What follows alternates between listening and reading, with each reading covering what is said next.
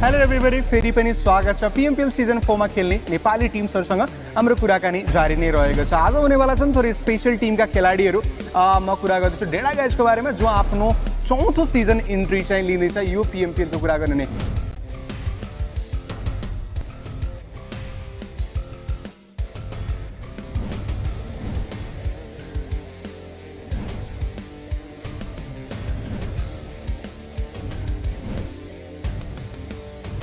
नमस्ते सबैजनालाई, म चाहिँ DEC बुसर हैन, अनि टिमको आइजिओ एन्ड देन ओनर।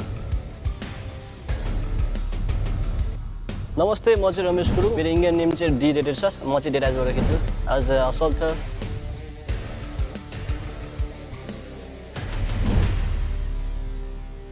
डेडाइजको बारेमा मैले इन्ट्रोमा पनि भने, चौथो चोटी PMPL खेल्दैछ। यसले एक्सपिरियन्स एन्ड कन्फिडेन्समा कस्तो हेल्प गर्छ? तपाईको एक्सपिरियन्समा चाहिँ अब एकदमै हेल्प हुन्छ, किनभने हामीले चाहिँ तपाईको इन्डियन टिम्सहरुदेखि लिएर हैन अहिलेसम्म जति पनि नयाँ टिम्सहरु अथवा पुरानो टिम्सहरु छ सबैसँग खेलेको छौं। सो एक्सपिरियन्स वाइज चाहिँ एकदमै हेल्प हुन्छ। मिटाहरु यताउतामा या of course new flavour game Timko लागि चाहिँ रहने भयो। बट यो सँगसँगै मेरो फलोअप क्वेसन एउटा तपाईको लागि यो रहने भयो, सबै PMPL खेले मध्येमा सिजन 2 को लीग विनर डेडाइज रहेको थियो। बाहेक रेस्ट अफ द पर्फर्मेन्समा फ्यान्सहरु थोरै डिसअपोइन्टेड रहेको थिए। यो पालि के छ प्लान? यो चोटी चाहिँ के भन्दाखेरि तपाईको अब मेरो प्लेयरहरु चाहिँ सबै बाहिर थियो हैन। एकजना VPN जोडेर खेल्दै थियो, अर्को तपाईको अब 200-300 पिङमा खेलिरहेको थियो। अब यो चोटी चाहिँ के भन्दाखेरि सबैजना अब नेपालमा आएको छौँ, बुट क्याम्प छ यो चोटी हैन। यो चोटी एकदम रमाइलो हुन्छ। एन्ड देन अफ कोर्स बाँकी त अब हेरौला रिजल्टमै हैन।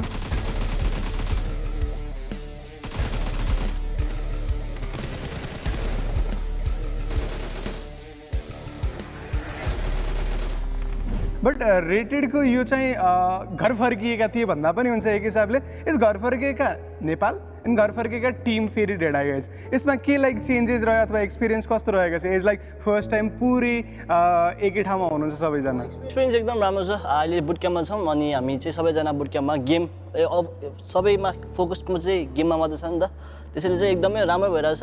इन्भाइरोमेन्ट एकदम राम्रो भइरहेछ। एउटा लाइक फेस्टिभल जस्तो नै, एउटा चाडपर्व जस्तो नै हुन गयो PMPL को बहानामा भनौँ। बट मेरो एउटा क्वेसन रेटेडको लागि नै सायद होला, लङ्गर फर्मेट रहेको छ। बिचमा सुपर विकेन्ड क्वालिफायर हुन्छ, सुपर विकेन्ड हुन्छ, फाइनल हुन्छ, बिचमा ट्रान्जिसन चाहिन्छ नि पक्कै होइन, कहीँ न कहीँ त्यसले इफेक्ट गर्छ एक्चुअल गेम प्लेमा टिमको? लिगमा चाहिँ अभियसली हामी चाहिँ बिस्तारै खेल्छौँ अनि फाइनलमा चाहिँ हल्का गेम एकदमै इम्पोर्टेन्ट हुन्छ। सबै गेम हामीले चाहिँ एक गेम पनि मिस गर्नुहुन्न, नराम्रो खेल्नुहुन्न, त्यो चाहिँ मेन्टालिटी राखेर खेल्छौँ।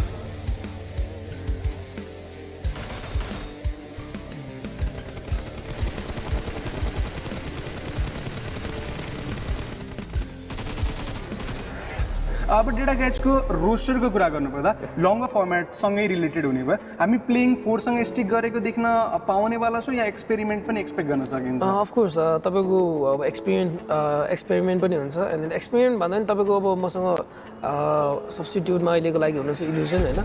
एन्ड ऊ चाहिँ मसँग सिजन 1 देखि नै अहिलेसम्म जति PMPL छ ऊ खेलेको छ। So is experience. But few कुराहरूले तपाईँको गर्दाखेरि चाहिँ अलिकति सब्स्टिट्युटमा बस्नु पऱ्यो। बट आई मिन त्यस्तो एफेक्ट पर्दैन भनौँ न। वान मोर थिङ, मेरो फ्र्यागवे एनसीमा टप प्लेयर्स मध्ये एक रहेको थिए। उनी आएको छन् डेडाइजमा एन्ड देन उनको पर्फर्मेन्स एक्सपेक्ट गर्न सकिन्छ। कस्तो बुस्ट प्रोभाइड गर्छ त फ्र्यागवेको इन्क्लुजनले? अफकोर्स अब फ्र्यागवे भनेको तपाईँको एकदम पहिला चाहिँ अब अन्डररेटेड नै भन्छु म होइन। यो चोटि चाहिँ उसको एडिसनले चाहिँ एकदम टिमलाई बुस्ट पनि गराएको छ। प्लस एकदमै बवाल प्लेयर एकदमै। एन्ड यो चोटि साइन गर्नेछ एकदमै। यदि फ्र्यागवेको बारेमा मैले पर्सनल कुरा सोधेँ, इन लाइक गेम बाहेक फ्र्यागवेलाई चाहिँ कसरी डिस्क्राइब गर्नुहुन्छ? Like what kind of person? Fanta गाई होइन, फेन्टा लभर। फेन्टा चाहिँ एकदम चाहिन्छ। फेन्टा चाहिँ दिनमा तपाईँको अब he is fantastic. Fanta and fantastic, okay, full combo. म जान चाहिँ एन्डतिर हामी फ्यान म्याचतिर जानेवाला छु। डेडाइज स्टार्टिङबाट भएपछि PMC जित्दै भनौँ न, PMCमा राम्रो पर्फर्मेन्स गर्दै भनौँ पुगेको थियो। सो द्याट्स वाइ फ्यान्सहरूको लागि के मेसेज एड गर्न चाहनुहुन्छ? अब पहिलादेखि नै अहिलेसम्म सपोर्ट गर्नुभएको छ एकदमै, त्यसको लागि चाहिँ थ्याङ्क यू भन्न चाहन्छु होइन। एन्ड देन फेरि पनि जस अब हाम्रो पर्फर्मेन्स राम्रो हुँदाखेरि पनि नहुँदाखेरि पनि होइन स्टिक गर्नुहुनेलाई त झन् मनबाट एकदमै धेरै धेरै धन्यवाद। अनि योचोटि चाहिँ निराश गराउने छैनौँ होइन। योचोटि चाहिँ अवश्य राम्रो पर्फर्मेन्स पाउनुहुनेछ हाम्रो तर्फबाट। रेटेडले केही लाइन एड गर्ने म पनि त्यो हाम्रो अहिले चाहिँ हामी एकदम हार्डवर्क गरिरहेको छ हामीले चाहिँ बेस्ट दिन्छौँ सकेसम्म चाहिँ जित्ने नै छौँ हामी आशा छ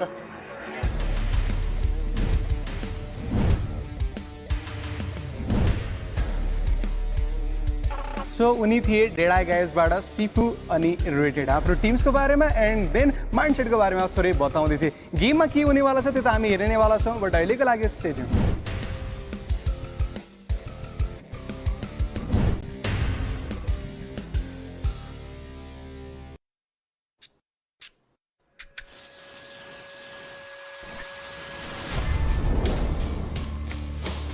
What is victory? Is it crossing the finish line? Is it beating your opponents in that final circle? Is it holding that trophy? No. It's when you defy your boundaries. Your first enemy is your inhibition. The mind is the greatest weapon ever made. Use it to defeat your limits and push yourself to the real victory. This is your chance. Season 4 of the PUBG Mobile Pro League South Asia is here.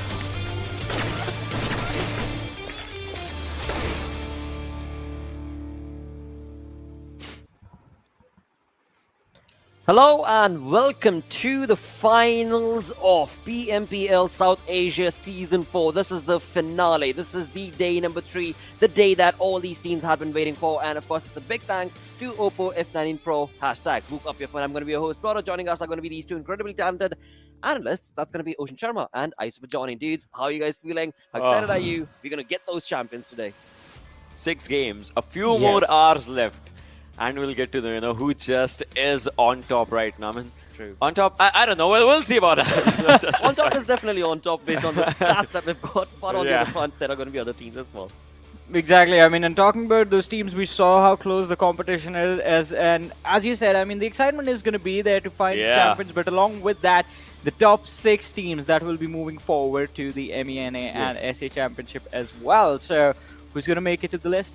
We'll find out. The stakes are getting higher. The stakes definitely are getting higher. Along with that, when it comes to PMPL, you do know that, of course, the prize pool is going to be up there in the cloud as well. $150,000 on the line for these teams. And of course, throughout the previous 3 weeks, we had those super weekends where teams have already accumulated a lot of money from those super weekends. But now it is about the bragging rights to be on the first position to get that $10,000 in the bank. Along with that, of course, we do also have the tournament MVP walking away with the $1,000 all to himself. And alongside all of this, as Varun did just mention, top 6 teams. Top 6 teams are going to be moving on forth. But alongside that, Ocean, I do want you to talk about that invited team as well, mate.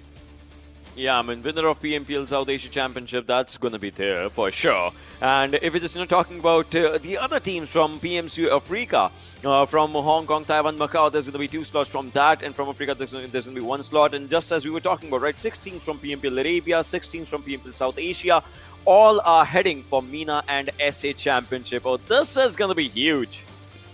Oh yes, it is going to be. As we can clearly see, there are 15 teams right here divided amongst all of that. And of course, that one team that will compromise of that 16th team, well, that team has been invited. But along with that, as we move on forth, we do have the point distribution to talk about as well as that kill department. That kill point always ends up giving you that 1 point. And that is something that I8 definitely has been working towards. But not only I8, I mean, all the other teams as well. They're looking pretty neat. Talk about teams. Well, here they are on our screens, Varun. Exactly. I mean, starting things off, we have DRS Gaming, a team that has been eyeing the position of Deadeyes guys for quite a while now. Train to Kill as well. We saw an incredible run from this team during the league stages, but when we transitioned to the finals, there was a little bit of a slip up on day 1. Yesterday, we saw a really amazing recovery from them. Wizzes with Vibes and YB Esports. We know these teams. They like to vibe together, and right now, the vibe is definitely looking good. Oh yes, the vibe is kicking. The vibe definitely is kicking for the side of this first group. But as we move on forth to the next set of teams, Ocean, take us through this. This is where we can talk about Mongolian teams, and obviously I-8 as well just coming in. Yesterday's last game was so brilliant for them, but ZEUS, well, a recovery day for them yesterday, but is it enough? We'll get the answer today for sure. Stalwart, they have been doing really good. I mean, with the lads like Top, who is there in the contestation of MVP as well. We'll have to see if he gets to that spot, but Seal, well, Seal has been in its own ups and downs, so kind of a decent performance. Not the best, not the worst right now. Absolutely, and along with that, as we move on forth, we had the Ruthless aggressive Warriors bringing in some dominating plays yesterday. Along with this, we also do have Deadeyes guys to talk about, because the lead that they've been able to create, I mean, it is just looking so very difficult for the other teams to try and climb up upon towards that first position. But we shall see, because as was mentioned earlier, 6 matches. 6 matches is what these teams are going to get today, Warren.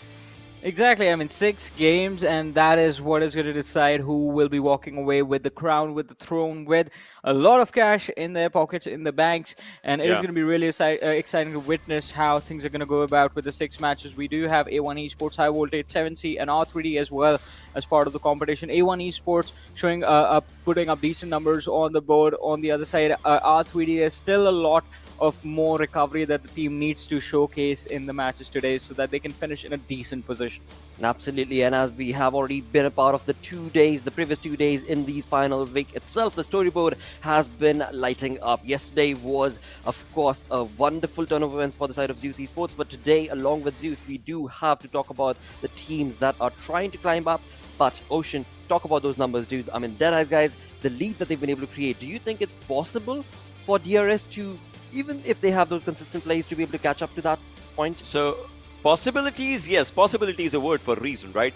So DE depends on how they play the last day, because in the previous tournaments as well, we've seen DE is kind of a team, no doubt now they have a good lead, but DE kind of just, falters down on the last day, and at this moment when they have such an incredible lead, they would not want to falter down. DRS, they like to catch up on the last day. We've seen these things happening when it was, DRS versus ZEUS kind of a skirmish going on, but today, if we still talk about 9 to 16 is where there are 2-3 names which might as well just charm us, because ZEUS, Train to Kill, well, these teams are on a climb.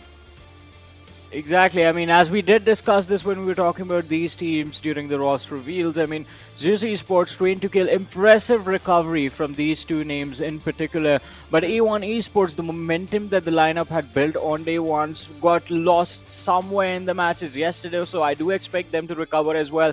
Seal Esports, there's still quite a lot that we desire from this team in particular, based on what was shown to us in the league play day. So I expect a good performance from Seal Esports as well, and the same for High Voltage, 7C, and R3D.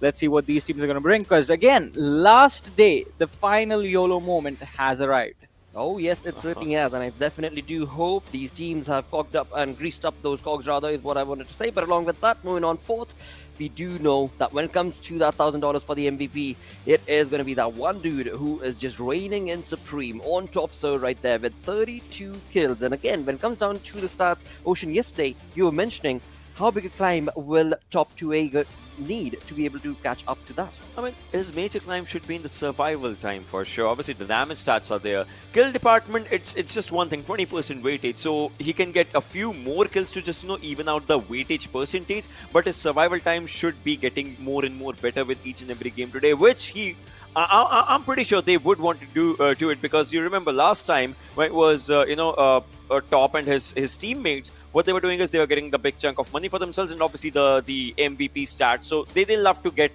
everything right for themselves. So today maybe as well, I feel like Stalwart might have it, but depends on how they play today's game. I mean, 6 games, that's all it takes now. Exactly, 6 games is all they have. That is going to be the end of their journey. But before that journey ends, of course, they have the opportunity to capitalize those 6 games in their favor. And talk about capitalization, well, ZEUS Esports certainly did take in supreme yesterday, as they brought themselves from 14 points all the way up. So looking pretty good, but very close to them. 1 point shy is going to be Train to Kill as well, Varun. Exactly, and the chase from these teams have been impressive. But yesterday, at the end of the last game, we were left asking ourselves the same question, all of us.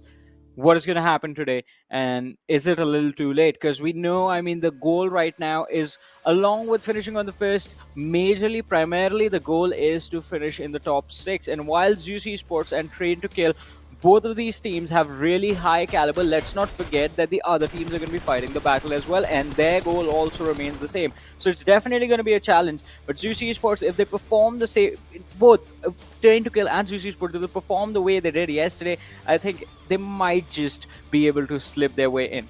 Probably, I mean, they might as well slip their way in, but you saw one thing, right, ZEUS? The players had more than 10,000 damage received on themselves. That's where the first day's equation just comes in. Yes. They were just carrying forward that same, I would say, bad momentum, as it was a bad momentum from the Super Weekend of the previous times. They were carrying that bad momentum, but as soon as it was like an eye-opener for them finally, and as soon as they opened up their eyes, well, we saw a glimpse of the old ZEUS, but we're still skeptical because they are not in top 6 yet.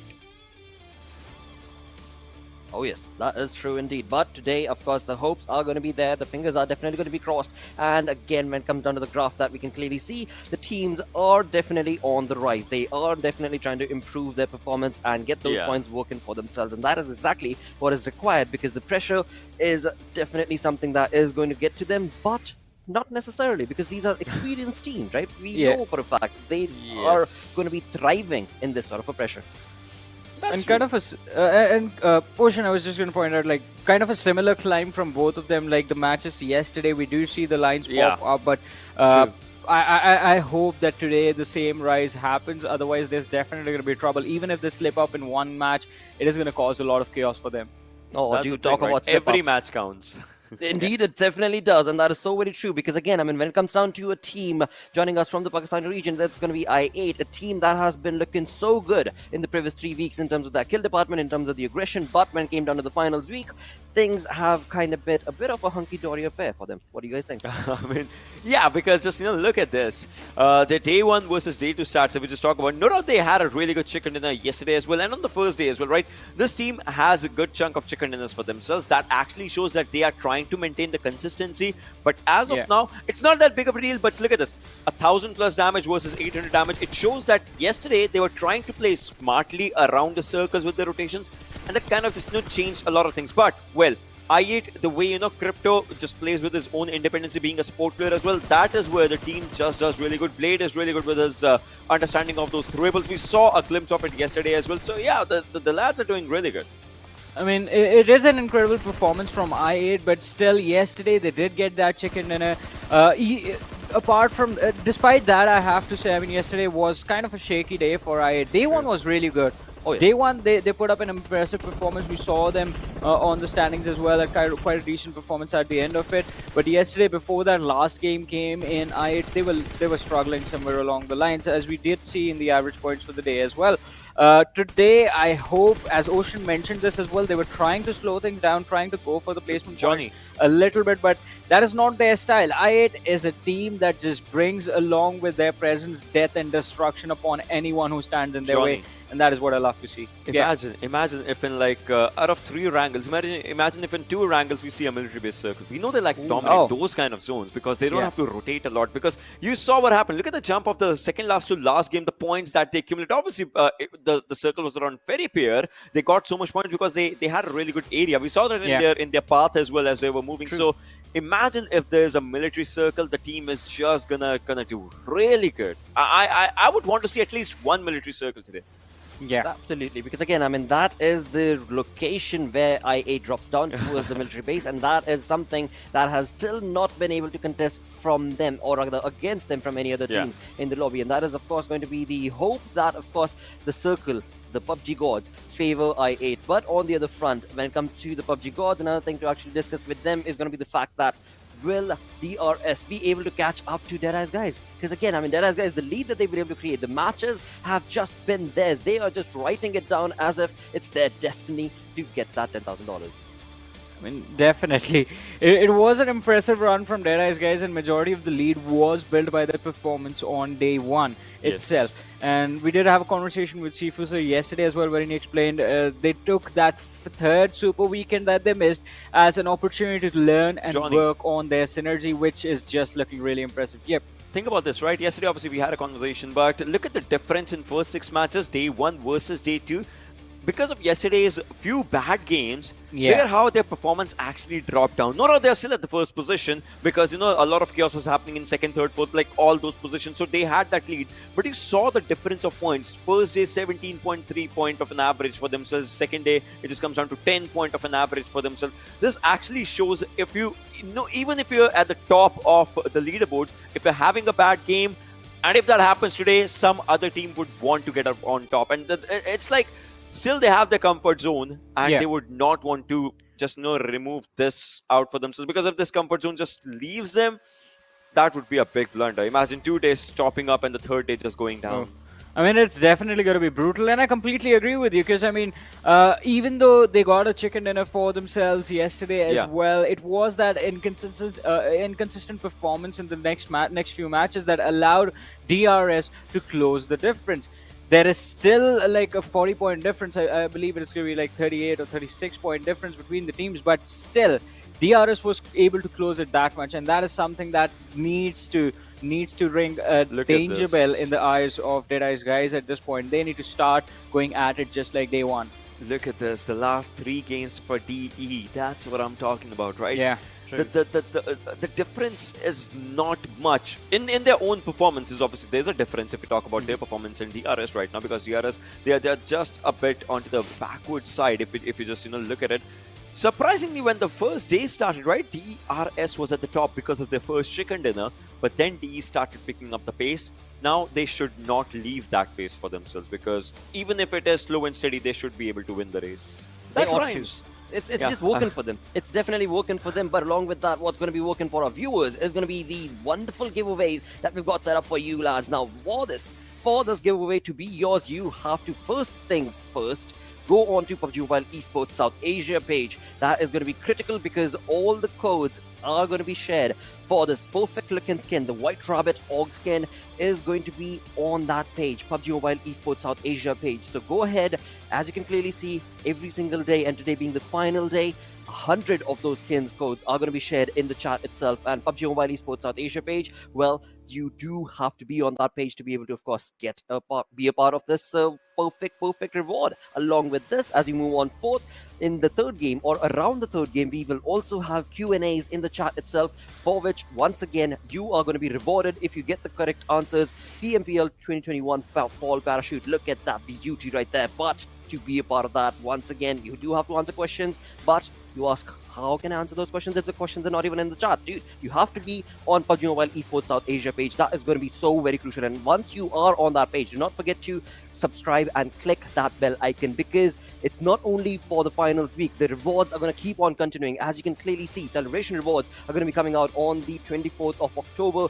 For that, of course, you still need to be part of that PUBG Mobile Esports South Asia page, where all of the notifications are going to be shared. And if you've already clicked that bell icon, you'll get to know first. And if you get to know first, well, you get your hands on that perfect looking reward. But what a play this is going to be. What a day this is going to be. Quite a lot of excitement. Let's get our day started off. It is time to move on to our schedule, where we will be looking at the next 6 games, the final 6 games that are going to be played right here at PMPL South Asia Season 4. And to start things off, it is going to be Erangel. So, Ocean, Warren, what are your anticipations from these regions on this first match? DRS. They should try and just, you know, just close up on D. I want to see that happen from the first game, right? I want to see it happen from the first game. I mean, so we have 6 matches remaining, and to get the maximum masala out of things, I would actually, Johnny, top 3 for this game, my personal should be DRS, ZEUS, T2K. Top 3 positions. Oh, yes, that would be good. I would like to throw Raw in the mix as well. Raw is doing good. Yeah. Raw is doing really good. But I wanna, you know, I want these teams to just, you know, close in first. For T2K and for ZEUS, it should be closing in on top 6. For DRS, it should be closing in on DE. So I believe, because look at this, the kill the average kill point is similar for DE and DRS. Where DE is leading is the placement point marker now. But Ocean, you know what the equation is going to be like, right? For DRS to close in and for us to get the masala, DE needs to get taken out early, and that is going to be, well, it is going to be kind of weird. So if you're going for DRS, I'll go for DE. So, but on the other front, I mean, you talk about yesterday's, you did actually talk about this as well. You did point that out, that yesterday's final few games for DE, they were just not favoring them, right? I mean, there was just a fall down from the perfect Cloud9 approach that they were on upon. But now today, as the day starts off, it's a brand new day, it's a brand new start, and hopefully they'll be able to get on that bandwagon and keep on continuing in terms of those points. But now, enough banter from our side. Let's move on and have a look at the game thus implying. Let's move on to the Panda Bros, who are going to be Necro and Pain Fixes. Take you through this first game of the day. Well, the first match for the evening, and this is the final day, ladies and gentlemen, and there is no tomorrow after this. There is not a second chance that you can get. This is where you have to do it or you go home. And this is the day where the nerves are shaking, you know, the hearts, they're beating faster, louder than ever. And this is the day where teams tend to make a lot of mistakes. This is the day where a lot of teams target a lot of different other teams. This is the day where a lot of teams that haven't really been performing in the first and the second day suddenly stage a comeback. But, you know, talking about staging comebacks, here we have DRS right on the tails and Necro. Do you think they can do this? They definitely can do this. I mean, especially even the analyst desk talked about it. That how those final two games, right, for Deadeyes guys, it has been kind of shaky yesterday, and that has helped DRS quite a lot to at least kind of catch up with the lead onto that Deadeyes guys that have put themselves up on. But still, I mean, today's day is going to be so important. I'm pretty sure today's day is going to be filled up with a lot of surprises, and I am personally going to be eyeing out for ZEUS because now yesterday we do know how much or how well they've played and how well they've recovered as well. I do want to see what they have in the bag, man. I mean, 100% yes. Along with ZEUS, a few other teams that I really want to look for, rather I'm looking forward to in this particular map, because these things are going to start getting a little bit right for them. That's going to be Team I8, right? Yesterday they did end their evening with the chicken dinner, and they've got their spirits higher than ever. So, of course, the final day, we have seen I8 always being in these kind of situations where they have to, you know, play phenomenally well beyond their standards. And, you know, the last time we did see them playing under the banner of Stalwart. Well, they did try, right? But today is where they decide to change things, because if they do not, it's going to be the same storyline, right? They've been sort of stagnant around those mid-orders, and we do know this team has the potential to be on top. But, you know, Deadeyes, you know, I completely agree with the desk. With, you know, Deadeyes do carry that showcase tag along with them in the final day as they head along. But what we do have is an interesting first circle. I mean, you would have obviously wanted a military, but you know, this circle, this also, you know, just elates my mood up, because so many things do happen. And this is one of those circles in which teams like DRS do thrive. Yeah, exactly. I mean, we do know in these kind of circles, DRS do like to take that rotation from above the Yasna Polnaya. But now I also do want to talk a little bit more about Deadeyes, guys. Now, as you mentioned, how they have kind of like that choker's tag going in on this organization. I mean, it's pretty understandable how they've been playing in the past. And consider the fact that yesterday, the momentum, if you talk about it, in those last two games, Deadeyes guys didn't really do that great. And if you talk about the momentum shift inside this day, I mean, Deadeyes guys better pick themselves up, man, because DRS, they're slowly and steadily closing up on the lead. And if they do let that happen, that means Deadeyes guys will be wiping a lot of sweat in the end of the day, because they do not really want that to happen, right? Each and every single team, they want to make sure they have their own comfortable spot, at least in the overall rankings, in the top 6. Now, ZEUS as well, they have moved up quite a lot. They're all the way up on the 10th position, including TDK. There's only 1 point difference fixes between TDK and ZEUS. Yeah, and you know, that's the thing, right? And both of them had pretty much sort of a similar style of play, I must say, yesterday, where, you know, they were just going for those positioning points, and if they did get kills, then thank you is what they said. But along with that, they did make quite a lot of mistakes as well. You know, sometimes they had too much on their plate, so the decisiveness was still missing from these two teams. But again, I would say on the brighter side of things, yesterday was a really good improvement. But they've got to do better than this. They've got to go bigger than this, you know, to make sure they make it to the top 6 at least by the end of the evening, which again is a possibility, right? Because the difference is not too much. Now the team sitting at the 6th spot is at 102 points. That's going to be Team Stalwart. Now, if you talk about teams like ZEUS and T2K, well, they're just 20 points shy, right? Yeah. If they can get a chicken dinner, then they're right back in. But what I'm really concerned about is this, what I'm looking at my screen right now. Team Vibes. they're playing with just 3 players, considering the fact that they're on the 3rd spot, and they had one of the best evenings so far yesterday. Starting off with 3 players, that's not acceptable, right? That's a cardinal Yeah. sin. I feel like I've seen Vibes exactly play with 3-man roster as well in the past. And I mean, they do quite well, but again, always having one more player in the roster is like kind of like the icing on the cake.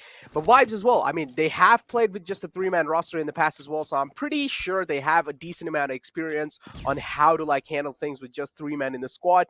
With that being said, Okay. as you mentioned, it Yeah. was just a little practice fixes, it was just practicing Yeah. stuns. It was like, all right, Just how am I warming up. gonna? Yeah, it's like, how am I gonna approach a compound? How am I gonna be throwing those stuns on the enemy lines?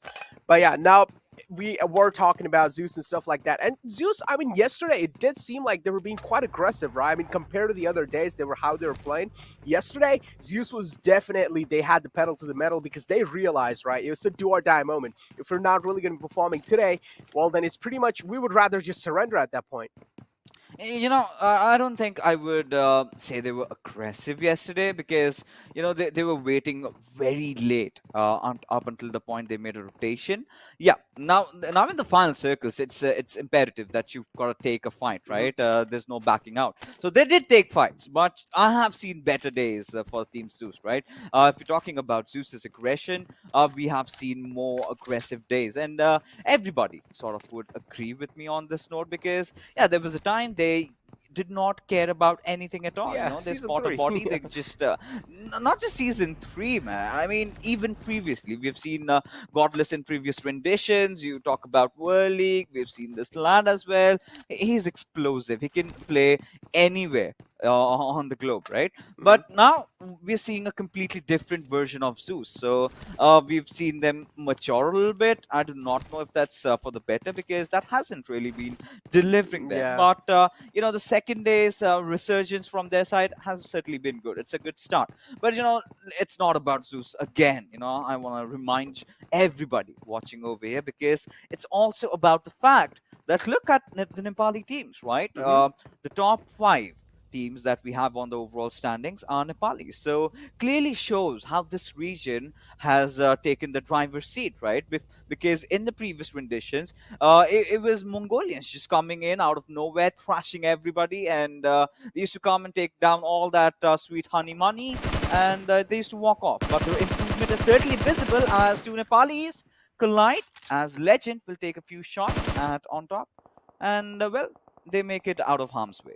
Okay, Deadeyes guys, looking good for now. It's fine. You just want to make sure that you're not really getting eliminated early off.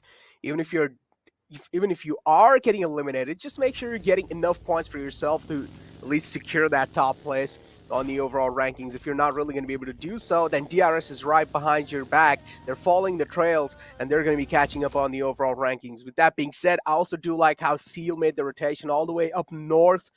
And I'm pretty sure sooner or later, DRS are as well just going to be following the same footsteps that Seal has taken. They're going to be making the same rotation happen. But one thing I'm really going to be eyeing out for this time, I mean, DRS usually do like to go to the compound where it's kind of like near the Wizard Tower next to Georgia Pool, but it's already acquired in this scenario. So I do want to see where are they going to be establishing themselves for now. With that being said, we also do have a comparison between Deadeyes guys and 20 Kill. I mean, 20 Kill is all the way down on 12th position. Consider the fact that how they played in the Super Weekends and how they played in the League days.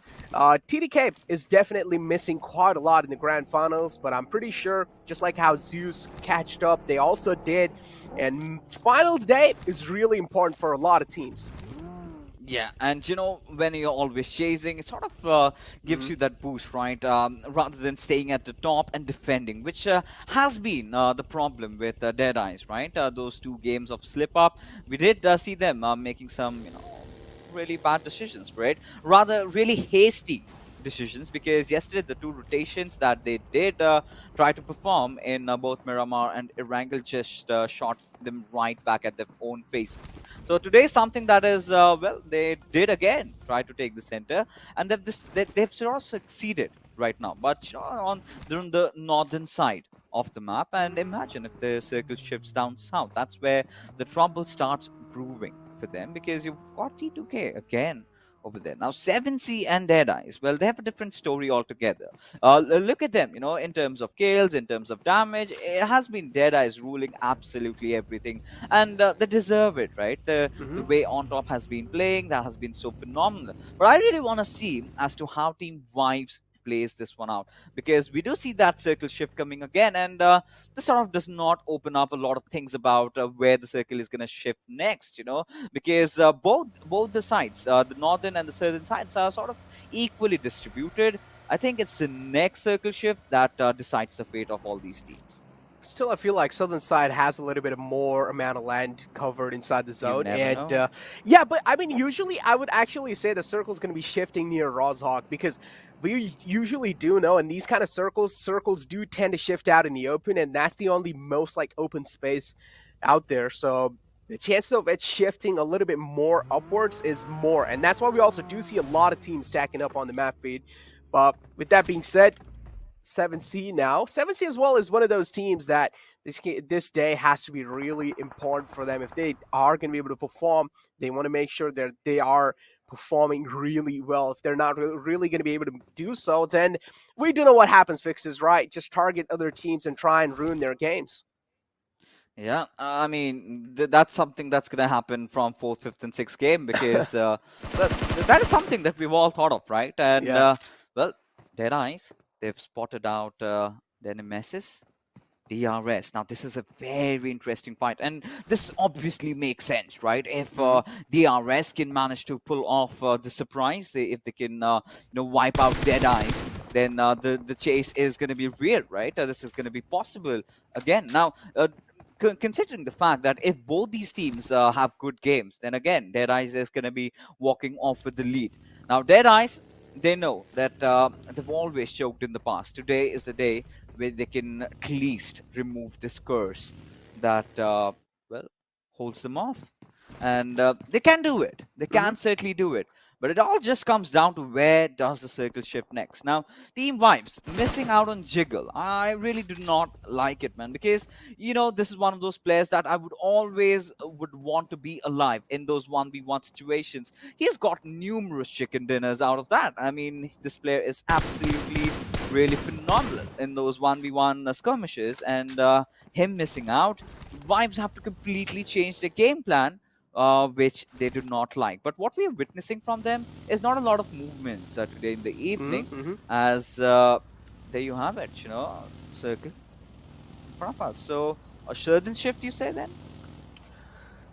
No, I'm still going with a northern shift. I want a northern shift. Yeah, I'm still going with northern shift, because we have seen a lot of circles like this, and usually it pans out on the north side. But again, we never know. There's a first time for anything, right? Maybe the circle will shift downside on near the Pachinki area.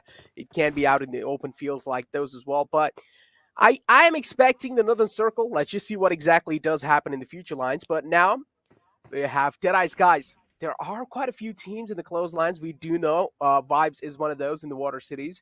They do drop off there, and they still haven't left it. I mean, they really don't need it, right? They're pretty much in the center of the zone.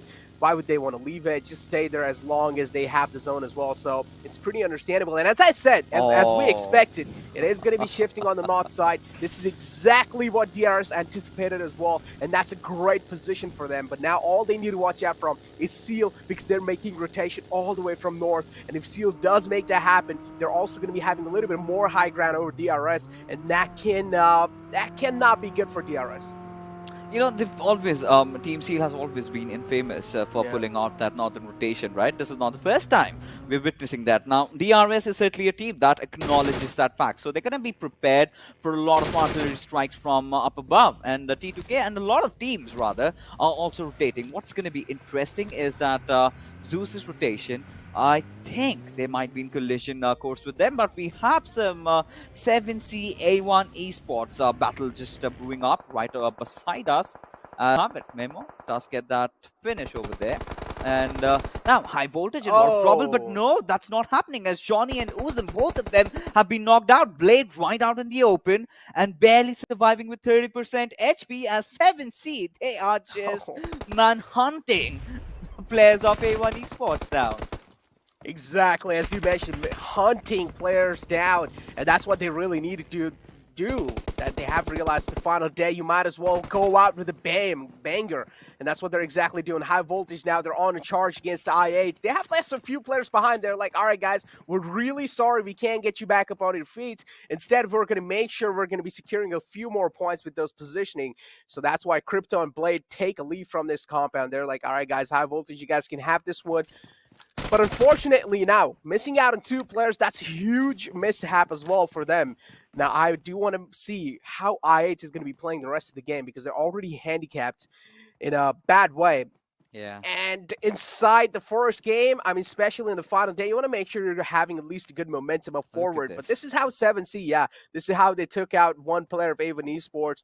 9boy was the man, and then later on, another player was there in the clotheslines. He got ran over, unfortunately. You know, but now I still have a feeling, right? It can go either ways. I still have a hunch that maybe the circle might shift down south because, well, that, ladies and gentlemen, has happened, and I'm pretty sure most of the viewers are not newcomers. They have seen the previous renditions, and we're privy to such sort of incidents occurring. And it's the final day, you know.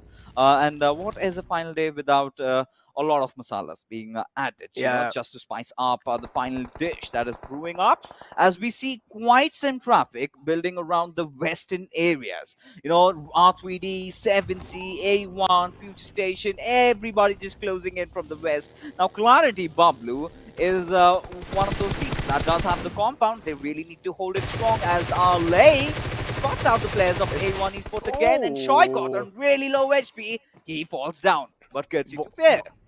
Yeah, that's the thing. But I also had my eye on the map feed over there, and Clarity BABLU are right in the center after that next circle shift that came in through. And now they're going to be finding themselves in luck. With that being said, Future Station, the fight has been happening over here. ZEUS as well locking their horns against Seal, my bad. Taking the rotation right next to them. Future Station does spot out R3D in the front lines, but the problem is Clutch Baba is pinned down behind this rock. He can't really move aside or move anywhere. R3D, they do have a high ground, and this is where they have gotten themselves a little bit of more advantage over Future Station 1952, but they also need to realize that they're outside the circle. So R3D will have to leave their spot sooner or later and try and make it inside the circle. Oh, well, they certainly have to. And R3D, they have not really been having the finals that they dreamt of. But Seal, there you have it. Oh, almost missing out a Joker. But still, he somehow goes down as the trades are finally on. Raw versus Seal. The battle is on as Raw, they need to survive somehow. They've been doing really great in terms of positioning. And Wale, he's got to cook up that grenade from the stones that he has. And Bishop still alive as blah blah blah just pushing down onto it. Him as Wale is taking quite some hefty amount of damage. As Sada does know where the final player is, and he indeed is also the final player surviving. Nate's being exchanged, and Sada somehow but still very low HP as Wale's nade does connect, and Seal, they've managed to wipe them out. What? Sada ran into Wally's nade fixes there. He thought that the nade was actually inside his room, but unfortunately that nade crawled up right outside and he walked up straight in the nade. That's so unfortunate. But with that being said, now I8. Eyes locked on Wally. This is the third party coming in through from these lads. Only 2 players alive from I8. We did see in the past Johnny and his teammate got eliminated. So now it's all down to Crypto and Blade. Do you know these 2 players are pretty skilled individually? On the other side of the map, though, seems like 2DK as well has found themselves in a bit of pickle. With that being said, DRS and High Voltage now under contestation. These 2 teams are fighting it out for this compound. And DRS, both these teams, I mean, are lobbing a few nades this time, but it's going to be DRS who have a little bit of casualty on their side. AJ is the man who has been knocked out. Galzin has a lot of pressure on himself. He needs to defend and he needs to hold it down. Nima's there in the back lines as well. He has his eyes locked on the compound, making sure no one's going to be pushing inside, but that's great nade! And this Wadu did not really expect Nima to be out there, and Nima finds an opening frag onto High Voltage. High Voltage now will panic a little bit. With that being said, they're also getting the res back up onto that lad. But no, look at Ozzy. He got backstabbed from DRS Mafia Ninja. DRS have completely surrounded this compound with the beautifully positioning. But look at Extreme from the backlines. He's also spotted out Nima, who's on pretty low HP. Does finally fall down to water though, and high voltage in those final days when it all matters are creating disappointments over here for the team of DRS as they've finally gone down. And there you have it, a sigh of relief. No, Mafia Ninja, however, is still alive. Now, we're in a 1v3 skirmish. The last thing you would want is to, be brave or be bold and make those movements, right? He's got to get those position points, and there you have it. The circle shift. Now, look at Deadeyes. They've been so patient, right? They haven't really moved an inch from Rozok. Now, this is the moment that they head in. And look at Crypto. He's inside the waters. Now, a lot of things are happening. And Clarity BABLU in the final day, they are looking really promising. And T2K, they are also alive. With that being said, DRS are only left with that one last man standing. Same thing goes with ZEUS as well. Still is the only man alive inside the game. And we did know how important this game was for DRS specifically because they are trying to catch up against Deadeyes. Guys, they're still looking pretty good inside the game. They have 3 players alive. And they can make a lot of things happen. We do know what these players are capable of. They actually have all 4 players alive.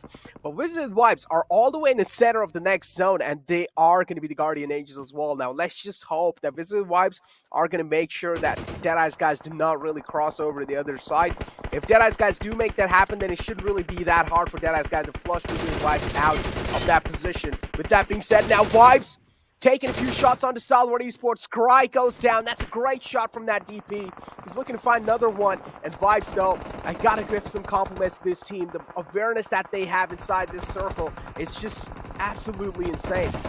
100%. I mean, that Miramar chicken dinner, that still runs through my veins, and I still remember how good they really were. But we still have another fight happening around here as Future Station in really close vicinity against Clarity BABLU. Now look at T2K. They're not far behind. Just waiting for the right opportunistic moment to strike as the beautiful grenade comes in, and Con 420, he falls down. Now, well, Clarity BABLU, they did spot out the one who's creating all the mischief. But at the same time, Zibian needs to cross over. He needs to get that res back up. Now, is this the moment where T2K goes striking in? Because that would be absolutely perfect, because this is one of those important compounds. Well, not anymore, but T2K, they could love some kills going in their favor. Definitely, yeah. I mean, this is the day. I mean, yeah, first game of the final day. And you want to make sure each and every single game you're getting a decent amount of points, and for that you will also need to get a decent amount of kills for yourself, and that's what TDK is exactly looking for. I also do like that 2-2 split coming in from the side of TDK. That's going to be helping them quite a lot to at least eye out quite a lot of positions and get a lot of info on the teams that are surrounding them. Future Station 1952, Magnet, the last man alive, but he's being pinned down inside this little shack, and he's not really going to be staying alive for a longer time because FIFA is the one who takes him out of the game. The zone's moving, the zone's shifting, and Clarity BABLU, they're panicking at the same time. Now, TDK, they're quite close to the zone. It shouldn't really be that big of a deal for TDK to get inside the zone. But again, they also do have a decent amount of ridge. But to get inside the zone, I feel like they will have to leave this ridge, and that's when things go south for them. Oh, indeed, and I think that has started happening. In fact, look at Deadeyes, rated just being the final player alive. Now, Clarity BABLU, I mean, they're also going to make their movements, but Wally, he does not flinch. I think he's got quite a lot of first aids to work around with, and he's going to go for a healing battle over here as T2K. They are pulling off maybe a really possible good comeback as they still have all their 4 players alive. Have the highest forecast percentage over here as rated. Despite being just a one-man squad, he is hammering down the players of Team White. Now, 2 players already fallen down. Probeen, just the last player being alive inside the waters. I believe Rated has spotted him out as well. The moment he steps out, he might just be in a whole world of trouble. However, he still manages to stay alive though. But Rated should have popped that energy drink just a second later. But now we've got Reaper spotting Probeen out, and I think his days are numbered right now. Oh my god, Probeen, those are 2 disgusting kills underwater. Oh man. With that being said, these are the final 6 teams alive. Clarity BABLU, They're getting bombarded down. Look at the players are down quite low, and yes, that one single nade takes them both down. And Wizzes, we do know this team is what this team is capable of now. Clarity BABLU, they're looking to push on forward against Wizzes. They have realized they cannot really get out of this position without taking a fight, and Ball 424 is on the aggression. He's the only man alive from that squad, and just like that, Wizzes easily take him out of the game because Clarity BABLU did have a little bit of disadvantage inside this fight. They fall down. Wizzes now are the only one that have that insane reach for themselves. With that being said, trying to kill. Decent position inside the zone. They do have a little bit of cover for themselves with that shack. Well, High Voltage is right next to him. High Voltage, again, we have seen in the past these two teams have been colliding, Deadeyes guys and High Voltage. And Deadeyes guys are only left with Rated Sir to work with. Now, he has a lot of burden on his shoulders because he wants to make sure that he's at least securing some decent amount of placement points. But Reaper bot for the back lines. He's taking a few shots onto High Voltage. He finds the opening. Ozzy's taken down. Vado is the only man alive now. All right. I mean, we still have Extreme in contestation, though, about T2K. Just look at them, Jane and Legend right in front of them. They're on pretty low HP. As Malik, he needs to watch his rare, as Rated might just close in any single moment. He does know that there's a soul breathing right beside him, but he does not know exactly where. He's going to try his luck. Will lob a few grenades, though. They do miss. But we know how clinical this team has been, especially with those grenades, the nade barrage, and finally Malik spots him down and Deadeyes go down. But mind you, Necro at the 4th spot with 3 kills. That's going to help them even further bolster up their positioning in the overall rankings. Now, considering the situation in front of our screens right now, we've got T2K going up against Wizzes with Vibes and High Voltage. Now, again, a Nepali trifecta affair is what we are having, as Wadu is not going to spare anyone. Does manage to get that one knock. However, he's right out in the open. He's right out in the open, Jane. Moving it forward. He has lobbed in a few smokes to provide him that temporary cover, making sure that enemy lines is not really going to be having that much visual info onto him. But that's a great knock on Vadu. Legend now looking to find the second one, but he's also getting shot in the back lines by Reaper bot. Visit Vibes, they do have a lot of map control, but they're still not inside the zone. They will need to leave that ridge and move inside the zone. That's when they will be most exposed, and that's when they will be most vulnerable as well. Extreme still alive. He is being shrouded by the smoke, but only for a matter of seconds. As soon as the smoke fades away, Extreme will be exposed to high Wizzes Vibes, and that's when Extreme might just fall down because they're moving in slowly and steadily. They're moving quite close to Extreme. Now he's getting incinerated with Molotovs, and nades as well are flying right across him. And Malik now on a move. He's pushing right against Extreme. He finds one, looking to get the second one, but no, it's going to be the answer. Malik denies it. He certainly does, but look at Rules. He's absolutely lost in the situation, as Legend knows exactly where he is. Any single moment, he's going to run him down, maybe with a vehicle. Trying to do that because Rules isolating him is going to be such an important factor if T2K need to win this one out. But Reaper bot, look at him, he's already knocked out, and T2K, they're trying to establish good grounds. But Rules, he can be the one making all the difference, because I believe the players of T2K are still oblivious about his positioning as he slowly creeps very close, and he does spot out one player, but still shows that to be disciplined, and he finally goes big, knocks out one of those players. You remain in front of him, buying enough time for the other players to also push in, but Reaper bot goes down, and Jane will be really quick and fast to finish him off, as Malik is trying to close in the gap, as Delta is on pretty low HP. Can he go down as well? Yes, he does, as Malik falls, and T2K stage another beautiful comeback with this beautiful chicken dinner.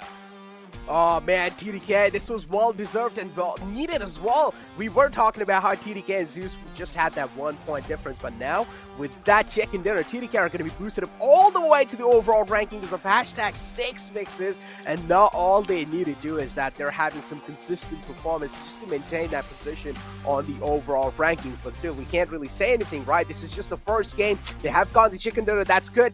But as I mentioned, hopefully a consistent performance will help them to get that position even in forward.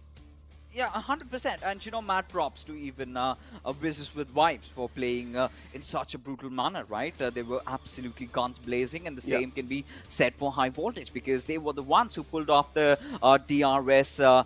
They pulled off that DRS disappointment, right? Had they not made that happen, then things could have been completely different altogether. Yeah, exactly. I mean, things could have definitely been different. But with that being said, it's time to throw for a short little break, because on the other side, it's going to be the Analyst Desk breaking things down.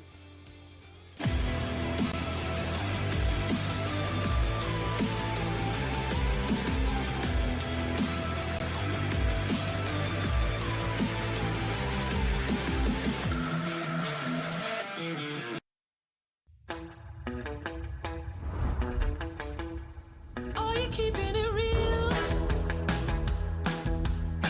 I'm calling shotgun, wanna see my baby run. Oh, what's the word on the sea? Kicking up the dust, if you know what I mean. We got a good thing going. We got a good thing going on.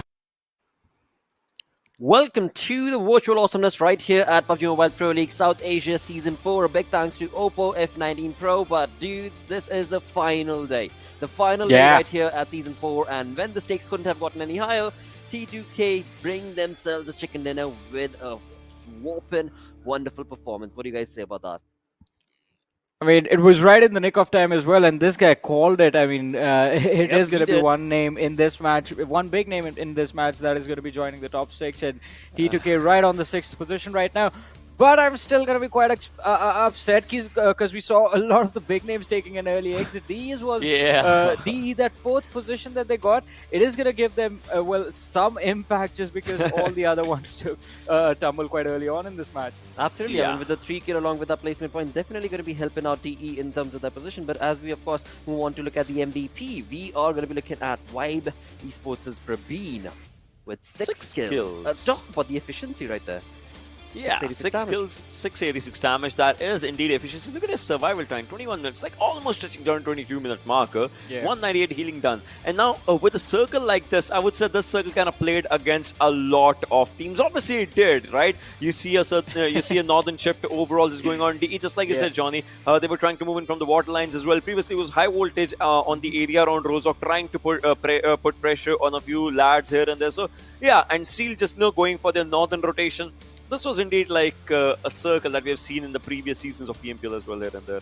And in the start of this PMPL as well, Exactly. I mean, but as you said, I mean, this final shift that we saw towards the towards the crossing point of the rivers was something that we've seen before. But I think that shift wasn't expected because a lot of the teams we saw them overshoot way towards the western side of the map, and then they had to fall back in line. Talking about ZEUS Esports and Seal Esports over there, but looking at the list of top players, as we did say, T2K, that was an impressive performance. Wizzes Vibes as well, and this is just going to be that one thing I believe between that is going to be separating Wizzes Vibes. I think it's just going to be a couple of points between the teams that should be there.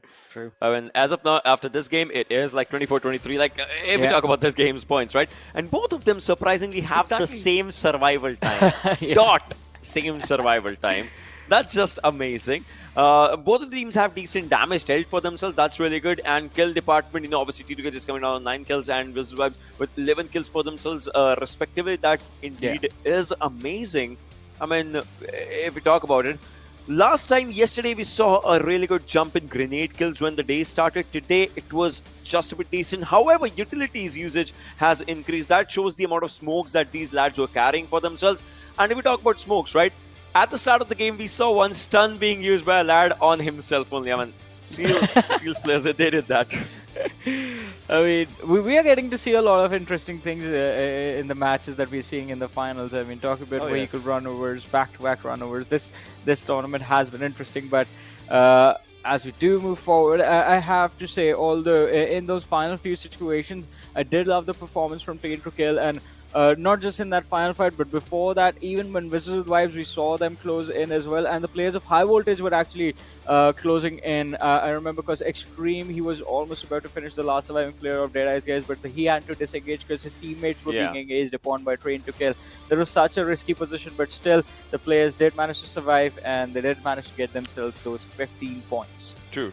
But on the other side, look at this. DE, we were talking about their top 5 finish. Yeah, they have a decent finish for themselves. Vibes, 10 points for them. BABLU Clarity, well, it's a decent performance, but obviously we expect more from this team. But moving on forward, right? If DE is here doing really good, T2K is here doing really good for themselves, we still have to look forward to the teams like ZEUS. We were saying, where's the last day performance from them? Ruthless Aggressive Warriors, they are doing decent for themselves. I mean, they are in top 6 as of now, if I'm not wrong. Stalwart, if T2K is moving forward, there will be 1 or 2 names just coming out of top 6, and a lot's gonna change. Wow. Unexpected. From the side of I8, definitely unexpected result right there on that 16th position. But again, as the day progresses on, we can anticipate a different sort of a strat being applied from the side of I8 and the side of course, ZEUS and Stalwart all together. But as we move on forth, so did the rotations in this map. So let's talk about that. Ocean, take us through when it comes down to the rotations made by this team. We talk about T2K, right? The lads were trying really good, but the best part was Jane. We saw his damage stats as being one of the highest, but we did not see his impact overall when it comes down to the most skill department, right? T2K, they did like to drop down onto this area. So again, having a good area around 70 is really good. You see one lad just dropping down to shooting range as well. It's like, you get decent loot, you get a vehicle just around here or maybe here sometimes, and you can move towards your teammates if everyone wants to be together. But then, Johnny, the circle's favoring them as well, which again is a really good thing for them to move on. Yeah, it was a really good thing for them to, as you said, to progress along with the zone. Look at this, up until this point, we were like, all right, this is definitely going to be quite interesting. But the teams were starting to cluster up towards the western part of the circle, towards the western half, and these shifts that kept happening towards the side of the river along the shorelines, I mean, definitely gave a lot of trouble to the team. Look at the players of T2K. Yeah. Like, they were still scrambling, So, like, well, where do we go? Exactly. This is where they started, this is where they were, and then it's not like, most of the times, boys and girls, you'll see a rotation straight up into the circle. If we talk about, right, everyone would like to get inside the circle, but T2K, they are here, and then this is what they're doing.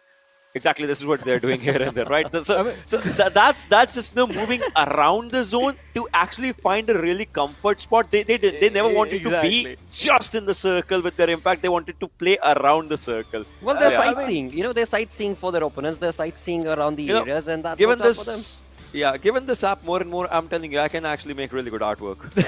Definitely, it's definitely going to be. The players are doing an interesting job right there with artwork. Yeah, but that's what they were doing. So yeah, exactly, and this was required from their side as well.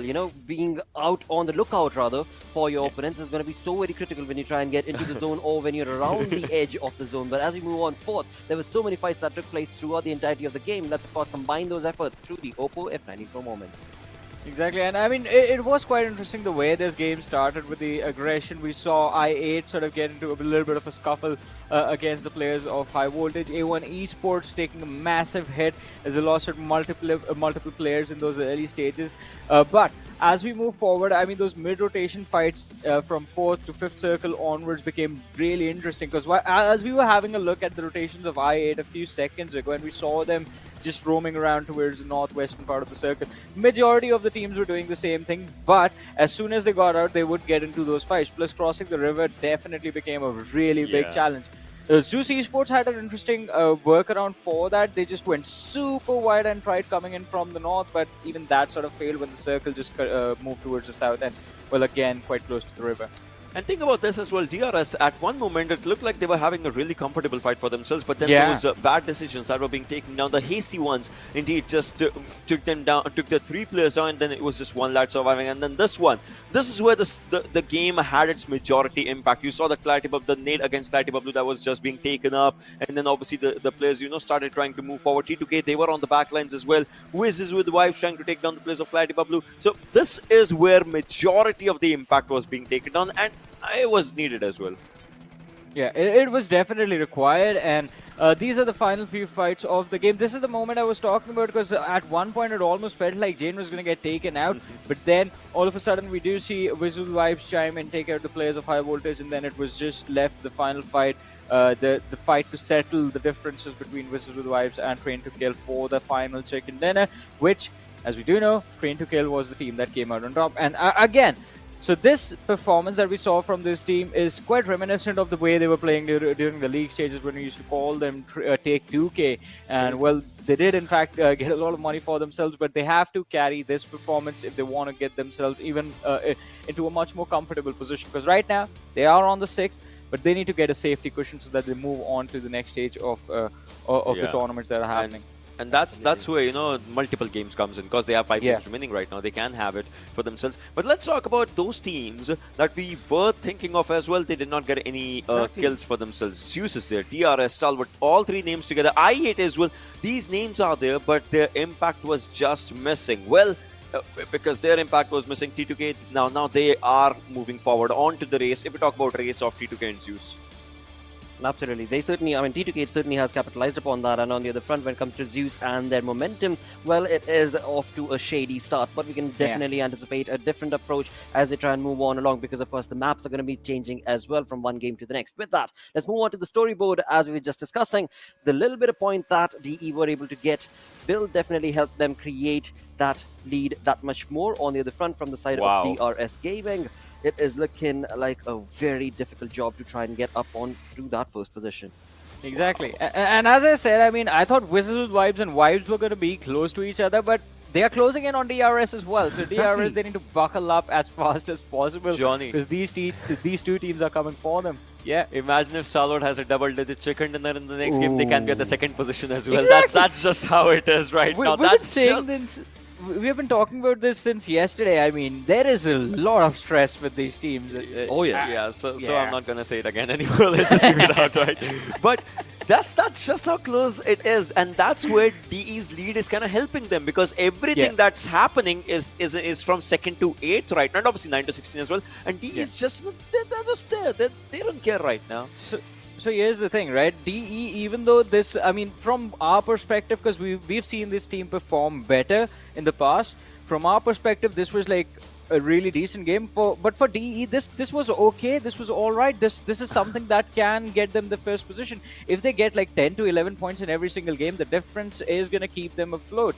And with 5 matches to go, unless someone gets back-to-back chicken dinners, DE, they don't have to worry about anything. Definitely. For DE, definitely, but for DRS is a different conversation altogether, with just 1 point difference between them and, of course, as you were mentioning, Wizzes with Vibes as well as Vibes. Defending champions, DRS. Defending champions, DRS, kind of struggling a little bit. But 5 we shall see games. again. I mean, we've got 5 games remaining for the day. Let's move on to the schedule and have a look at where we're going to be jumping on to next. Well, it's going to be the deserty map of Miramar. So again, I ask you the same question. What is going to be your prediction, Ocean and Varun? I'm feeling 2 weird names in this one. One is Stalwart, and second is R3D. I don't know why. I just have R3D. I like this. I like this, man. I mean, my gambling habits are getting to him as well. But yeah, I agree with him. I mean, I'm feeling Stalwart and R3D, but I have a habit of popping off every now and then as well. So maybe in this game we're going to see them pop off quite nicely and get themselves into the top 6 somehow. Well, again, I mean, you talk about those points, as we just looked at that storyboard, the points is so very close that one good game, as was mentioned by both of you, can have a very drastic effect on that storyboard, and that is something that all these teams want to be able to capitalize upon. On the other front, on the second page of the leaderboard is where things are a little shaky, but that shakiness, maybe as the day progresses on, is going to be dwindling down, and they will be getting their feet set up strong and, of course, move on and get the momentum working in their favor. I'm talking about, well, a lot of these teams, as is going to be the case for, well, ZEUS Esports, as is going to be the case for R3D, as you mentioned, but we shall see what exactly is this game going to be bringing to the table. With that, let's move on along. Let's get this game started off. It is time to introduce, once again, the Panda Bros. It's going to be none other than Pain Fixes and Necro. Well, finally, the mad scientist does have developed a few bad habits. He's getting into gambling, and for all of you guys out there, do not. it ruins you, right? It rips you apart from all your finances. You get into a really dark phase of your life, and we would never recommend to do that. But either ways, he's gone for a rather interesting choice over here, Necro, believing in R3D, a team that has been completely silent throughout the finals. We haven't really seen any big games out of them, but he believes that this could be a possible turnaround of events. And well, what are your thoughts on that? I mean, they're all the way in the bottom. At this point, even they have realized that no matter how hard they try, it's pretty much next to impossible to make it on top 6. So, I mean, I'm expecting YOLO game from R3D. I'm expecting them to play this out just like as a pro scrim or something. They're just going to be going ahead and just trying to get as much as kills as possible, or at least try and give it their best. It's kind of like to hold up their pride, right? That okay, they're also one of those best teams out there in their region. So it's just kind of like to hold their pride down. R3D, I would say, nah, but I will actually go with DRS in this one. I don't really know why. I just feel like this might just be a DRS game. All right, a lot of decisions being made by the hunch, even from the desk, and also by my fellow Panda. But here we have finally, in the final day, production decides to show the splash of colors over on our screens. All those players all riling themselves to just get inside the battlegrounds to prove their mettle for, well, one final time again inside of the map of Miramar that we have. And the flight path trajectory quite interesting. El Azahar to Valdemar, and it's pretty standard, right? I'm not really shaken aback. And well, talking about how things are meddling around the overall rankings, right? We've got Deadeyes at 175 points. Now, that's quite a sizable amount of lead that they have developed. Now, DRS, they did have their chances, right? Yesterday, they should have fought off, right? Those 2 games that Deadeyes did mess up, they could not, close in the gap, which they possibly could have. Now, they also did miss out on one chicken dinner. You remember that game, right? The game of Miramar. They threw it and gifted it away to Team Vibes. Now, that might start haunting them around. And considering the fact that, Deadeyes, all they have to do is just hold on, right? 2 more games. If they are successful in doing that, voila. But, all right. El Azahar does not have ZEUS anymore. It's again 7C back, and will be back for redemption. Some Season 3 flashbacks fixes right over here.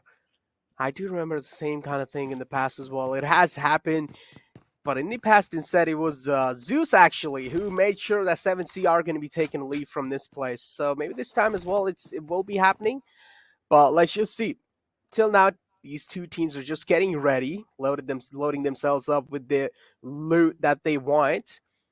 And I also do like a little bit of separation that is coming through. Now, this can also pan out good, but this can also pan out bad, depending on how ZEUS is looking forward to play this one out. If Zell's position goes away, and if he gets taken down, there's no way that the other players of ZEUS are going to be able to get the res back onto him. But instead, on the other side of 7C, it's a 3-1 split coming in through from their side. They have realized that most of the players of ZEUS are on the side that is in the front of them. So they might as well just play together and try and hold them off bay. They're already rock bottom, right? So might as well try their hands on Team ZEUS. They're 7C taking down ZEUS. Now that's news that I would be talking about in tomorrow's morning papers, as y'all does exactly know where Memo is headed at. But what's really concerning for him is Fair's position, right? If he steps up and shoots, Fair is right over there. As 7C, their movements have been spotted out. Now, ZEUS can figure out a countermeasure for that. And, well, I see. He's just waiting, right? He's just waiting for the perfect moment to occur. And Fair, considering that HP decrease that we did see, I believe he's already been spotted out. And yes, IC's the one behind it, as well, Shawl also knows exactly how to respond to the situation. All ZEUS need is the numbers on their teammates, as Shawl has decided to just back off a little bit and reset themselves inside the fight. Till now, it's just a complete stalemate. Both these teams just want to make sure they have the kind of workable amount of info when they finally do realize to fight against each other. But for now, they are going to be staying silent, at least up till when they have the info that, oh, how they're going to be working around, when they get a little bit of grip on 7C. But yeah, talking about getting a grip, this is exactly what I was talking about. Find the opening now. ZEUS, they're also having a little bit of confidence boost with that knock. I'm pretty sure that's going to be giving them a lot of confidence inside this fight, because now they know 7C is down to just a 3-man squad, and ZEUS, they have all 4 of their players alive. That means now all they need to get is a little bit of more info on where the rest of the players have positioned themselves. Yeah, I mean, look at Team ZEUS, right? Of course, they did get that opening frag. Now, BABLU right out in the open, and Mr. Smokey has spotted him out. Will take a few taps with his M16. Does manage to find the knock, though. Azure will come in time for providing that essential cover fire, as 2 other players on 70 are just pushing at him. Now, this is going to be really very straining for him, as Smokey, he exactly knows where Zyol is. Still has that M16 to work out with. He's got that grenade cooked up, and Zyol is in such a bad position right now, but Icy comes in clutch, as he will find that knock onto its memo, as Arlay's distraction has been created by Team ZEUS. As Arlay, he's got to go up against Icy over here, and well, Icy, he wants to go in for the chase. He knows that there's someone up above, and does straight out with his up, but no! Arlay responds in fashion with his Uzi, and there you can see ZEUS finally starting to bleed, and Godless, he's got to step in and he's got to do something quick. He's definitely got to do something quick. Ale is down to such low HP. He is going to be backing off from that fight, trying to heal himself back up, but the res over there is also from the side of 7C. Now, ZEUS, we do realize how important this game is for ZEUS, or in general, this day is for ZEUS. Each and every single game counts, each and every single point counts, and ZEUS, if they're already going to be starting to bleed inside this game, that means ZEUS, the chances of them getting into top 6 are pretty less. And just like that, another player falls down. This leaves ZEUS in just a 2-man squad, and now suddenly the tables have been flipped, the tables have been turned. 7C now, they have a man advantage inside this fight, with ZEUS left with only 2 players alive. It's going to be Icy and Godless. These 2 players are pretty capable of pulling out some insane clutches, but this kind of a situation, they're not really looking comfortable with the positions that they have found themselves in. Mr. Smokey now, he has gotten a lot of attention onto himself. He doesn't really have a lot of covered work around with the ball. He gets pinned down behind that little barricade. Al makes a push inside the house. He gets taken down. Now Icy is looking to take the final man down as well, and it's going to be Memo. He's looking to deal some damage onto ZEUS while falling down. He has his nade pulled out, but Icy, with that push onto him, is going to be taking Memo down. Yeah, I mean, ZEUS somehow this do manage to survive, but well, this is one heavy fight that they did not anticipate would go down like this. Considering they've lost down on 2 men, this is definitely not a good start for them, but 4 points secured. Well, that is a consolation, but a lot of bad decisions being made by ZEUS again, and you know, going in for fights without any utilities, without any first aids, well, that had ought to happen. And 7C did manage to punish, because, well, let's be honest, they did not have much to lose over there, right? They're at that 15th spot. They know that their chances to qualify is pretty slim, so might as well go in and go up against the great gods. And this is where things started to really change. But this engagement, you know, Amp going up against Uzi, and Uzi coming out on top, he knew exactly he did not have to pre-fire with that weapon. All he had to do was just wait for the right opportunistic moment. And then we did see, of course, 7C messing it up a little bit, you know, trying to mock Icy. But Icy obviously being the one better on those triggers, and he did manage to take those players down. And 7C, well, they've been wiped out. But ZEUS, it did come at a cost. And, well, you know, heading inside the game with just 8 minutes going past by and having 2 players, that's not how you are going to be winning games for sure. But this zone is pretty standard, right? Around Hacienda del Patron, we've got Wizzes with White, we've got Stalwart, we've got Deadeyes almost lurking around the central areas. But DRS, they're playing from the edges. Yep, ZEUS have gotten themselves 4 points, but on a cost of 2 men down. And that's not really worth it, in my opinion. With that being said, now visit Vibes, right next to Vibes again. Found themselves into close proximities over here. But Seal opening fire on the R3D. One man gets caught off guard out in the open. It's going to be Hassan. The kill will be confirmed on him now. Wally is trying to blow up the vehicle. He is going to be able to do that successfully, but the deal is still quite safe, at least up till now. That being said, finally the push comes in forward. Joker is left. He's trying his best to stay alive in that situation, but he also gets taken down. Seal are doing such a great job challenging this fight. That 2-2 split is working in their favor, and now R3D are just left with the two-man squad. They are in a 2-on-4 situation, and it's just left with a deal and Anubis. Now, these two players are pretty good players in R3D, but still, I mean, they don't really have that good amount of cover. At the same time, the position that they have isn't really looking that great. So R3D, they're pretty uncomfortable inside this fight. And if Seal keeps on pushing against him, I feel like that might just be it for R3D. Yeah, 100%. I mean, right now, they've got their backs against the wall. They know, well, the end is really near. As the nade, it's Speaker. Hi, but Tyrant says, well, I mean, I'm just going to go in for the finish, but somehow Abdul does manage to get a knock onto Wizzes as he's rushing in. He wants that position, he wants that kill point at least, but from the backlines has already been spotted out and will want to patch himself with the first aid, but comes Wally as he's going to spot him out, and there's going to be no problem in finishing him off as Seal just surround them, and R3D, they just get hammered down over here as, well, Seal. I mean, that's how you take a fight, right? Be really confident, but look at Jiggle. Finally, he's back with the roster, but T2K, they're just surrounding them. He realizes he's got enemies nearby and comes back into safe haven. Exactly. Seal's tactical approach inside that fight helped them to come out on top in that fight without taking any casualties on their side. That was a beautiful approach from their side. But now over here, we do have TDK. They do realize that the compound they're eyeing out for is already being taken by Vibes. That means they will need to find themselves a new one. Or maybe they can just try and stay over here for a while. But the problem is with this position that they have for themselves, it's way too exposed, and they might just get backstabbed anytime soon as the circle starts closing in. Clarity BABLU, they had quite a decent of the previous game, or at least the first game of Erangel. But again, this is where we ask ourselves, are they going to be able to do so throughout the day? The consistency is what really matters. And Clarity BABLU, somewhere down the line in the grand finals, they're missing that. And take a look at that. Wow, that's a good start. I mean, that's a good escape, I must say. But yeah, 100% agree with you. We've been missing that edge ever since, you know, Khan 420 joined that roster. I really felt that, you know, this roster was destined for bigger things, but Legit just catching Jiggle off right out in the open, and the miseries of Team Vibes continue. Jiggle was not there in the first game, and Jiggle is not there in this game.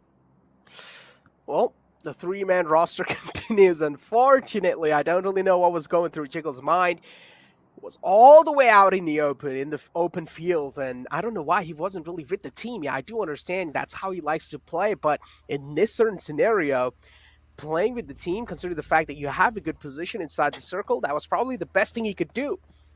Avon Esports, they just have made their entry inside the zones, and they have locked their horns against Future Station 1952.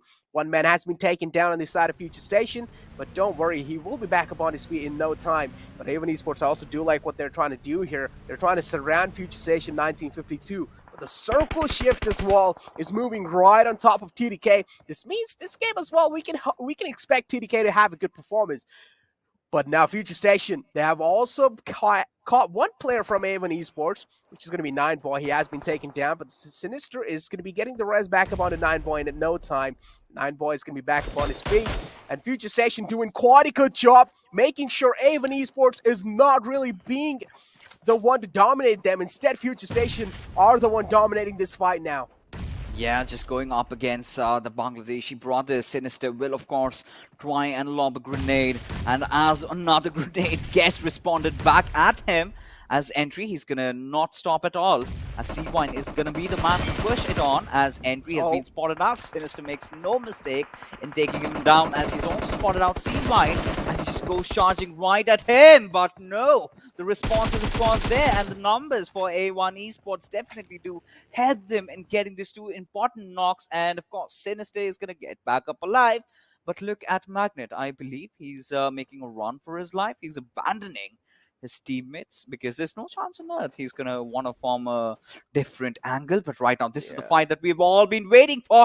Deadeyes against DRS. Oh, and this is what they were also looking for in the overall rankings. These two teams are so close, but still Deadeyes guys do have a decent amount of lead for themselves. But now this fight is going to be the deciding one. If DRS do take them down, they have found themselves 2 knockouts on the Deadeyes guys. And Deadeyes guys, that was quite a bad push, I would say, from their side. Considering the fact that DRS did have themselves a little bit of wrench to work around, but instead Deadeyes guys were just so aggressive in that fight that 2 players have already been taken down. It's all down to Shifu Sir now to hold this entire fourth down, but I don't feel like it's going to be possible because Nemo's charging in forward. He's going to be shutting down the final man at Deadeyes guys, and he's also falling down. With that being said, Deadeyes guys now eliminated on 14th position. This is where DRS needs to capitalize fixes. If they win this game, that means they're also going to be closing out the lead by quite a lot. You know, this is what I really want the desk to break down.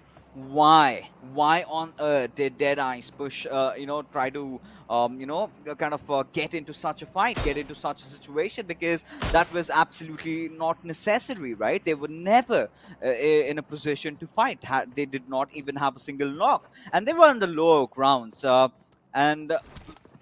at DRS. They clean sweep them, right? They did not even have a single casualty over there, and this is a game where they can possibly pull off a comeback. If they win this game by a good margin, maybe get 25 plus points, then yes, we are looking at DRS possibly closing in the gap again.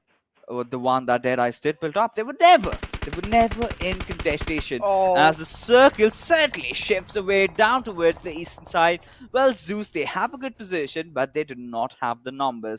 Now, T2K, we know how good this team has been in the league stages in the map of Miramar. They are Nemesis, Stalwart. They initially did get battered down, but they have responded back in fashion. And again, starting the day with a beautiful chicken, they look stronger than ever. They definitely do look pretty stronger. And TDK, they've always found themselves between those zone lines. And even inside this game, they're not in a bad position. They definitely do have a decent position. But to get even a better one, they will have to go through Wibbes and Avon Esports. And we might just see a fight breaking down between Wibbes and Avon Esports anytime soon. But for now, we have Wizzes and Wibbes taking a few shots onto high voltage. No connections found up till now. But yeah, as I was talking about these two teams, finally the fight's breaking down. Wibbes do realize if they want to get inside a good position, they will need to take down Avon Esports, which are holding off a compound inside the zone, which is quite good. But Assassin now, he is the only man in the clotheslines. If he gets taken out, this is not going to be good for Wibbes because their whole push depends on Assassin, and he nades himself. No, that's not a good nade from his side. He's down to such low HP. His HP bar is not even visible at this point. And finally, Assassin falls down. That one single nade from Assassin, accidentally, it just bounced back inside his own house. It just bounced back from that window frame. And that's such an unfortunate stuff for Wibbes because their entire push depended on Assassin. But that's a good nade from Wibbes as well. Praveen going to be finding Shaika that might just neutralize things for a bit. Yeah, 100%. And A1 Esports, they're again going to start feeling the heat. As Praveen, he's going to cook one more. And this is where, the difference in numbers is starting to haunt Team Wibbes. Losing out on Assassin, losing out on Jiggle, the 2 best players in your team. Now, it's all down to Killer and Praveen. I mean, they're no less, though. But A1 Esports, well, lately they've been performing quite well. They've started off really big, going after Future Station. They did manage to take down 2 of their players.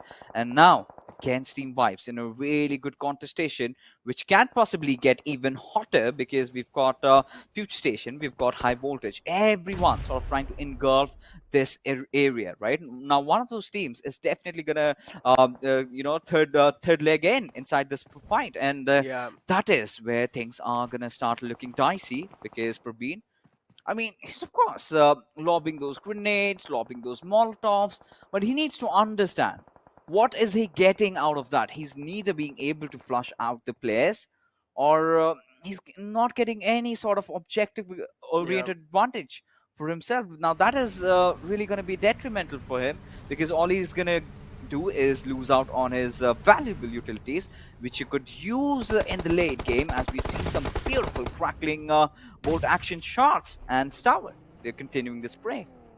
Yeah, Stalwart just continuing to light things up.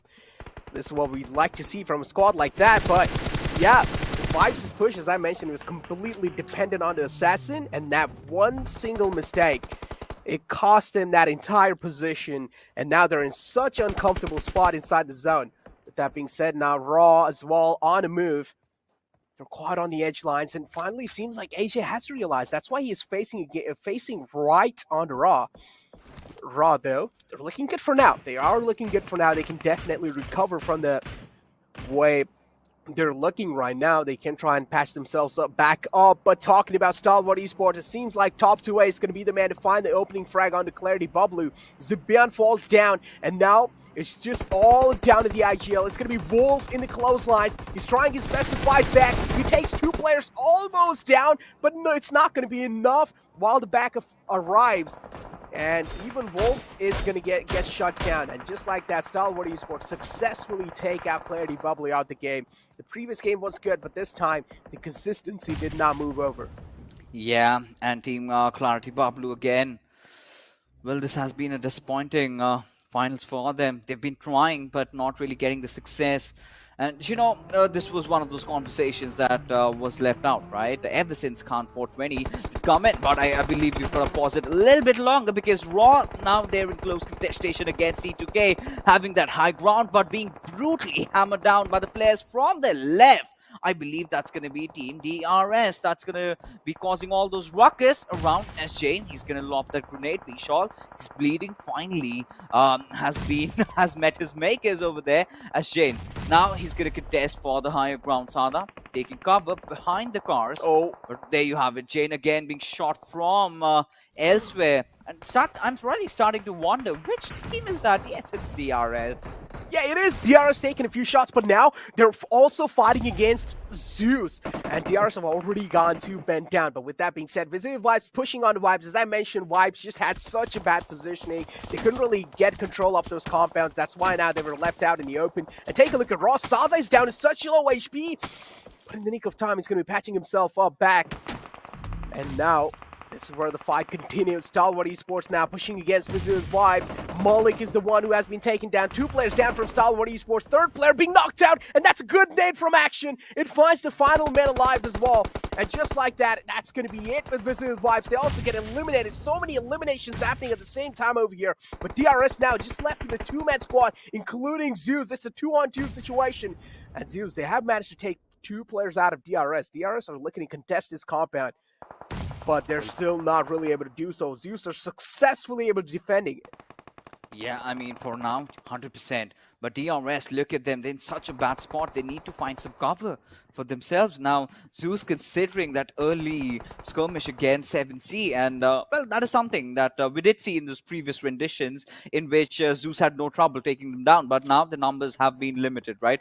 Playing as a 2-man squad, we've got I8 creating so much trouble from up above. Now, they've got so much vision, right? They know that 2 teams are going to fight amongst each other. We're going to capitalize on that. Easy peasy. And Crypto, he's just waiting for the right moment to shine. He's already managed to knock down a few players of DRS. Now, AJ finally deciding to push in, especially at IC. But somehow, he's going to dodge those stuns, I believe, that really did come at him, because I did not see that explosion happening in front of me, as IC and Godless will find themselves back inside the compounds, as a few Molotovs are also being lobbed over. Now, DRS, they've got to play this very carefully, because they know that even if they are visible just for a little bit, they're going to get punished from up above, and that is I8 creating all that pressure.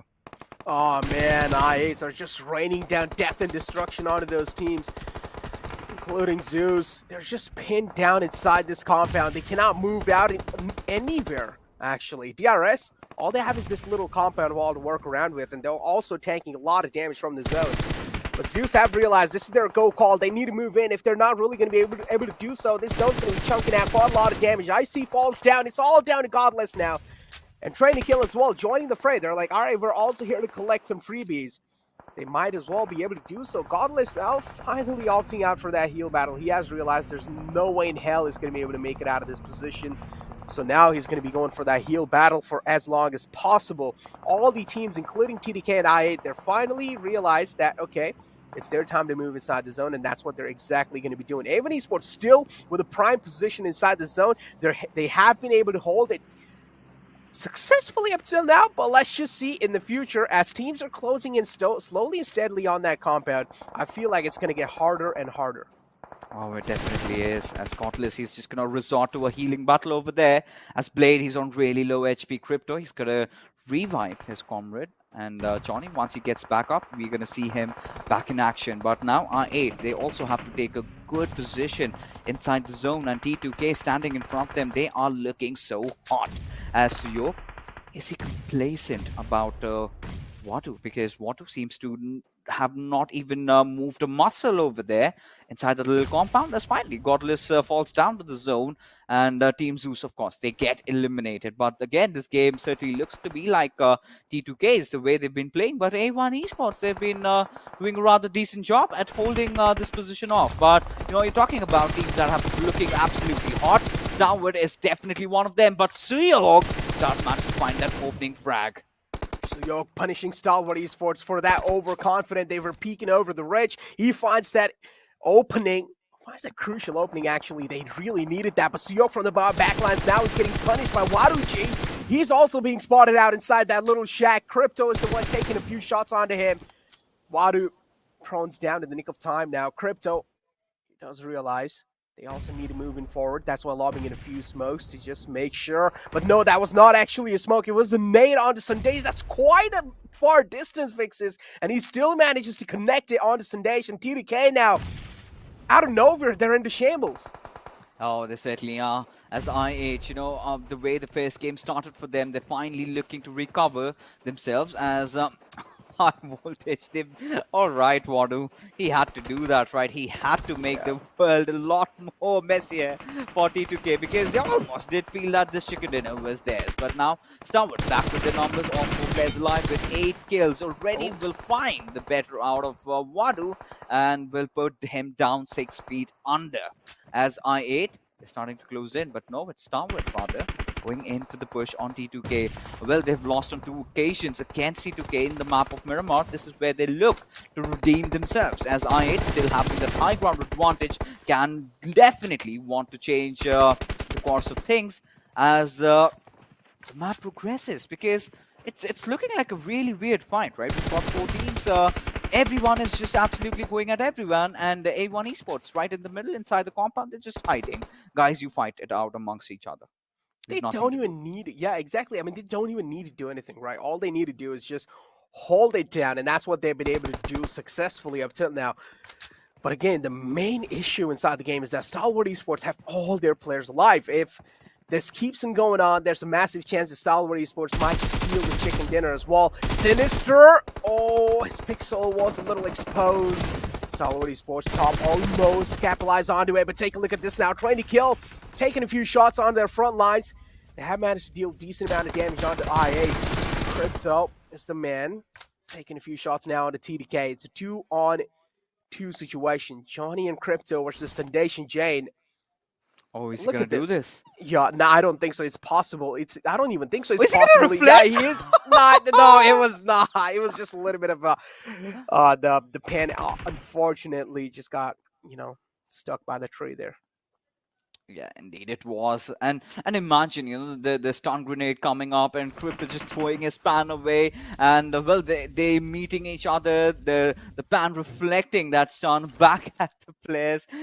Anything is possible. And T2K, well, they've managed to make it to the top 4 again, and with decent number of kills, I must say.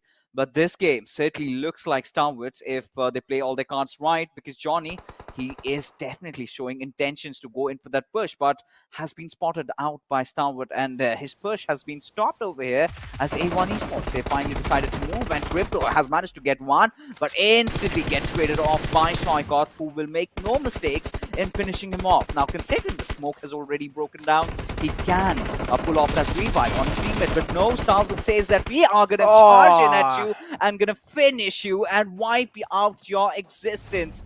But there it is, Stalwart Esports finally pulling out a chicken dinner, a much needed one.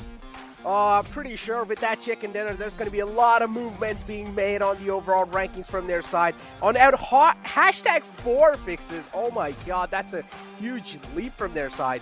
With that being said, 13 kills chicken dinner as well from their side. So Stalwart Esports did have a banger of a game for themselves. In the end circle, as I mentioned, they had all 4 of their players alive. If this keeps them going on, they have the highest chance of taking that chicken dinner.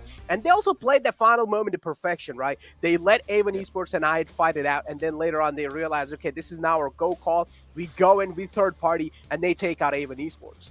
Yeah, of course, and that really turned out very well for them, right? And it was their awareness of the map. They knew how the situation was, all they had to do and capitalize, and finally they have broken into the top 4, and they're going to start even further bolstering up their numbers as the things have started to get really interesting and exciting as finally 4 games remain, Necro. Yep, final 4 games remain. But with that being said, now it's our time to take a short little break, but don't go anywhere. The analyst desk is right on the board.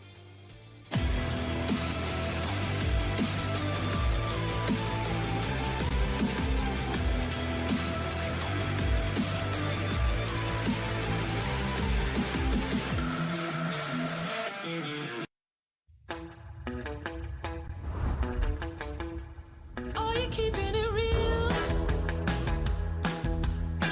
I'm calling shotgun, wanna see my baby run. Oh, what's the word on the sea? Kicking up the dust, you know what I mean. We got a good thing going. We got a good thing going on. Welcome to PUBG Mobile Pro League South Asia Season 4. We are in the finals week, today being the final day where the champions are certainly going to be declared. Just got done with the second game, and it was finally a Mongolian domination being showcased from Stalwart Esports. What do you guys have to say about that?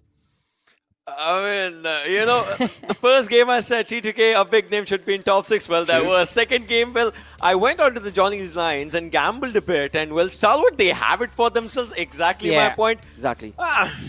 Whosoever wrote, best analyst on that screen a few weeks ago, he was right. Or maybe being the prediction master or the spoil master indeed would have been a better way to bring it up. But nevertheless, moving on to the MVP. Armin. Oh, Yeah.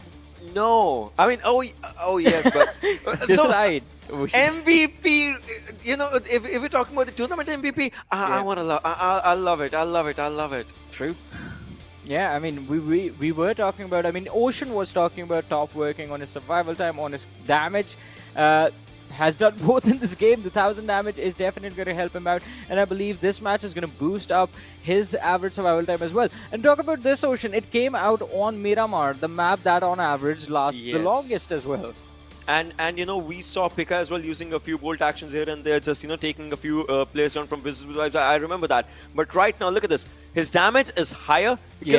Just needs to go for the survival time, as he needs to. Alright, if DE just ends first, right? And if he survives like 10 more seconds, he will be at the top position.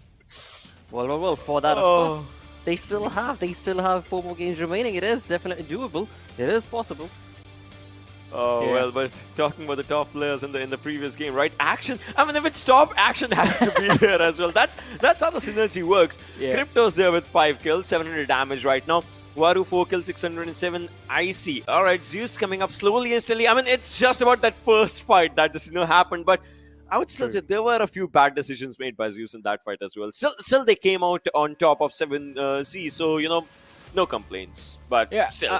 I think after a certain point, it was just about them getting a little too overwhelmed with pressure that was coming upon them, and they couldn't handle it. But yeah, as you said, I mean, they were able to secure a lot of points from this game. And talk about i8 Esports doing really well in this match. Yes. I mean, so we do have both of us picking these teams, and it is a similar situation, because I always like to compare i8 with the Mongolian teams. They have the same level of aggression, and it's always a similar case. They have a bad game, and then they instantly pop off. So now this is going to make things a lot more interesting as far as the storyboard is considered, but we're going to, it is a while before we see that. And as far as the stats are considered, I mean, wonderful performance being put up by both these teams on in this game in particular. Definitely, I mean, really wonderful performance. If you look at the way, Stalwart has played this game, it shows that they were in a lot of fights, but they picked fights really smartly. Wherever they just, knew that they could just, try and win those fights for themselves. That was just really good, and they got 28 points. Again, Yeah. brilliant. Absolutely. With that, as we move on to the match summary, we'll have a look at the utilities advantage as well as the damage, and in all that, well, top to A. He is definitely converting all these stats for himself, getting closer and closer to that first MVP for the $1,000. Exactly, $1,000 to become the tournament MVP, and definitely, I mean, Stalwart Esports, they're going to have their eyes, I mean, Top in particular, he's going to have his eyes set on becoming the tournament MVP, and I think Stalwart Esports right now, they're going to be eyeing the second position really badly, so it's going to get really interesting, but yeah, 6 kills, 312 meters distance traveled, which is, well, if you think about it, on Miramar, it is not that much, but still quite a wonderful performance from this team, and how they controlled that final fight was really fun to watch. I mean, if we talk about the match ranking right now, 13 kills coming up for 15 placement points by these lads. Again, just putting them in a really good spot, and we saw that they were at the 4th position. I wouldn't be surprised if by the end of the day they come down to the 2nd position, because if I remember it, if I just understand correctly, I feel like there's not a lot of difference on 2nd, 3rd, 4th position. It's just 1 or 2 points. Indeed. I feel so. It's just 1 or 2 points difference between 2nd, 3rd, 4th position. I would love to see that though. On the other front, Deadeyes guys. What? That Last fight- day, we talked about it. Last day, Yeah. always it happens. It I mean, happens always. And the rush, that should not have happened ever. I mean, see, Exactly. we wanted masala, right? We wanted masala. Hey, that's one way to give. all right, give we things. wanted True. masala. We never wanted tadka. There's a difference, right? Overall, there's a difference on it. But in all fair, of course, that is the only thing working for them is the lead that they've been able to create. And for now, of course, that will be definitely keeping them on the top position. But if they continue this sort of an abysmal performance, well, things are going to get trickier and trickier for their $10,000 approach on the other front. Let's move on along with Ocean into the heat map that was showcased from the teams in this game. Yeah, if we talk about the heat map, right, it just actually signifies where the fights were happening overall and how did those fights just, will be remembered with a lot of teams. Look at this. Right now, the players are just coming down. You see the flight path. I mean, obviously, you don't see the flight path, but this is kind of the way it was. It's a straight line, I can tell you. But now, players were dropping down. You saw a few teams just dropping down to the areas of El Azhar. You see a lot of chunk just getting there. And then, a lot of teams just bifurcating around. But then, if you talk about the way the fight started, that's where a lot of difference was being made. Look at this. A few teams just dropping outside the circle. They had to get in. But El Azhar, that's where the first skirmish just started happening. And that's where you'll find it, right? The players eliminating the other players and then moving forward as well. You see a few skirmishes happening as well. And as soon as the circle starts popping up, look at the cluster that's just, coming up together slowly and steadily. And, well, if you see a red circle and if it's just, slowly and steadily fading out, that means the player's health was being taken down. And now, this is the circle, Johnny. We will see that happen a lot. Oh, it's getting hot in there. I mean, a lot of teams, a lot of individuals, and all of a sudden, as Ocean mentioned, we're going to see the heat shrink. It's going to get smaller and smaller and smaller as the players were getting picked off. It definitely is. Just if you look at it. But after this, when we'll see the final, a few players just trying to survive and trying to take up the fights, that's where we'll see just a few players here and there. But on the sidelines, we were just having a glimpse of the overall ranking as well. And 134, 132, 131. Oof, that's So close. So close. I mean, talk about being on the line, and again, just 1 point shy, and you lose out on a lot of money as well. So again, that is something that these teams definitely going to be keeping in the back of their mind as they fight on to get that money for themselves on the other front. As we move on forth, let's go on to the Oppo F19 Pro moments where, well, there were so many moments to bring up actually. Oh yeah, I mean, and talk about how we were discussing. I mean, 7C Esports as well. I mean, a lot of expectations were there from this team when they came into this tournament, but now things are looking really interesting. I mean, this was an intense fight, and as Ocean mentioned, I mean, earlier on in the game we did see the action in El Azhar, but ZEUS Esports. Now, this is a performance that was desperately required from this team, but still, the next level consistent performance is something that we want to see in the upcoming matches. Definitely, but then in the upcoming few moments, we'll see a lot of failed rushes as well. This has been a thing of Miramar, right? We have seen a lot of teams failing down that they would not have wanted, and we have seen a lot of teams just trying to just suppress their opponents. This is kind of a beauty of Miramar overall. Look at this. The players is trying to spot everyone taking down, but this is where you would never anticipate a rush like this. You should at least knock a few players if you want to rush in the open. Again, there are high grounds and low grounds, but the communication, it's like I'm going in, I'm moving forward, I need support, I need backup. Well, where is it? No answers for it. Yeah, I mean, there were no answers, and as we were talking about it, I mean, that was the fight that all of us were super excited to watch. We had fun watching it, but we were disappointed at the same time because, I mean, you are leading the charge. We want you to take a massive lead, and it is the team that you're fighting against that is chasing you. It was really, I mean, DRS is the only one, were the ones that were the happiest from that fight. True. They definitely were. But now, moving forward, we obviously would be seeing just a few teams remaining slowly and steadily. And in that, I would say, obviously, Stalwart, they were being punished, right? They were being pressurized, but still they had such a good coordination among themselves. Like, think about this one, right? This was such a brilliant understanding. And, well, still so many Ramons going on. I mean, this is you called it a few months ago, right? This is going to be a thing that's going to be quite common in the upcoming tournaments as well. I mean, and it's not even an attempt to actually go for the finish, just an attempt to bait the shots. But hey, if you see someone lying out in the open, you're definitely going to want to drive over them. It's an urge you can't resist. But that is the moment I was talking about. ZEUS Esports stuck on the low ground. It was a really uncomfortable position for them. And I8, they were doing so well pressing the advantage that they had. Yeah, it's not just the advantage, right? They were in the heads of their opponents for a while. Yeah. You could just literally feel the opponents just, faltering down amongst themselves and maybe just not taking the I8 fight, but taking some other fight. And in a lot of fights, we saw that happening. But, well, Stalwart at the end, they emerged victorious. Absolutely. I mean, Mongolian team certainly getting that chicken dinner that we had been anticipating for their side. On the other front, as we move on to the damage graph, this is where you do not want to see these kind of names. I mean, you've got Wizzes there with 0 kills. You've got Stalwart Esports, Deadeyes guys, R3D, just a raw again. I mean, yeah, it's been an interesting 3-day affair right here in the finals for Season 4. I mean, it has been an interesting affair, but now things are looking quite more interesting because now with this performance, Stalwart Esports, I8, as we did talk about them, they're going to bring themselves up in the standings. And as Ocean said after the last game, in fact, if a team makes it into the top 6, who is getting kicked out? That is something that's going to make things a lot more interesting. And it is going to bring up a lot of pressure inside of this match. Plus, if you're talking about the performance in this game in particular, all those 4 kill teams, I mean, rotation fights are something you need to figure out how to get out of in Miramar. You can start them, you can pick off a few individuals, but then you have given away your positions. Getting to your next open spot or getting to your next cover spot, it is going to be a challenge.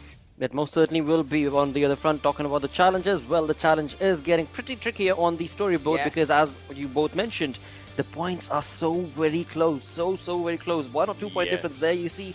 And on the other front, I mean, Deadeyes guys, they have their own saga going on. Yeah, but T2K, one bad game kicks them out of the 6th position as well.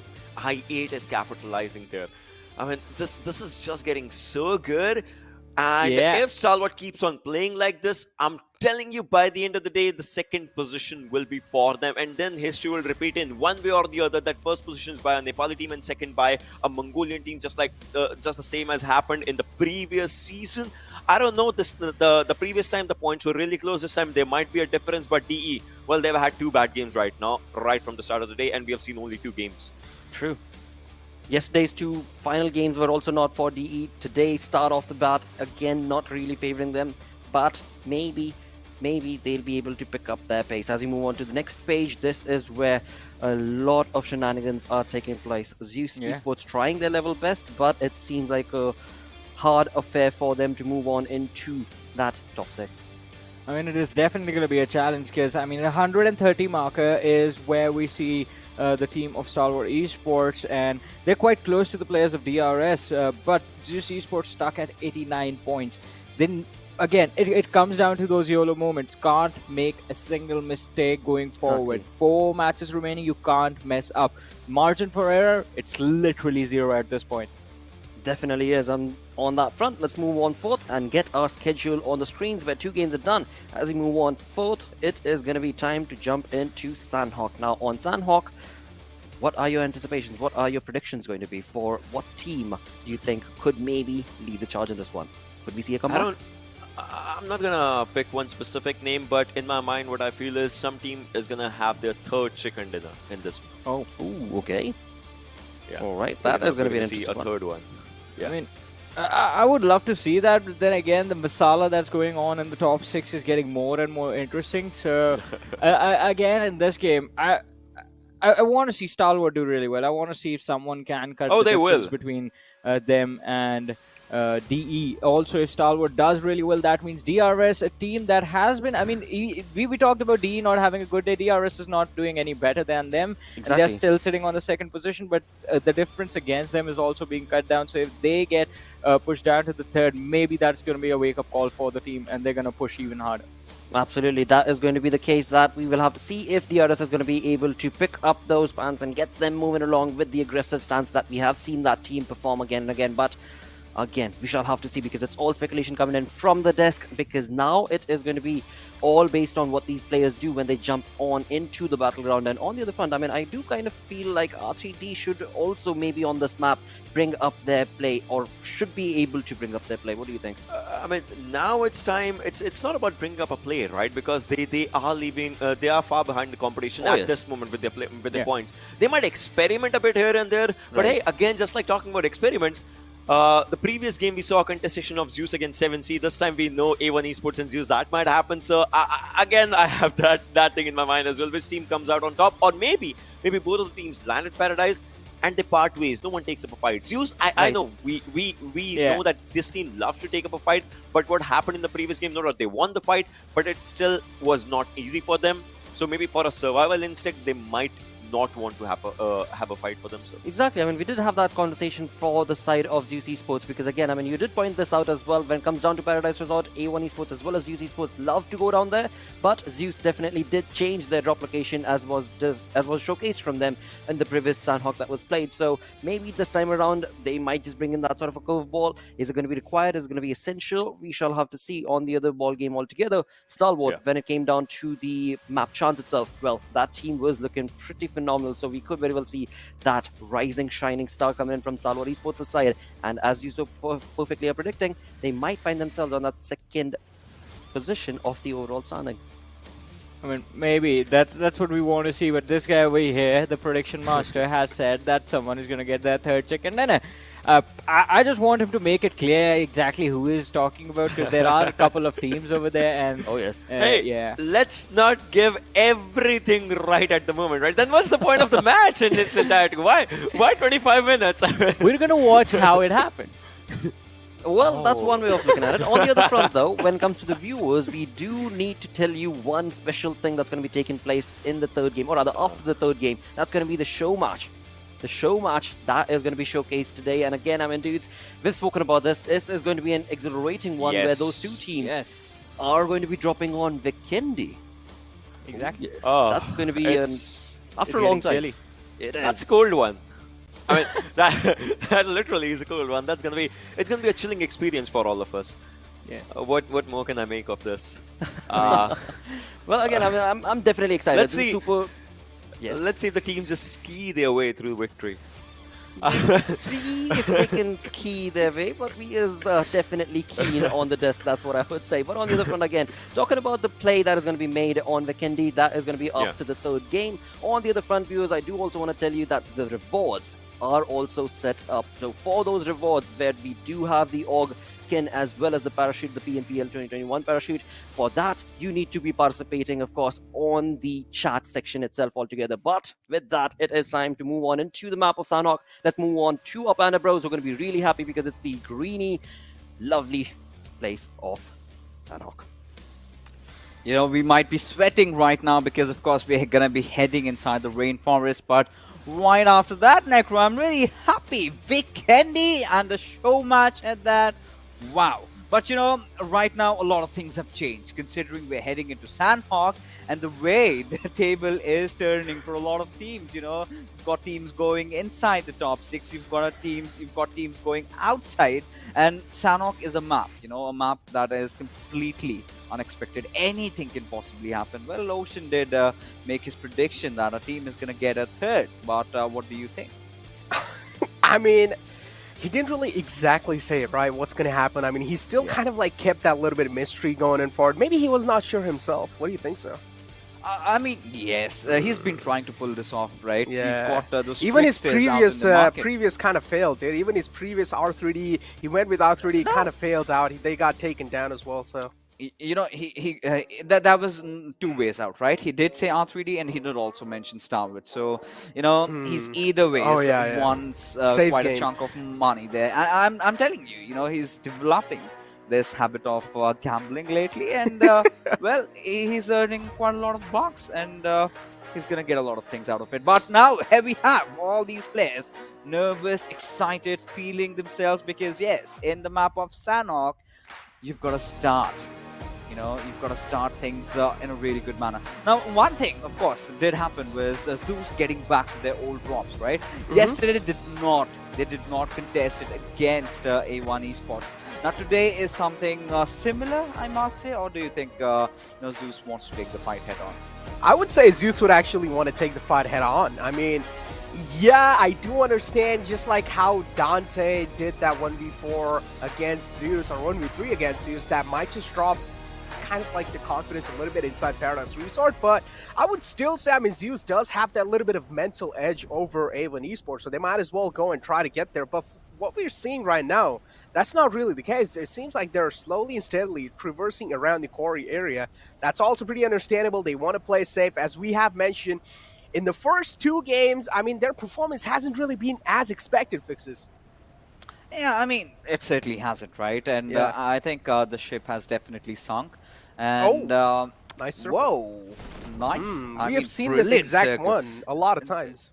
You know, this is the best circle, right, for Sanhok, because you've got all the three lands over here. You've got that majority of the entirety, rather, of the Western Island, and well, Deadeyes. I mean, this is going to be one of those crucial games for them. Like I said, you know, 3 games, you need to hold on to the lead that you have. Now, if they sort of can secure at least 10 points, I think their first position is pretty much secure, right? But we do have a lot of competition even for the second spots, you know, with Wizzes, with Vibes, with Stalwart, with Vibe, with I8, even with Raw and T2K. They all want to have their hands at that. Now considering, now this is what we did predict as well, right? ZEUS not taking a fight, and that has happened. A1 Esports safely, happily dropping off at Paradise Resort, and I still remember Dante, you know, that clutch he pulled against ZEUS. That was Please so don't talk about devastating. And Please. even even this sort of continues on, right? Even in the last game of Miramar, we've seen ZEUS and 7C going up against each other, but it was a completely different tale altogether. I mean, ZEUS were the ones aggressing. They used to clap 7C, not even kidding over there. They used to do that, but now things have changed, right? 7C did, of course, put up quite a good fight over there, and almost did wipe out ZEUS if they had not made those little bit of hasty mistakes, if they had not gone beyond themselves in that little fight. You know, they sort of got overwhelmed. They could have done better, but this shows that, you know, ZEUS has fallen down, right? This time, of course, they might come back stronger some other day, but for now, for this tournament, this is one of those bad tournaments that they've had, right? And I'm pretty sure they might recover. But teams that are having really good tournaments, one of them I must talk about is Wizzes with Vibes. The way they have stepped in, the way they have been playing, wow. Exactly, man. Sitting on 3rd position, Wizzes Vibes looking absolutely great. At this point, I would even say untouchable. I mean, the way or how consistent they have been throughout the day. At this point, I can put my faith on them and say that, okay, they're going to be consistent throughout the day as well, and they're probably going to be sitting on that 3rd position, maybe even climb up slowly and steadily, because DRS, as even the analyst desk mentioned, they're also having quite a lot of rough days, including Deadeyes guys, so they might as well contest or take over DRS position, because there's only like 2-point different Fixes, and Wizzes Wise can definitely make that happen. But getting our conversations back to ZEUS, right? I mean, it's like back in the day, right? Still in Season 3, I remember the fights that they used to take, they didn't really used to get that much amount of casualties onto themselves. Now, in Season 4, it seems like each and every single fight they take, they get a lot of casualties on their side. And it's like they cannot make any flawless executions. Yeah, I mean, Yeah, of course. We've had quite a lot going around that now. Let's focus on Deadeyes because they're starting to move really early, right?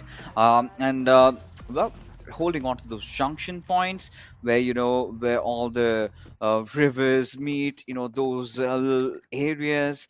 Deadeyes have to play this to perfection, right? They have to pull Sanhok off because, of course, I mean, this is the last Sanhok of this tournament that we're gonna witness because later on we've got one more Miramar and two more Erangels to go around with. So Erangel has been their safe suit. They're good to go. They've built up quite a decent amount of lead. But what they did in the last game was absolutely brutal. But Stalwart, all right, someone's definitely. I did see those red markers at the bottom. Yeah, he was punching his teammate. Yeah, so that's bad, right? Stalwart, after having that chick, yeah, that's not anger, that's excitement that he's trying to, suppress. Like, give me some kills, give me some players to shoot because they're looking really hot after getting the chicken in, and this is typical Stalwart, right? Once they start steamrolling, they did not stop. Yeah, exactly. I mean, we do know that chicken dinner also gives you a lot of confidence, and that's what these players love, baby. But with that being said, we have Crypto's player card in front of our screens, and total kills of 22 throughout these grand finals, and total damage dealt is going to be 43-49. And then we also have another. This is going to be Uzum, huh? I mean, Uzum has been one of those kind of instrumental keys inside the team over here. He plays a support role for the team, and he's doing quite a great job, supporting his team throughout any kind of fights. Even yesterday, we did see that fight. I think so. He was against 7C, where Uzum formed a great flank angle from the back lines and completely dismantled 7C on the map of Miramar. With that being said, hold on to my words over here. Is that Raw now going against Vibes? Jiggle taken down, Killer down to low HP. Same thing goes with Joker as well. He's down low. He needs to take each and every single step cautiously. He's going to be patching himself back up. And Jiggle, that's a huge casualty. You do not want a man like Jiggle to go down because he's the one who approaches the fights first. But this time, he ran up straight into a wall. He certainly did. And Team Vibes did want to carry off an early rotation. Now they're caught in a really precarious position. Now Team Raw again has been one of those teams that has absolutely just not surprised me, but everybody watching this tournament, right? Especially during the finals. As Legend, says hello to Joker with that beautiful knock and makes no mistake in killing him off. And T2K off to a really good start. Now they did that. Now they did the same thing in Miramar. Of course, they did try to survive for a lot longer, but. High voltages want to just turn their dreams into nightmares, just taking two of their players down, and could have been a T2K game had he not interfered. But now, considering how the circle is, teams are starting to close in. Now, this is where we can also anticipate Seal going up against R3D, but Raw trying to build up the pressure on Vibes. They're taking a few shots though, but nothing really connecting. Fixes, throughout these grand finals, I've been missing one team. Can you make a guess? You've been missing one team as in playing? You're talking yeah, about like P and in the Crew? top 16.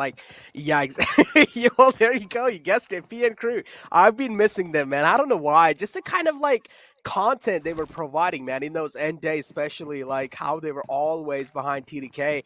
They were just not letting them go. They were just not letting them breathe peacefully. It was kind of funny.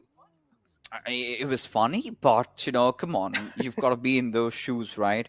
Imagine a team always down there to haunt you, and it's not P and Crew to blame, right? T2K were the ones who started it. I'm not complaining for that. And they responded. They had to hold their grounds, and right now, Wally, of course, did spot out R3D's players, but Probeen and Jiggle will make no mistakes in blowing out their own comrades over there. I mean, of course, Wizzes with Vibes. Whom am I kidding? But, Wizzes with Vibes, and Vibes being in really close contestation as Hassan. Well, he's got that MP49 though. Baron, he is coming in for a push, and well, here someone we go. did say it right? Someone did say it right. The pen is mightier than the sword. Indeed, it is. We found it out today now. But now Vibes over here have got themselves a compound. Looks pretty good. They have at least for now they can call it their home. But I really feel like Fixes over here. The circle is going to be shifting on the top left island, and I mean, we have seen these kind of circles, and that's what exactly has been the outing most of the times. But here we go. This is how a player of Wizzes Lives Oh, went down. all It right. was Rulser over there. And Raw, they have found themselves, again, out in the open, but it's fine. It doesn't really seem like there is anyone in the nearby vicinity, so they are pretty safe for now. Oh, they certainly are. And, blah, blah, blah. He was on that scooter. And every single time I see a player, I do not know. My blood starts getting incinerated. I have really bad memories with that vehicle, particularly every time I played Sanhok. And, So you hate it. I of course I do. I have shown my dissent over it. A lot of times. I do not know why this vehicle still exists, because buggy, that's one of those standard vehicles that I really like. Running pickup truck. Yeah, could do a little bit better with the speed, but again, now this is really interesting, right? You've got a decent circle shift. You still do not know where the circle is gonna head out to, because where Stalwart are, or is it going to go to where Team BABLU is, or maybe towards where Team Deadeyes are. So it's so confusing. And DRS amongst everybody. This time not taking the water route though. They're going to try to get inside the circle. Now with I8 being right beside them. Now this is where things start to get tricky, but I'm pretty sure no one's going for this airdrop. The growths are, nah. Yeah, not worth Not it. happening. Yeah. It's just not worth it, man. Like, especially like out in the open in water. I don't really feel like it's kind of worth it to go there and grab that Groza. But now, I8 again. DRS is right behind this, behind them. Mind this, so they need to be aware of their surroundings. It does seem like for now they're quite aware. They're doing their job as they're scouting the areas out. They're making sure at least any other team is not really approaching their position. But take a look at the circle. Each and every single team is kind of slowly and steadily starting to gather over in that center lines. Vibes as well moving near Painan. Looking quite good for now. None of the teams are taking any kind of fights. And this is quite a slow game of Sanhok fixes. Like, none of us anticipated it. As teams have realized, right? This is the third game of the day. This is really important. Try and play this one out as safe as possible, because you do not want to go out with no points for yourself. Yeah, I mean, it's starting to look a little bit dicey, but now, I mean, look at so many teams. Seal subtly, for a moment, I really thought they're going to take down R3D and their misery and get inside the circles, because, of course, I mean, you've got a lot of free points out there. R3D have not really been replicating the sort of performance that they did in the third Super Weekend. For a moment, I really thought this is one of those teams to actually watch out for, but I think pressure, the word, certainly seems real for them. Now, T2K, they've been really late on their rotations. Now, this is not something that they would want to do, especially in a map like Sanhok, right? Because look at the peripheries. Every single area is covered, until you enter in from the quarry. But then again, that's going to be a really long rotation, as Pika, well, he certainly has spotted out top, but shots definitely were taken down, but nothing did connect. But this is going to be so devastating for Clarity BABLU, because now their position has been compromised. Stalwart, any single moment can decide to take them down, and they've got that aerial advantage for themselves. Yep. They do have that advantage. Clarity BABLU looking to chip some damage away from top, but not really able to find any successful connections up till now. And look at this. No, Blade is straight up walking in Zeus's compound, and Zeus as well. They're maintaining that pin drop silence. And oh no, I feel so bad for Blade. Zeus are just so evil, man. They were just proning inside the house. They realized that the prey is approaching, and that's when they just straight up, they were like, all right, dude, this is our time to stay quiet. And they were like, they did not move a single muscle until he just straight up walked in that compound. I don't understand. Take a look at the distance as well that Blade was maintaining from his team. Ay, what days have come, Zeus. This is definitely not how they used to play, right? But if push comes to shove, when you know that you've got to get inside the top 6, you've got to do things which are beyond your ethics. But yeah, you've got to do it, as long as you're sticking to the rules. And well, I mean, All right, take it, because we've seen a drastic change in Zeus. But talk about drastic changes. This is where it all comes down, to the circle taking a certain shift. Wizzes with Vibes having a really good position. We've got Vibes. They are certainly gonna try entering in from the certain side. They are also already inside the circle, but I think if they can take that certain area just behind Wizzes with Vibes, that would be really good for them. Definitely will be Look at really this. good. And well, here This we go. moment, he was shocked. So sad, surprised. dude. Sometimes you got to drop your standards down, Fixes. And that's what ZEUS is doing. I mean, that was a free kill for them, but again, as you mentioned, this is not the ZEUS we knew, man. They have realized that they want to make it till top 6. The first 2 games haven't really been that good. And at this point in time, they will need to do whatever that is possible to get those points secured for themselves. And they're doing it. I mean, in the end, finally, one thing that they have realized is try and collect those points and try and play things out a little bit more safe. Even if you are going down, go down with those placement points being secured in your hands. But with that zone shifting away from them, that is a little problem, because now they will also have to leave that compound and move inside the zone. Talking about things going south over here, Vibes now pushing against 7C. Actually, 7C were the one who came in Vibes' territory, and Vibes are not going to let 7C get away with that easily. Ali being taken down by Killer's nade. That's a huge opening being found as well. That's going to be opening up so many opportunities and so many pathways to try and pin 7C down. Yeah, of course. I mean, the fight has definitely. Did you see that broken down. nade? Yeah, That was They're just. What they're trying to do? They're just trying to delay, right? The moment Team Vibes comes in, the nade would have been popped off. But Ale, he's still bleeding as Vibes. They're looking angry as they're going to be continuing with the push. As Praveen, he's going to take quite a lot of shots over there, but still getting no success whatsoever. Assassin stepping out of the house. As Fair, he's going to lob one more grenade, and he takes his own teammates' life as Jin just dashes in. But there you have Memo trying some different stuff with that MP49. But Jiggle is there to trade it off as Fair and Mrs. Smoky Beat are final best surviving, as Jiggle will get one more. And there you have it, 7C, they are annihilated. And Killer is the one who clutches it out. And it went down to the wire, which seemed to have been a pretty one-sided fight. It got pretty close. It got pretty close, I gotta say. In the end, it did look like for like a moment that maybe 7C might just wipe out Vibes there. But Killer in the end coming in clutch and coming in huge for these side Vibes. And that's all that really mattered. As long as you're the one surviving, that's all that matters. But now ZEUS, they also need to move inside the zone. As I mentioned, the circle has shifted away from them. They will need to leave this compound. And TDK are the one trying to hold them off at bay. Legend is there out in the open on the hilltops. He might take a few shots onto himself. But ZEUS, they have found themselves a little bit of vehicle over there. They can try and utilize it for a quick rotation inside the zone. They're opting out for a late rotation. I respect that kind of a decision over there, because going for early rotation, that means you are probably going to be getting a lot of fights. So ZEUS delaying their rotation for a bit and going for that late rotation is pretty understandable.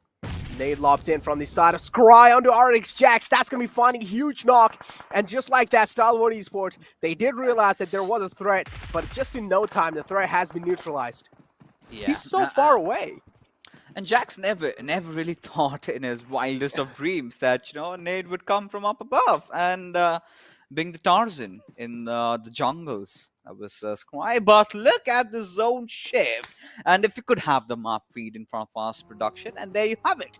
Future Station holding on to the centers. Now we've got I8 around Painan. Right beside them are Team Vibes. Wizzes with Vibes, they've also got a really good route.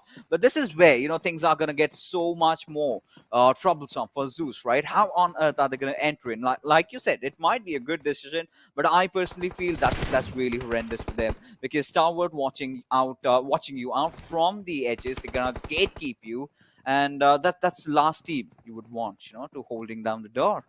And ZEUS, it's gonna be such a tough affair for them. But how do they manage to get out of that? They've got vehicles. They're gonna go all the way down south. They're gonna want to take that fight against I8, but we've got a different fight brewing as Raw is going up against High Voltage. Raw now. Quite close, and Joker was so unaware, but finally in the nick of time realized, but this nade might just be cooked to perfection. But not really on the mark. That's why I didn't really find that knockout, but well. Guess what's on mark? It's going to be Bishal's nade onto Extreme. Extreme falls down. That's a huge knockout right there. High voltage are not really going to be looking good after that one. This is where a kill will be confirmed as well by Joker. Yes, the kill being confirmed now. This leaves High Voltage in just a two-man squad, if I'm not wrong. Ozzy's there in the clotheslines, trying to get the res back up on a fallen teammate. He will be able to do so successfully, as Raw are not really aggressing onto them. They're just holding their ground down, which is quite understandable. They do want to make sure they're trying to get this situation, or at least execute this situation as flawlessly as possible. This is why High Voltage as well realized that going against Raw isn't really the cleverest decision that they're going to be making over here. So they also fall back in that situation. Now Deadeyes guys is still alive. That means the overall rankings, the fight between the top six is still quite interesting. Oh, it certainly has been. And, you know, it's going to get more spicier than ever. Now, ZEUS joining the fray. Vibes, they're the ones who are going to be guarding the zone because they've also got to get inside the circle. Now, I'm pretty sure they're aware that, well, they're closing in on them. But is ZEUS aware about Vibes' existence? And yes, Ably has been spotted out. But Killer still showing that trigger discipline. Reveal. Holding on as Zoro finally falls down, and so does Godless as the gods of thunder. Well, they're in a whole world of trouble. Fix, I don't understand. Two players moved from behind the bridge, and then the rest two move right in the front? That's kind of a questionable move right there from the side of ZEUS. I mean, two players took a good rotation through that Pine City button. The rest two were just too exposed, and Vibes now capitalizing onto it, but still two players falling short, and the third player almost goes down, but no, it's going to be the answer. Jiggle coming into clutch in that situation, but now looking to third party this entire situation, and Wall, we do know what Johnny's capable of. Always in the front lines, taking those fights hard for I8, but here we go, High Voltage engaging another fight. Seal are quite hurt. Wally goes down, Baron low, but it's fine. Seal, they only have one casualty on their name, but it's not also casualty, it's just a little knockout. They will probably get the res up back onto Wally, but they also need to move inside the circle. The circle shifted away quite far. Yeah, 100%. You know, then again, you know, coming down to what really happened with ZEUS, I believe they were oblivious about Team Vibes' presence over there. Now, considering how the zone has shifted, it's got so much more exciting for Deadeyes because they've been spotted out. Now, they're the ones that have to get inside the circle. It's going to be so difficult, but still, they're putting up quite a fight, getting a few kills here and there, as Shifu has still been knocked out. He needs the rest, though, but it's not going to be possible, as Rated Sir has also fallen off. Now, Deadeyes, this is trouble for them, as Pika is going to enjoy himself inside his vehicle, inside the waters. Does not care. I mean, was finally stepped out. Yeah. I mean, yeah. As long as BABLU is staying alive in the game, we do know BABLU is kind of a team that really likes to secure those placement points, no matter what. But still, as we were talking about, having some casualties on their name. Now Baron and Delta, or actually Baron's the only man alive from their side. Visit Vibes as well. They're slowly and steadily crumbling down. Delta is there in the clotheslines. They still have two players alive, but the zone's chunking away quite a lot of damage. Baron does realize that Delta is in the front lines, but hold on, what we're seeing over here, Raw eliminating Deadeyes guys in 11th position. Blah, blah, blah, couldn't really patch himself up in the nick of time, and that's why he goes down as well. It's going to be Raw taking an exit in 10th position. Oh, well, you know, that's definitely going to hurt them, right? Raw, they've been trying so bad, and now as situations are, DRS, well, they have the numbers. And yes is the answer, as this could possibly be the game where they can pull off a biggie.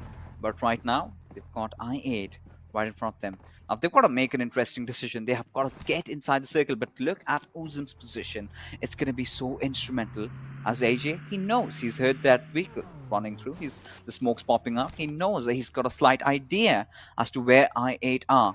Now, Ozim, he's going to lob this grenade. This is going to be so crucial as it goes out. Does it connect? Does though, but Nima, well, he takes a few splinters, but that's just about it. He can live with it.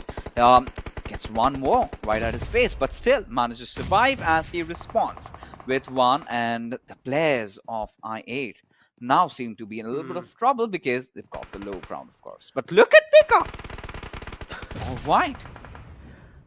Well, He's infamous. He's infamous, Necro, for pulling off those healing battles, right? He's been doing that for the past 2 days. And I'm not going to be surprised if he does it today as well. yeah, I mean, you might as well, right? It really depends how many for. Okay, he does have a decent amount, but I still It's feel not like it's enough. really not enough. Yeah, it's still not enough for a healing battle. He should make it inside the zone. Maybe he's just trying to buy a little bit of more time off because he does know Clarity Bubble is right in the front lines. If he exposes himself, it means pretty much it's a GG for him. But yeah, Future Station still the kings of the zone. The zone is just shifting onto them over and over again. And these kind of moments just realize it just kind of reminds me of a team called LOG1. If you remember Fixes back in the day in PMCO, there was a team called LOG1. And this was the same exact thing. The zone just always kept on shifting onto them. And now this is the same thing happening with Future Station 1952. The zone is just following them. They're just being the zone magnet. But at this point, we also have another fight panning out. And this is what exactly I said. He was trying to buy off a few more minutes, and he did so. But the nade from Future Station catches Pika, and that's going to be it for Stalwart as well. Yeah, that certainly will be. And, well, the similarity between Future Station and Log 1, both are Bangladeshi teams. And there you have it, DRS. They're going to try to fight for their lives, but Magnet says not today, at least not in this game, as they've already racked up 7 kills. And yeah, they pretty much have won. But I8, this has been such an important game, right? Now, Sanhok is definitely not their, the strongest suit.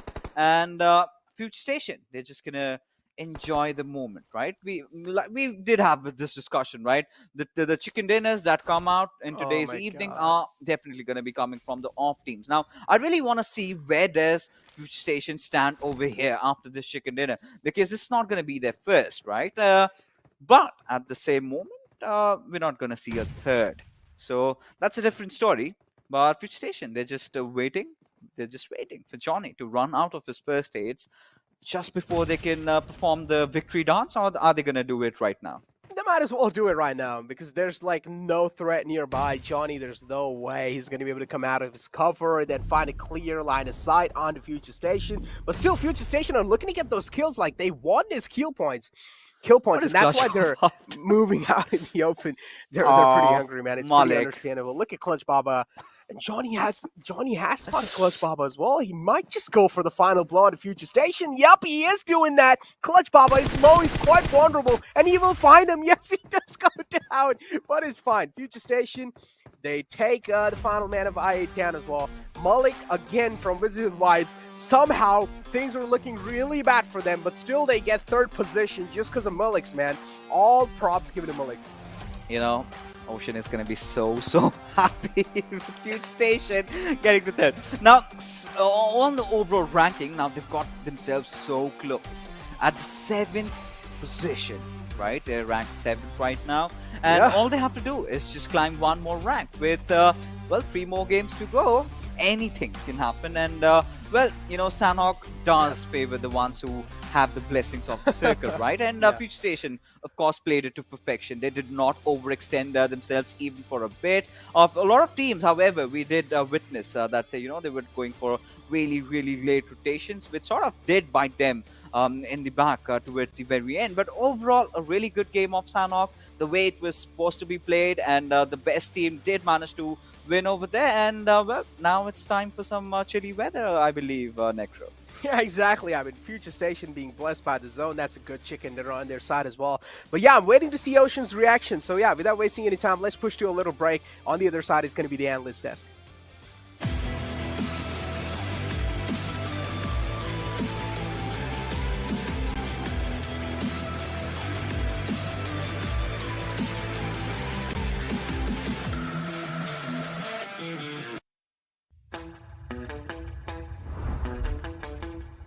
Are you keeping it real? I'm calling shotgun, wanna see my baby run.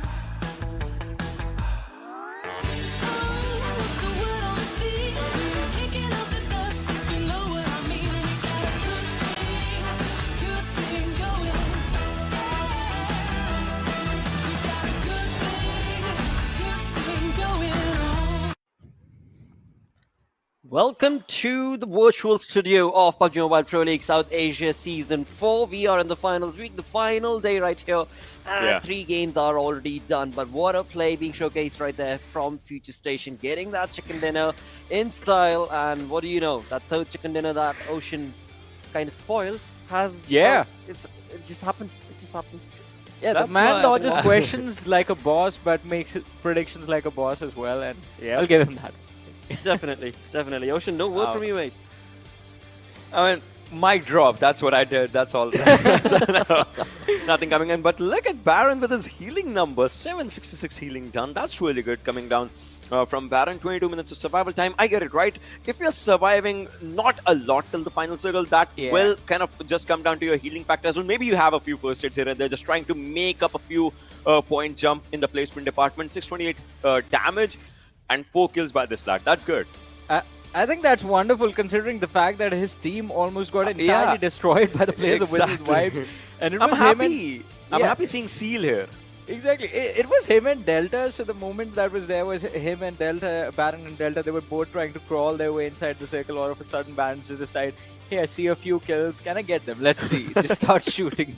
Picks up a few extra points for his team, which do, in fact, matter quite a lot at this point. Yeah, definitely. But, coming down from the sidelines of Vibes, well, they did decent for themselves. Yeah. Jiggle and Killer just, coming down here with 4 kills and 5 kills. Killer, not a lot of damage, but still it's decent. It gets it right. Maybe Jiggle or someone might have been having a few assists here and there. That's why Killer has those damage stats for himself. Magnet, Future Station, and 420. All right, BABLU Clarity coming in here is also a good sight. True. That was required as well from the side of Clarity, of course, and that was something that was missing from them. But on the other front, this game, I mean, Future Station, they rocked it through and through on the other front. Okay. Well, 1 kill. 1 kill and 0 knock means they either finished the last player from one of the teams or they might have stolen a kill that was already knocked out. It means that, but given the fact it shows 161 damage dealt, I get it. They might have had a few shots here and there on someone who might have been outside the zone. And then, well, last person, they just took him down, something like that. Because this is perhaps the lowest damage dealt. Yeah, this definitely is weird. I mean, but still, I feel quite happy with Delta then. I mean, since he did manage to run away from Baron first and make sure his team was there in the second. But yes, most heals, 2070. Johnny, that's a lot. Yeah, it's quite a lot. We've seen the highest number reaching down to 2,900 as well in this tournament itself, but 2,078 again. This might just be the second highest or third highest most heals done stat right now, as we're just looking forward to it.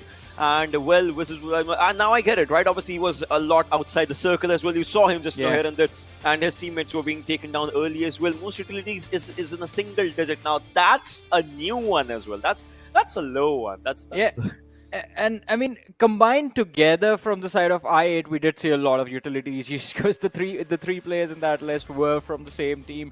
But talking about I8, quite a wonderful performance from them. Although I have to say, during those closing moments, I mean, 3 minutes before the game actually ended, it looked like DRS, they had the best position and they would walk away with the chicken dinner. But then again, I mean, Future Station just holding the center for so long, making sure the control was always with them and securing those 23 points. It is a really nice game coming in from this team. It definitely was. I8 coming up here with obviously 5 kills for themselves, 10 placement points. Then DRS is there as well. So DRS is climbing up. Yeah, it's not a huge jump given the fact their opponents, even if they don't have a lot of points, they are still maintaining that lead for themselves.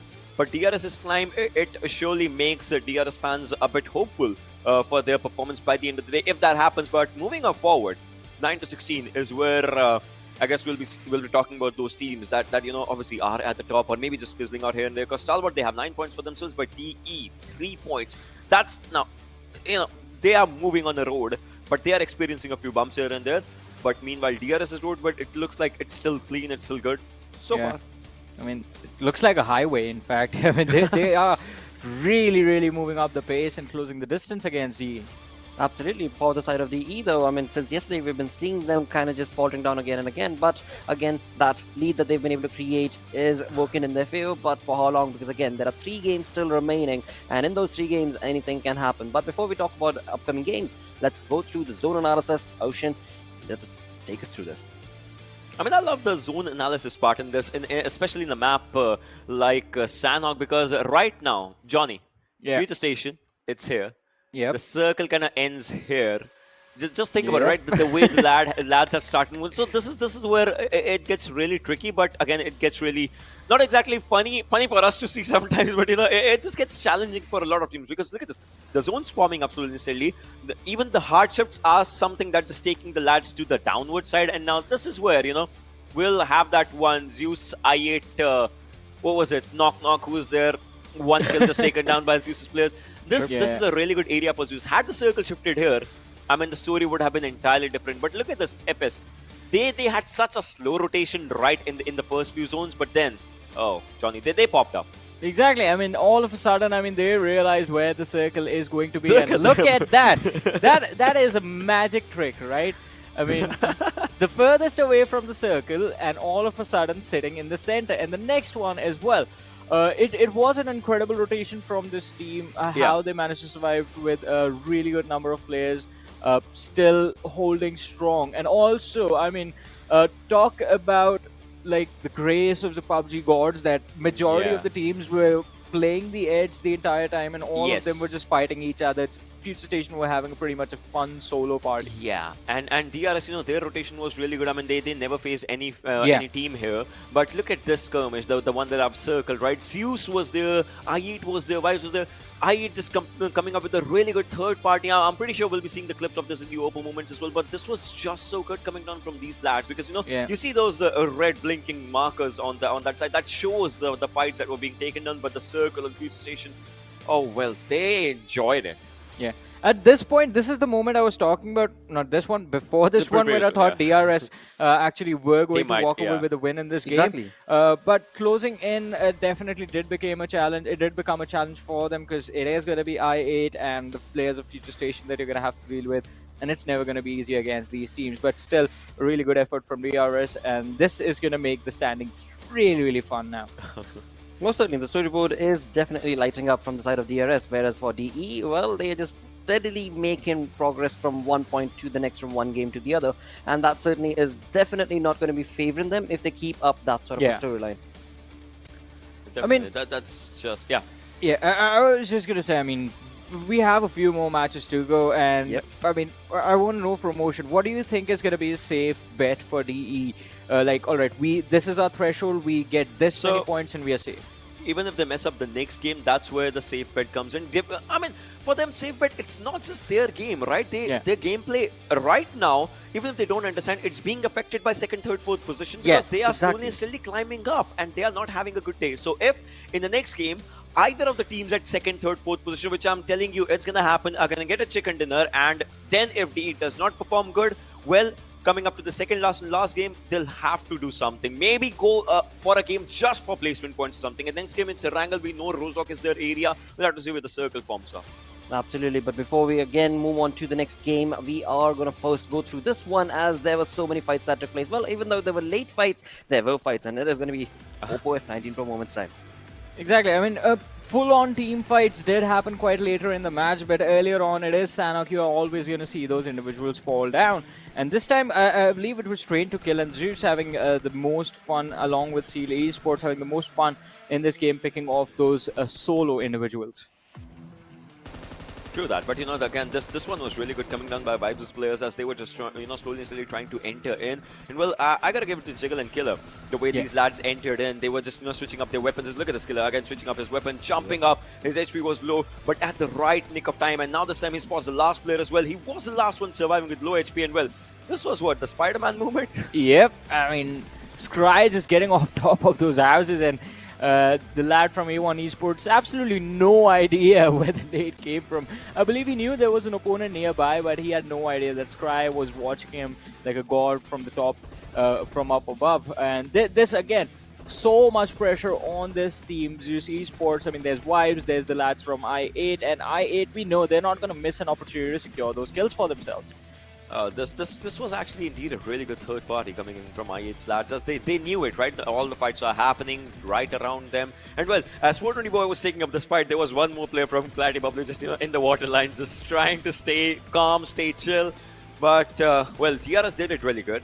And after this, you'll see Wizzes with Vibes' Malik as well, just on the back lines. I guess it was him who was healing up away from entirety of the fights.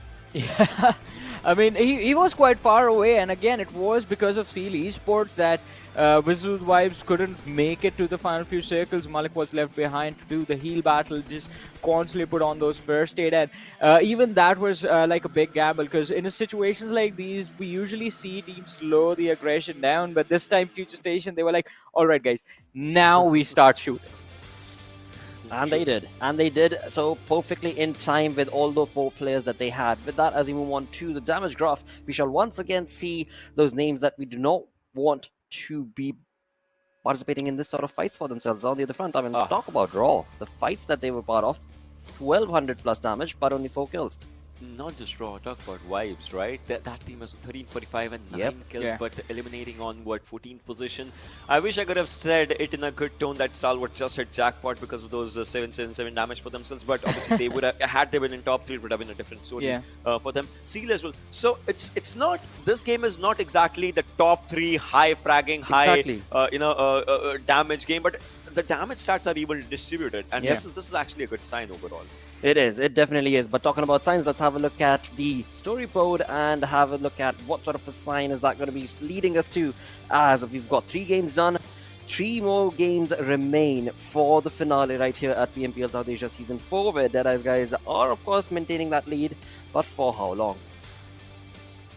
Yeah, I mean, it is going to be really interesting now, because it is a 29-point difference between DRS and Deadeyes guys, and I completely agree with Ocean. Next match might just decide the fate of how much pressure, not fate exactly, but it will decide how much pressure Deadeyes guys will be feeling going into the last 2 matches. But Stalwart Esports and I8, no matter what happens, if these teams, as long as slowly and steadily they keep bringing on those points, just like in this game as well. I mean, they do not have enough kills, but the placement point skills combined, something did come their way. So if that keeps on happening, they're going to keep moving forward. But it is looking really intense, because Raw 122, I8 on 135, Vibes 136, 140. Anything can change with a single game. It's still very close. Yeah, top 6. I mean, that's where we have to just draw up the line as well. By the end of the day. But moving up forward, ZEUS again. Only one good day. This is what I was talking about yesterday, right? I cannot still believe that they are stepping up on the what is it? The pedal to the metal kind of a thing. I don't believe that's happening, because now with 3 games remaining, I don't know if it's a lot to ask, but we'll see. And T2K as well. They are back on 9th position. The way they started up their day, like 9th, 10th position. That's where they started up their day. True. I mean, the pressure certainly is getting to the heads of a few of these teams that we do see or find on the second page of the leaderboard. But boy, oh boy, it is a classy finale that we are a part of right now. But along with all of that, as was discussed earlier, now is the time where we will jump in with that show match. And for that show match, we have a guest appearance coming in, which is going to be in the name of Talha Taib, who is a Pakistani weightlifter. Dude got a young dude, a 22-year-old dude who got the 2016 Commonwealth Youth Weightlifting Championship gold medal for Pakistan region, and he picked up 258 kgs. I mean, that, honestly, combined Panda Bros is still not enough. And the dude, he's just 22 years old, and what a massive undertaking he was able to get for the side of Pakistan in that weightlifting championship. With that, he is going to be part of one of these teams, which is going to be the show match. Let's move on to our casters. The Panda Bros are right there to take us through this game. Wow. And I really thought we were not supposed to shame people over here, Lakshay, but thankfully we do have our suits up, right? We're not gonna feel cold really, but of course we're gonna head inside Weekendy, and yes, it's gonna be Pakistan going up against the Nepalis. We've got quite an interesting stacked up roster over there. It's gonna be a 4v4 skirmish. On one side, of course, we have the big man himself, the weightlifter, the celeb. We're talking about Talha Taib. And, the questions do arise. And, well, I mean, Lakshay did point it out. Can he lift us both combined, Necron? Yeah, I mean, he can, dude. He can. I mean, what I just heard, that was absolutely insane. How light I probably are you? think How light are you? That okay? Let's not. I'm not gonna answer that because it's been a long time. I haven't really weighed myself. I'm pretty sure I must be above 100. Well, I mean, I'm nearby. I'm not ashamed of it. You need to embrace your bodies, right? And with so much chicken dinner, my entire business working around a lot of chicken dinners, you've got to stay fit and at a certain amount of times. But yeah, we've got Tala Talib on one side. Of course, from the Nepali department, we do have Bishaw with us. And after a long time, we do head inside the pros and contras. And it's a 4v4. I do hope that these players, land up somewhere, in a common space, right? Maybe Villa, maybe Goroka. Those two areas is where I would absolutely love. Yeah, definitely. Or even Castle, dude. It can be a good place as well, It's too far. I mean, I feel like, landing together is probably the best thing they can do. It can be like early skirmish as well. And we like those early fights. Come on, let's be honest. And it's a 4-on-4. I mean, kind of a game over here. Vikendi being the map, massive change in the play pace as well. And I mean, come on, let's be honest, right? We have been watching Miramar. We have been watching Erangel as well for a long time. And Vikendi, this kind of brings a little bit of smile on our faces as well. You know what? This is really getting, stoked up for me, at least, because considering the fact that you've got Johnny and Crypto playing alongside, of course, Anonymous, who's quite a popular streamer in Pakistan, for those of you from different regions. If you did not know him, he is. And of course, with Ala Talib. Now, they did collide against each other. Now, DRS, Mafia Ninja is in front of Crypto. Now, we've got the two juggernauts from their region going up against each other. And Crypto already has a grenade in his hands. Now, this is not really Vikendi fashion, but yeah, I like it. Yeah, me too. I as well like it. Let's find out who's better in this situation. Is Mafia Ninja better than Crypto, or is Crypto better than Mafia Ninja? It's kind of like a one-on-one situation as well. I would definitely like to see it. Over here, in these kind of one-on-one situation, it really does come down to the aim duel. And also at the same time, how well are you able to reposition yourself, and how are you able to catch your opponent off guard? They have found themselves kind of just right next to each other, but again, Mafia Ninja is taking quite a silent approach. It's Crypto Velavera. Yeah, he is cooking up the nade, and I feel like he is going to be lobbing it right next to Mafia Ninja. He does, and that's going to be putting Mafia Ninja down quite low, and oh no, he goes down. Well, guess what? Who's better over here? Yep, and the cavalry does arrive, right? Look at the synergy amongst the players, and everyone sort of can contribute. And Crypto says, "Oh my hi, God. Mafia Ninja. How are you feeling? Would you enjoy a bit of a stun grenade?" And well, right off the bat, team the Nepalis, they have certainly taken a back foot. But again, we do know that they can pull off a comeback. But with Mafia Ninja out of equation, it's going to be so tough for Nima. Yeah. Well, he did have his birthday yesterday. And I'm sure the boys did party hard. Yeah, definitely. I mean, it was his birthday, And I think this is why they died. Well, maybe, yeah. I mean, Mafia Ninja, we do know he is the IGL as well. Now, the torch has been passed on forward to Nima. And let's see how well he's able to do. He has spotted the players in front of him. Is he gonna be taking a few shots now? We do see Crypto approaching the combat in his front lines, and this is where Showmatch as well has spotted them out. But he's down quite low, but they're doing a great job keeping them off at bay. B-Show now. He is patching himself up. SK49 is right in the clotheslines. He's looking to contest this fight down, but I also do like how well they're staying, sticking to each other, and that's what is really helping them inside this fight. And take a look at this now. Team 1, I mean, looks like they're doing quite a great job inside this. Oh, they indeed are. I mean, getting one more knock. And this is a big one, right? SK49. Yeah. You cannot disregard this play. He's been one of those players we've been really closely attached to because, during my initial casting careers, I remember to have casted him so much. And he's one of those OGs of the Nepali gaming community. But I believe Tala Talib has been eliminated over there. But still, I8 having the numbers strong.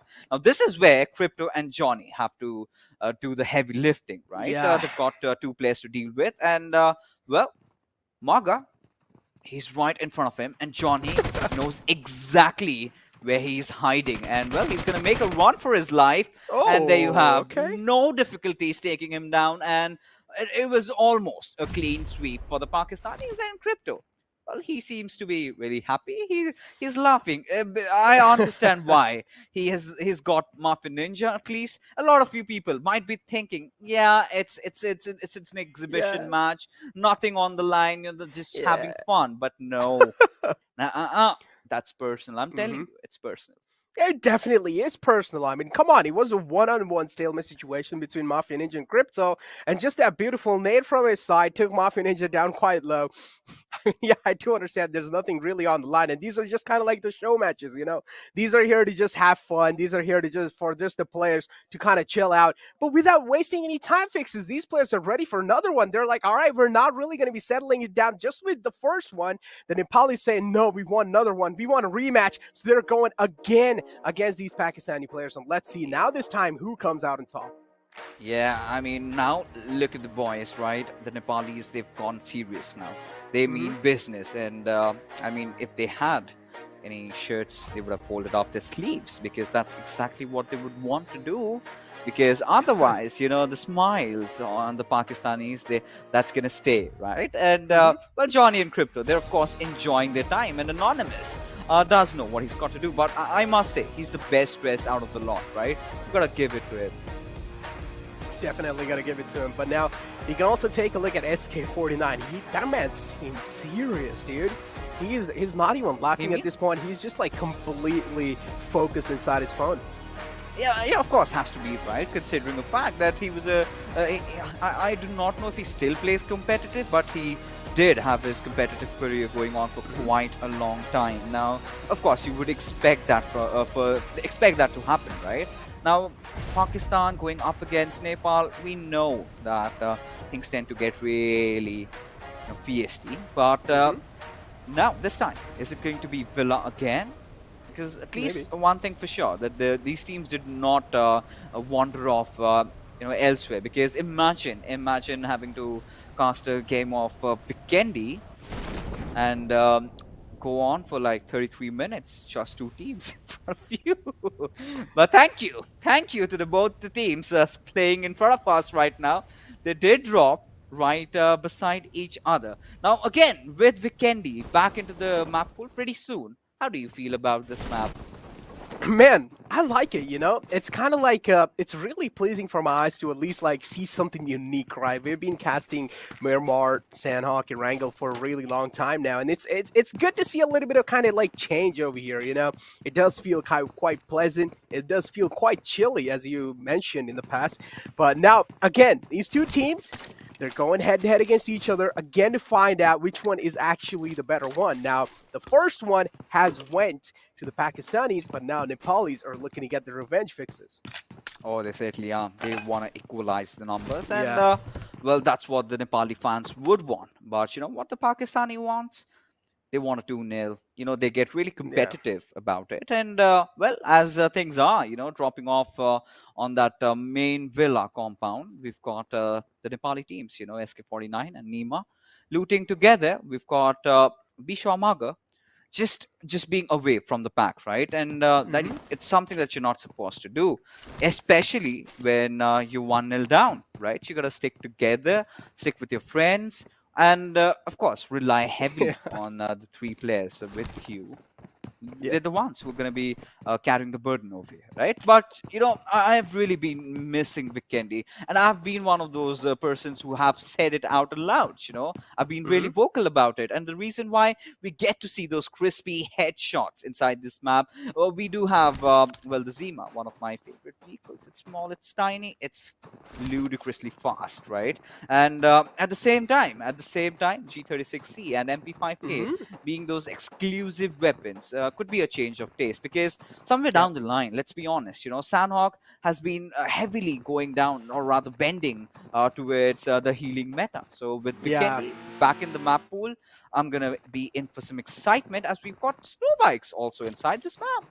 Exactly. I mean, it's definitely, as I mentioned, it's like a little bit of a breath of fresh air again, Some new things also coming in forward. G360, but I still kind of prefer the M4 over that G360. But again, I mean, as you mentioned, it's something like new.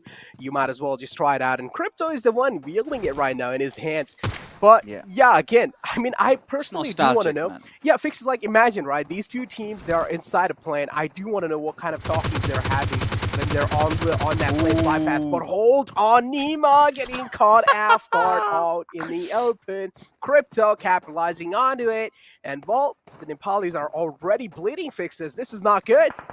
Yeah, the Pakistani Terminator does it again. And this Oh, time, no. Crypto, he's taking quite some beating, but manages to come into safety. But this time, of course, with Nima, we do have Bishwamagar going in for the res, but SK49 is going to provide some very good cover fire from behind, and has managed to take down Anonymous. Now, this is going to get really interesting, but yeah, like we anticipated, the revives are going to come in handy, as Nima and Bishwamagar, they're going to rotate around the left-hand side, as SK49 still holds the fort. I mean, he's doing a good job of, like, distracting all the Pakistani players right onto himself. Like, he's doing so much damage that he's keeping them engaged while his teammates are trying to find a flank angle. And they have done so successfully. This is where the repositioning from their side is looking really good, as long as they are being uncompromised. As soon as they get spotted out, that's where things might just not look good. But again, Crypto now, he has his eyes onto him. But still, I mean, they are dealing a decent amount of damage onto each other. They are able to burn through their meds. But no knocks being found. One was being found, but it was nothing really to worry about. And take a look at that. That's an open shot, and no, Bisho missed it.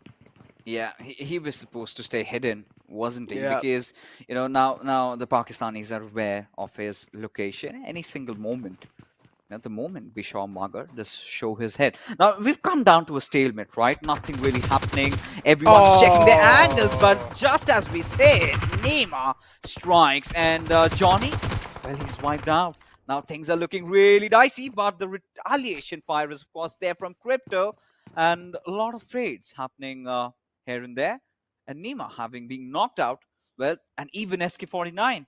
Now things start getting so difficult for Mafia Ninja, because you've got to expect Bishwamagar to be trying to pull off a revive, but no.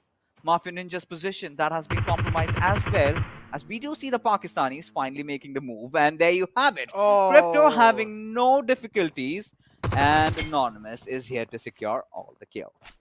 Oh, he's just going to be just wrapping up those kills now, all those points. He's definitely feeling himself, but that knock on to Nima by Talib Talib, he's probably just like, at this point, hold my weights, Nima, and Nima couldn't really do it, so he just went down, he got knocked out. SK49 as well has been knocked out by Crypto. We do see the Pakistani teams now rushing out in the open. It's pretty understandable. They have a lot of confidence, and Bisho is the only man alive for the Nepali side. Is he going to be able to clutch this out, Fixes? If he does, this is going to be huge. Oh, this certainly is, but of course, Bishwamagar has to show his best. Yeah, he's got to give the res, right? That's the best possible thing, the only chance you can win it and not make it 2-0, but Anonymous, he's going to do so much spotting as they're setting ducks for him, but whoa, he whipped his shots, but still, Crypto does get another beautiful knock. Crypto being the star of the show. I feel like SK49 can make a lot of things happen, right? I mean, we have seen him. He's quite accurate with those sprays. Gotta give him some props, man. He's doing a good job. And look at this, Anonymous. He's that's cooking the nade all the way through. And he has the DBS. He has the DBS wall in his hands. I do want to see what can he make happen with this one. As soon as he moves in the clotheslines, Anonymous gonna try and take him out.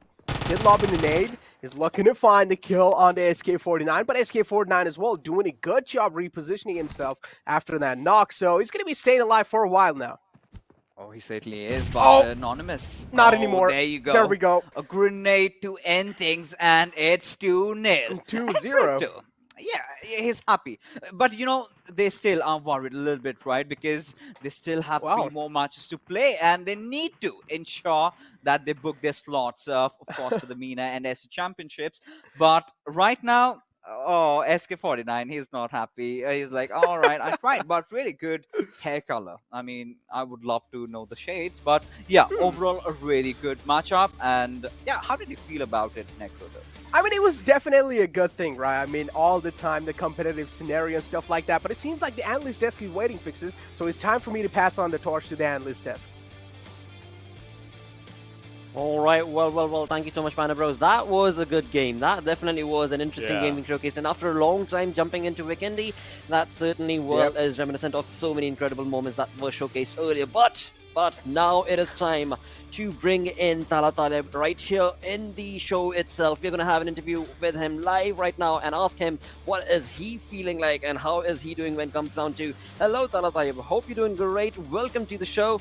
And first things first, I want to ask you, how was your feeling and experience playing with I8's players right there?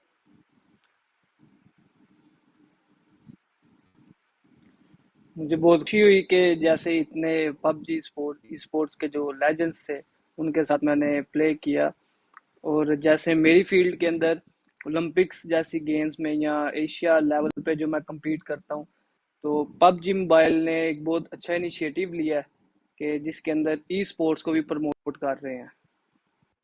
Absolutely, which is very important as well. And again, a huge kudos to you when it comes down to what you have been able to achieve. जो आपने अपने मुल्क के लिए किया है with 258 kg आपने उठाया for that gold medal. Incredible performance. लेकिन उसी के साथ my next question आपके लिए ये रहेगा कि वेकेंडी पे खेलने के लिए आपका एक्सपीरियंस कैसा रहा? आपको वेकेंडी मैप सबसे ज्यादा पसंद है कि आपको कोई और दूसरा मैप ज्यादा कंफर्टेबल लगता है?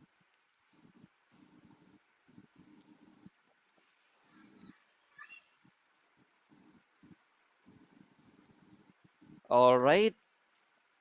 As he is going to respond, we are going to eagerly wait and see what map is he going to be liking. Because again, I mean, I am absolutely waiting for Weekendy to jump back into the arena. Along with that, Tala Taleb is here once again. So, Tala Taleb, मैं ये पूछ रहा था आपसे कि आपको Weekendy पे खेलने का experience कैसा रहा?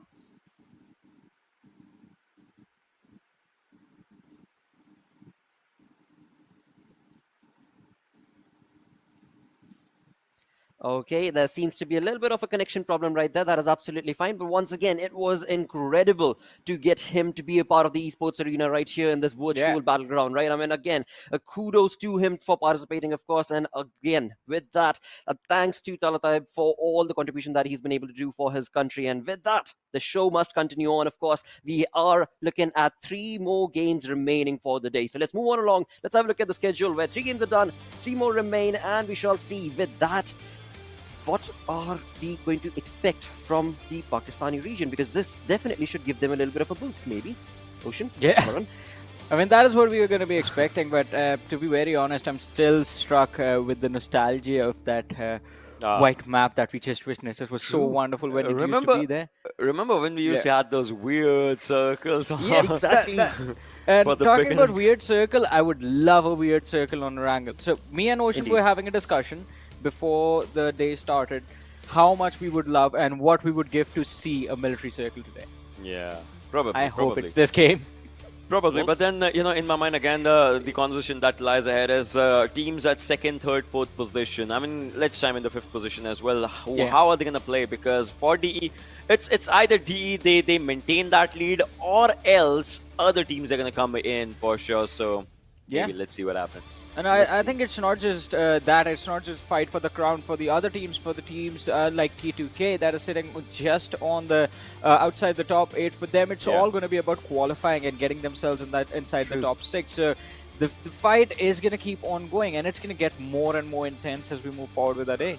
Well, it definitely is intensifying from one game to the next, but on the other front, when it comes to that storyboard, the points are so very close. I mean, yes, DE has been able to create that lead, but apart from that 1st position, as you move on to that 2nd, 3rd, 4th, 5th, all the way down to 6th position, well, yes, they are very, very close. One good game, and we can definitely see a topple over. But again, with that, we go back to that same thing that Ocean did talk about. Which team will be falling down from that sixth, or rather the top six itself, which is going to be a critical affair because it is going to be, well, a very, very important opportunity for them because it's the money that's on the line, and along with that, the opportunity to move on to MENASA Championship. And for that, the top six are going to qualify with that. Let's move on along. Let's get the game started off. It is going to be Blay right now to take us through this game. Well, thank you for that, Blotter. And, well, he made it. He actually made it in the nick of time. Thankfully, everything is going to be fine. I'm blurry as hell, XP. You're looking anime as usual, but I'm excited. I am honored that we are here once more to cast what will be our final sequence of maps here in the PUBG Mobile Pro League South Asia Season 4 Finals. 3 games remain, 6 slots available, and right now, anyone, XP, can take it. Anyone can take it, and I'm just in front of the mirror right now, Blade, making sure my hair are facing the It right looks way. amazing, and I man. made it! It was just phenomenal. But again, it is going to be the final 3 games, as once again, we are going to be flying over the plains of Erangel. We are going to be starting all the way on the right over Quarry, flying over the ruins, and, well, we're going to end our journey as far as the flight path is concerned at Stalwart. Now, man, there have been a lot of ups and downs in the game so far, Blay. I mean, you and I, of course, were watching quite intently, and boy, oh boy, have we seen some ups. We've seen some amazing, amazing clutches, and a couple of teams winning their 3rd chicken dinner. So again, it is going to be exciting, and I love the fact it all comes down to these next 3 games. Who's going to make it to the next stage? We don't know. Right now, as it stands, we got Deadeyes Guys, DRS, Wizzes with Vibes, Stalwart Esports, Vibe, and I8 who are in the top 6. Deadeyes Guys obviously having a pretty substantial lead of 31 points over the 2nd place team, which can, listen, it can still easily dissipate, right? If they kind of remain quiet and DRS, couple of chicken dinners back-to-back, they could easily claim that 1st position. However, actually, what's very exciting for me is that 4th, 5th, 6th, then 7th, 8th, and 9th position. Now, you look at Future Station trailing by 10 points, Raw trailing by 13 points, T2K about 17 points. That's nothing. Anything can happen. And looking at the play zone, it's nothing, the circle's nothing too drastic. It is going to be kind of on top of the flight path as well. So I'm assuming nothing too crazy early on, unless Seal Esport decide to contest Yasnaya against DRS. But as we've seen in the past, they might just be going for a safer route, perhaps towards Lipovka, or maybe towards Mansion, or maybe even the prison. It could be possible, but right now, as we are going to have the matches underway, well, we have a couple of close-ups of our players as they are going to be driving past now. Stalwart Esports, they've had a good day so far as well, but it looks like Scry did take a little bit of damage as they were traveling, and looks like we have first blood breaking out, Blay, as one of the members from Wizzes with Vibes, Malik, has been taken down early by High Voltage. Now, this again is a little bit of a statement by High Voltage. They are amping up the aggression, something that we were expecting, especially in the last few games.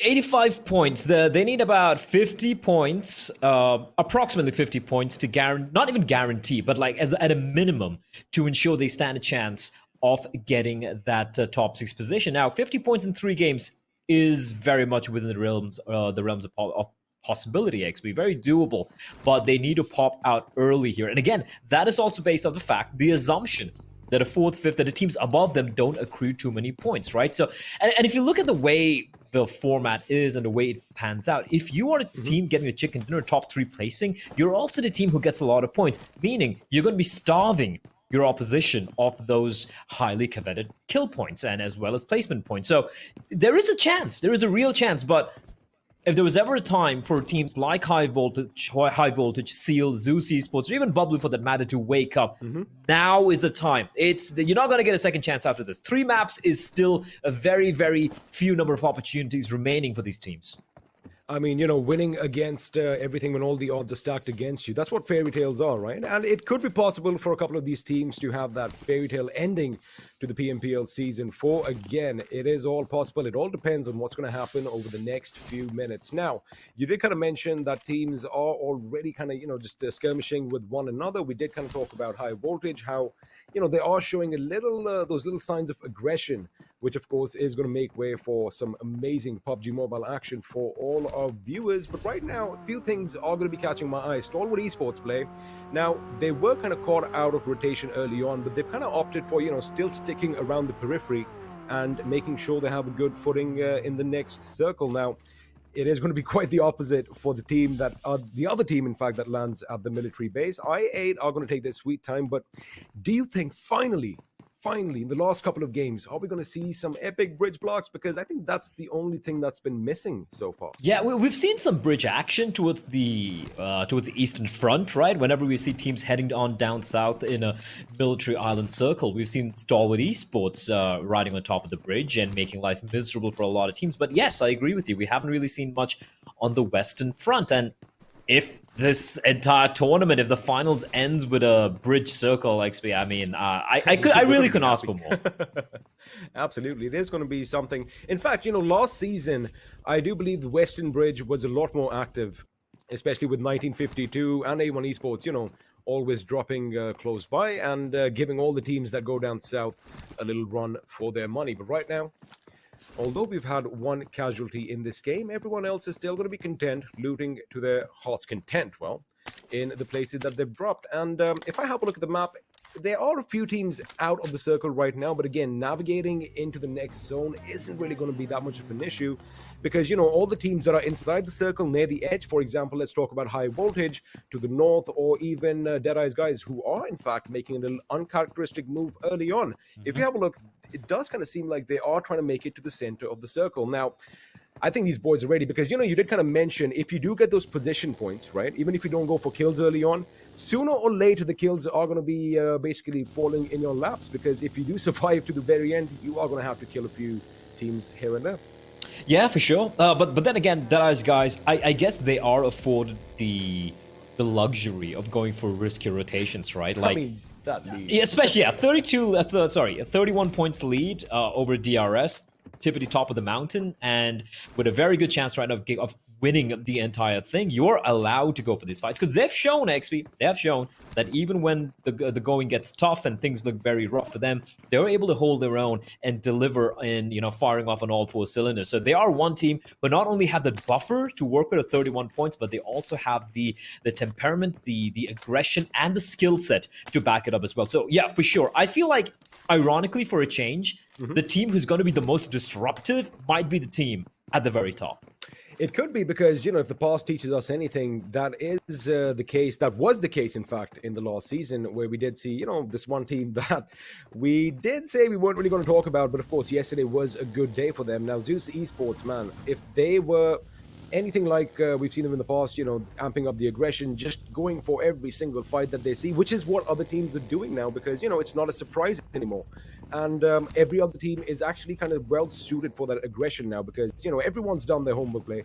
Everybody is good at defense as well as offense. So, it's I love the fact that there's a lot of versatility in all the squads and we can pretty much do it all. I mean, every single team on your screens right now, you have good days, you have bad days.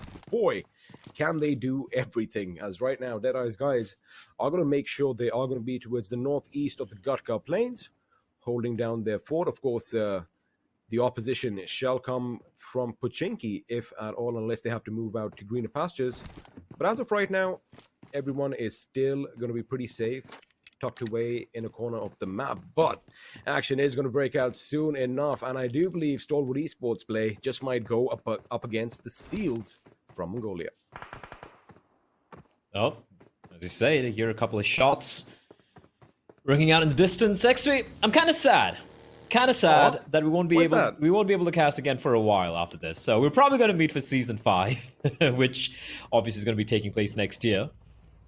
It's always a highlight for me, right? Every few months, get the call. We're like, hey, you want to cast at XP? You got season 3, season 4, season 2 coming up. I'm like, yeah, hell yeah, let's go. And this is our last day for, I guess, for a while. Remember the conversation we had on day 1 of season 4? It's like, hey, it kind of feels like we just picking up last season.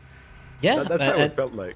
And time flies. I mean, it's been exactly. This is the exactly a month. This is the 4th week, the end of the 4th week since we started casting season 4. So it's all coming to an end, ladies and gentlemen, and it is going to be coming to an explosive end.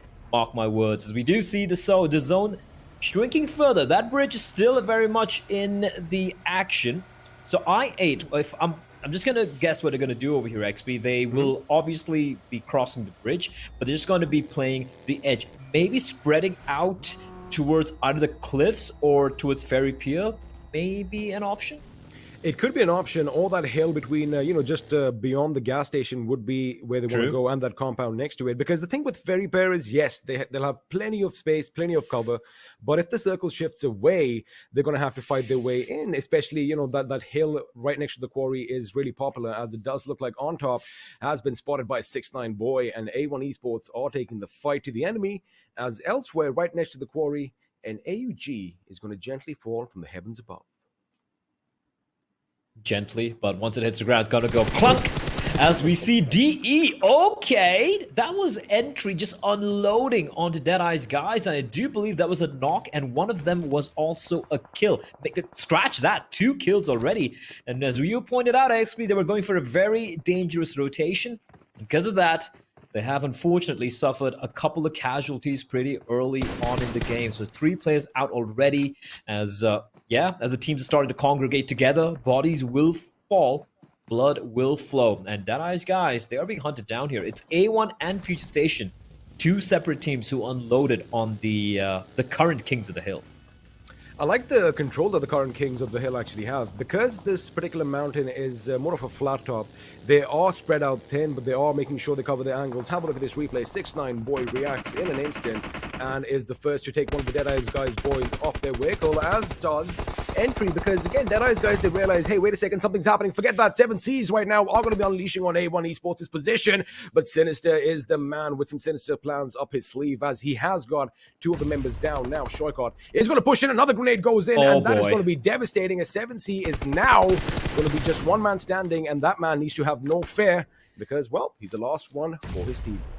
I think they have an idea where he is as well. Now, what can he do? He's going to be lobbing in a couple of nades, hoping to find someone. But yeah, Jax knows exactly where he is with a nade. It bounces off the wall, XP, unfortunately, and he's going to try and make a run for it. It's on a bike, and Sinister, he hears that bike, and he's going to try and take a few shots, but I do believe he's pulled off an escape here, XP. So 7C, Fear will keep his team still in contention here in the in map number 16, game number 16 of the finals. But A1 Esports, that's 4K already. 3 kills here for 7C. They got the 1 kill on the Deadeyes guys earlier on, so 4 kills. And let me take a very quick gander, because everything is about context, right? XP, it's all about where you're standing right now. And A1 Esports are right now in the 10th position on 108 points. Right? And now they got 4 kills. It's 112 already. They're slowly inching forward a kill at a time, but they still have a lot of work to do. And I gotta say one thing, the fact that they reacted so quick the moment A1 Esports was under fire. You remember just moments ago, we kind of saw them on the hill. We were just talking about how they have that good control on that flat top, but in a blink of an eye, man, they literally regrouped, and 7Cs was caught off guard, especially as soon as their vehicle kind of hit the wall. That is when Sinister unleashed hell upon them, making sure, he gives his teammates enough time to reinforce their position. So overall, I think it was just brilliant teamwork on display. Now, again, they are going to have a central position in this new circle, which is going to be comfortable, because all they have to do now is make sure they fend off those hungry wolves and all those hyenas that are going to be heading their way shortly. And having a look at that cavalcade basically migrating on the western half of our screens, it is going to be pretty chaotic really soon, as of course another airdrop is going to be in front of your eyes, and this time it has the MG3, a weapon which we have kind of seen being used up close and personal play and dishing out a lot of damage at a high rate of fire. Oh yeah, we saw a couple of kills coming in at the during one of the chicken dinners, if memory serves me right, a couple of days back as well. So definitely going to be keeping an eye out on that gun. I love the sound it makes. There are a few guns in this game which I really enjoy the sound, and most of them are the drop weapons, like the AWM, obviously being one, the M24. The Mark 18 as well. Yeah, that's why they're special weapons. They have a really nice sound, as ZEUS is going to try and make a run for it. Silhouetted against the horizon, but a little bit of cover from the bushes, and they are going to be going beyond the horizon. Clutch Bob, just a couple of shots, not quite able to find its mark, but they might be able to find RAW, who are currently the next door neighbors. But considering they are in the circle right now, they're on the side, at the edge of the circle, there's no immediate rush for either of these two teams to take a fight. However, Vibes have the crosshairs trained on one particular team, and that is Stalwart Esports. Now, this fight, of course, is going to be on the opposite end of the circle. We're going to be shifting east as Skry is going to be in the vehicle. Of course, Praveen is going to let him go because he doesn't really have a lot of time to basically lay the shots down. And looks like he has been spotted as from afar. A few suppressive bullets are going to make sure that he is not going to peek and do any harm. Now, T2K, you did say they did drive over the horizon, but looks like they've kind of run straight into R3D. Now, Jane is in a bit of a predicament because he does have the low ground. Now, if he does try and flank the enemy, that is something that can be caught out pretty much by surprise, as ZEUS Esports are going to be migrating to the circle as well. Question is GI Jane going to unleash some hell?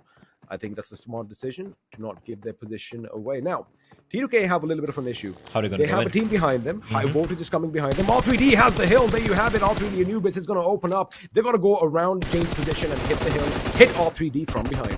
Oh, fights breaking out on multiple fronts though. XP as High Voltage as well are coming under fire. They're all in the blue right now, and TTK need to decide what are they going to do. Are they going to stick around, battle against High Voltage? Do they push into the blue? Do they go up against R3D? So many decisions to be made. Jane, oh, that's a bandage. Oh, just has one first aid. And yeah, and he's a knockdown as well. Extreme finding the knock onto T2K and XP T2K. They just capitulated here.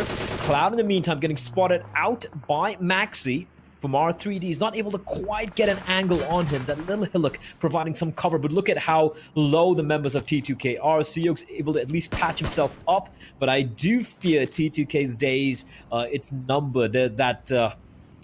That hourglass XP, the sands are trickling away, and Suyog, well, I fear the sands, there's not much remaining on the upper portion of that hourglass. Well, the sands of time are definitely running low for him. A little shout out. You definitely should know that song. But anyway, it is going to be tricky for Siyog. Of course, he's not just going to be battling the elements. He's going to be battling the blue. He's going to be battling Aussie possibly. But Aussie is going to make his escape. He does take a few shots as he does drive off in that McLaren. But now Siyog has been left all to his lonesome with just two. Well, make that one first aid kit. Elsewhere, Hassan OP is going to be unleashing hell as he takes down Sinister and Shoykot, but he's taken down from behind now. R3D is pushing in the retaliation. The bodies. The cavalry has coming in. He's like, who do I shoot? He's confused as who to shoot, but 6ix9ine boy from afar makes it just a little bit easier. Well, I see a lot of red. There's so many people knocked down, and I'm not able to ascertain who the other member is. An Extreme, okay, he's gonna come charging him. Look at him like a speed demon, but he just charges straight in, takes so much damage. But I do believe he's been found by a deal. Extreme is a lunatic. XP, I'm not even sure what he's up to. As bodies, they've been bleeding out for quite a while. Extreme, he just went full MotoGP straight to his death. As Adil finds him. I don't blame him. If I was on a bike, all I want to do is just go vroom, and that's what he did right past the enemy. He saw some smoke. He thought, hey, wait a second, this looks interesting. He gets out, and well, he gets put in the ground. But look at this. I8 Blade from the distance play is going to steal that kill and get that kill point for his team. So although R3D had that opportunity, they did knock down Extreme from his bike. Looks like they didn't complete the kill, and well, they are going to be sulking about that 1 point sooner or later. Elsewhere, it does look like BABLU is going to go up against RAW as two members from Clarity BABLU are going to be down on the knees. But Johnny over here does spot ZEUS in the distance as ZEUS is throwing a tremendous amount of smoke grenades trying to cover their movement towards I8. Now, I8 are a little spread out. I do like that they have more angles, but if they don't get the first drop on ZEUS, it could be problematic for them as Godless is making his way forward through the smoke.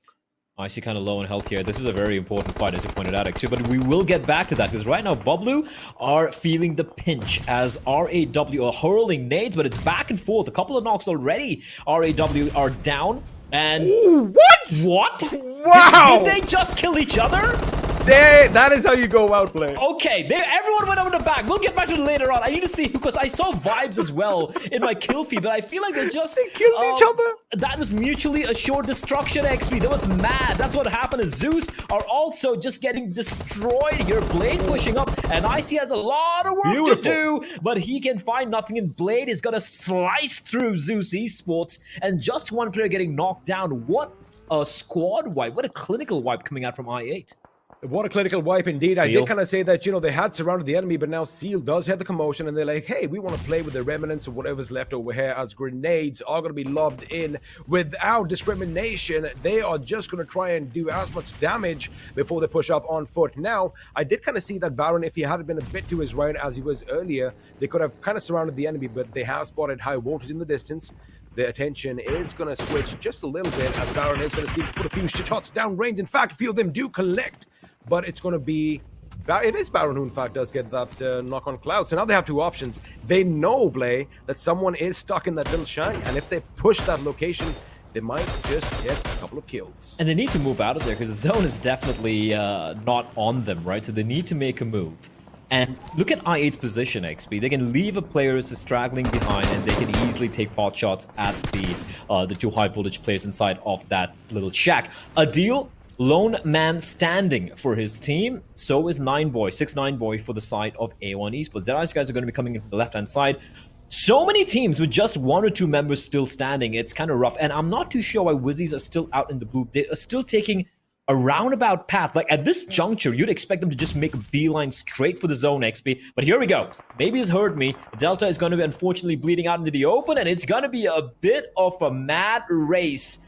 Suyok, okay, not too sure about that nade. XP, he could actually find the boat. Oh no, the buggy's gonna save them. And now Cloud and Aussie have a lot of work to do. And look at the amount of vehicles in the background. Stalwart, Wizzes, they're all zooming past. Stop's gonna go in the circle, grouping up with his teammates as Aussie is on fire. Cloud's out in the open. Suyok's lying prone. This is absolute pandemonium. Props to high voltage overhead. They knew that there was going to be a barrage of grenades heading their way, which is going to still find its way as Aussie is going to be taken down. It's going to be Galzen from the distance, lobbed a massive Kobe, but Siyog is going to take advantage, and he throws a grenade off his own and is going to make sure they're put on the ground. Wait a second, that is completely false, because Galzen did throw a backup grenade from behind. DRS play are spread out so thin, and this is what can hurt them now. AJ is going to be taken down, but Galzen is going to be right next for some much needed respite. Suyog, in the meanwhile, is still going to be the last man standing for his team, right in the thick and thin of all the action, of course, at the periphery of the circle. Now, Stalwart Esports, you did kind of say, they were driving by, they looked confused, but they took a little bit of an advantage of all that commotion, and they did have a good position. However, they really can't get up as now DRS AJ once again from distance with M249 is going to be knocked down by Killer, who completely does the 180 and is now going to be focusing on I8, but unfortunately he's going to be brought down to his knees. Galzen is a madman. The guy, such a nice try, such a nice attempt. Finally, he will be knocked down, but Mafia Ninja's right next to him, so a smoke. And the rest can definitely come on in, but he needs to crawl away from the vehicle, because that vehicle, if it goes up in flames, it's gonna take down on both of them, so they need to be wary of that particular fact. Stalwart Esports aren't exactly in a great position either. Pika needs to be rezzed, which Action will do so after having to put a few smoke, but if you look at a minimap, XP, almost everyone is outside of the circle. They need to move on in, as DRS will finally fall before the res took place, and that is going to be 9 teams in contention, 22 points, and bear in mind, I8 are on 11 points, the 6th place team right now, XP. They're looking to solidify the positioning in the top 6 and qualify for the MENA finals later on. Forget firing on all cylinders. They've got aftermarket burners on them right now, the way they're literally biting through the enemy. Now, Wives have a little bit of an opportunity over here to slink into the circle unnoticed if they just hug the wall and start heading towards the north, which I think Killer is going to start that little migration soon enough, because Wally is going to give whatever he has in Stalwart Esports' direction. Of course, his grenades are just a little bit too long, but this could be devastating for Zake. The grenade bounced right next to him. That shrapnel could be devastating, as he, of course, is going to be put 6 feet under, and now the DP28 is going to unleash. Top goes down, Action goes down, which means PKP is going to be the last man standing for Stalwart Esports. But the question is, for how long? Because they're out. Or later, they're out. A stray bullet is going to find its mark, and there you have it. Stalwart Esports are going to be bidding us adieu in this game. 7 teams live, 15 people. This is going to be problematic, as Seal are going to bite the dust as well. Yeah, this is just brutal, isn't it? Seal, one man standing, XP, barely alive. Killer, he's bleeding out, he's hemorrhaging out in the open, but I do believe he's got a little bit of cover for the time being, so he's still alive and kicking. And IA, they're looking to add more to their body count. 12 killed, 4 alive. They have the zone as well. This is nuts. I need to add one point quickly. In the last 10 seconds, Wives just got 5 kills. Okay, all right. That's going to catapult them up. All righty, Vibes. Bear in mind, Vibes and I8 are 136 points and 135 points heading into this game. That's how close they are. As Deadeyes guys, not a single kill, but they do manage to get the 7th position. So at least one consolation point. Seal will also finally fall. That is going to be Killer, the last man to stay alive. And Rez is going to be coming on for I8. Blade getting knocked down while taking a fight. But the final 5 teams, 11 alive here. And 9boy is still just, keeping very quiet, being very still. And of course, Future Station are still in contention. There's still one man alive in Future Station, somewhere in the distance, hiding, not showing himself. But Vibes versus I8 XP.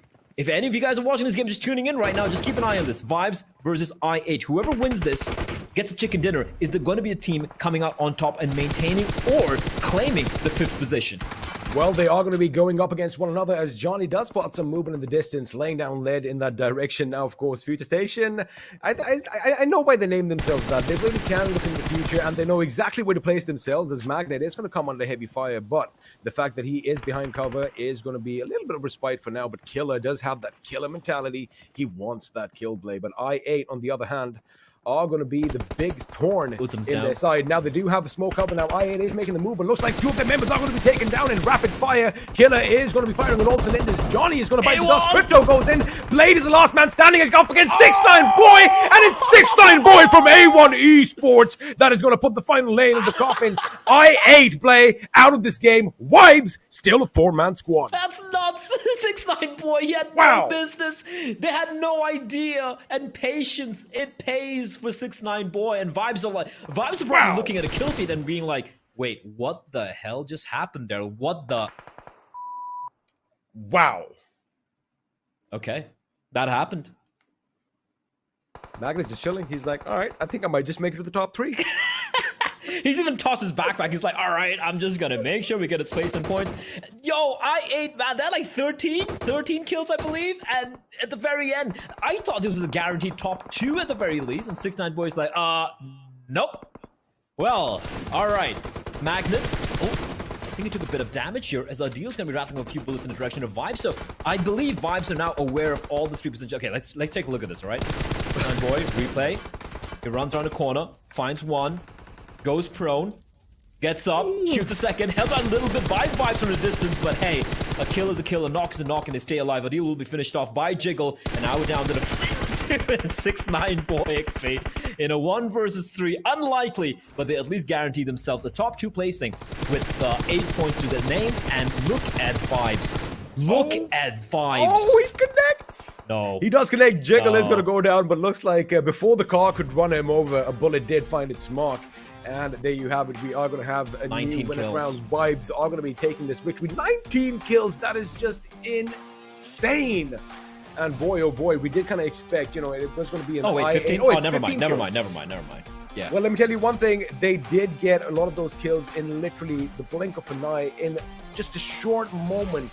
They literally went from 4 to 15. What a wonderful game. Again, the moment I said that they can take advantage of the entire North Circle being empty, they did. And I8, man, 6ix9ine Boy, take a bow.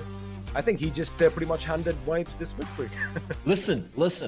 Look, all right, they got 2nd place, okay? And I think they got like 6 points, 6 kills or something, if I'm not mistaken, 6 or 7 kills thereabouts, right? So 12 points plus 6, 18 points. Considering... okay, my math isn't the best, your XP. That's why I do esports broadcasting. But they are right now in the 10th position with 108 points. Right now, I think they've gone beyond REW. They might be the 7th position.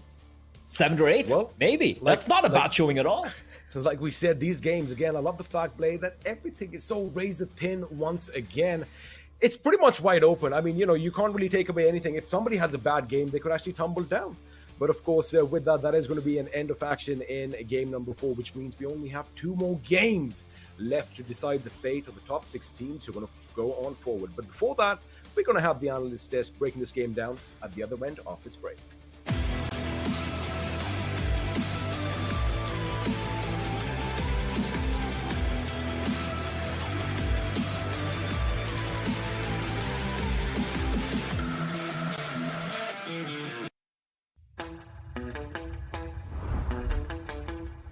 Are you keeping it real? I'm calling shotgun, wanna see my baby roll.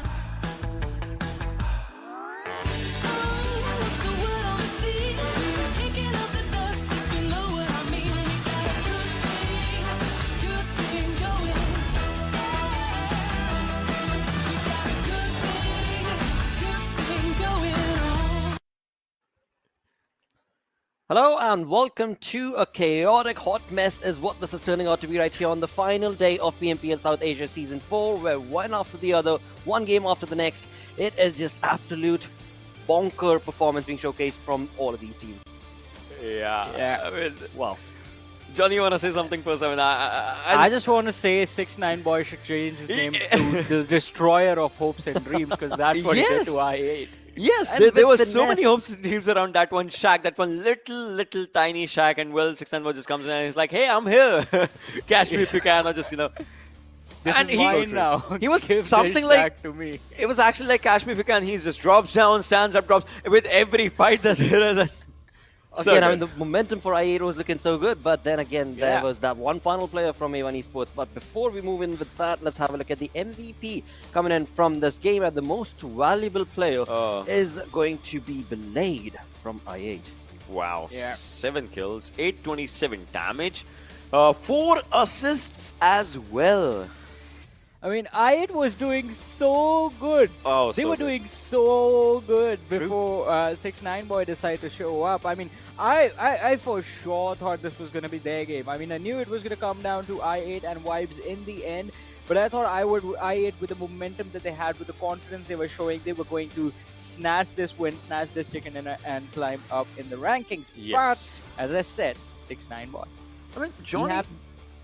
Yeah, I get it, Johnny. But if you realize one thing, starting from the sidelines of military base to Gatka, every kind of a circle will favor I8 in a lot of times, because there is FS, there's R3D that drops down to those areas like Peripier and obviously Primos. But those teams rotate early. I8 has so much of an area to first of all rotate inside the circle for themselves, and these things actually help the team a lot. Yeah, definitely. I mean, it was a wonderful performance from I8, from Vibes as well. Let's not forget they were controlling a really highly clustered part of the circle towards the end. I mean, coming in from the northeastern side, it wasn't going to be easy for them, but they handled the pressure quite nicely. And XP said, I mean, getting those kills was so important. 15 kills from this matchup, 30 points for Vibes Esports. An incredible performance. And look at that, 2,492 damage dealt, only 583 received. Exactly. Efficiency. That is ludicrous efficiency right there. On the other front, I mean, talk about efficiency from A1 Esports.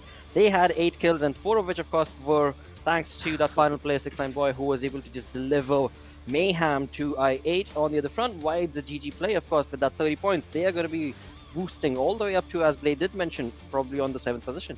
7th, 8th position, something around that for sure. Depends on, obviously maybe 1 or 2 teams above the other them might have teams. had. Yeah, exactly. But the other teams, they might have as well even be at the 6th. I don't know though, but we'll see. But right now, if we just talk about it, coming down to the highest skills, that's where Blade is. Praveen with 5, Assassin 4, Killer with 4 as well.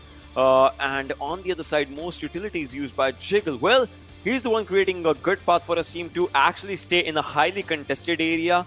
And that explains the most utility part. I mean, definitely. It was quite exposed, and as you said, it was contested as well. So utilities were going to be important for these lads to survive. But, I mean, it was quite surprising with how this game sort of went about.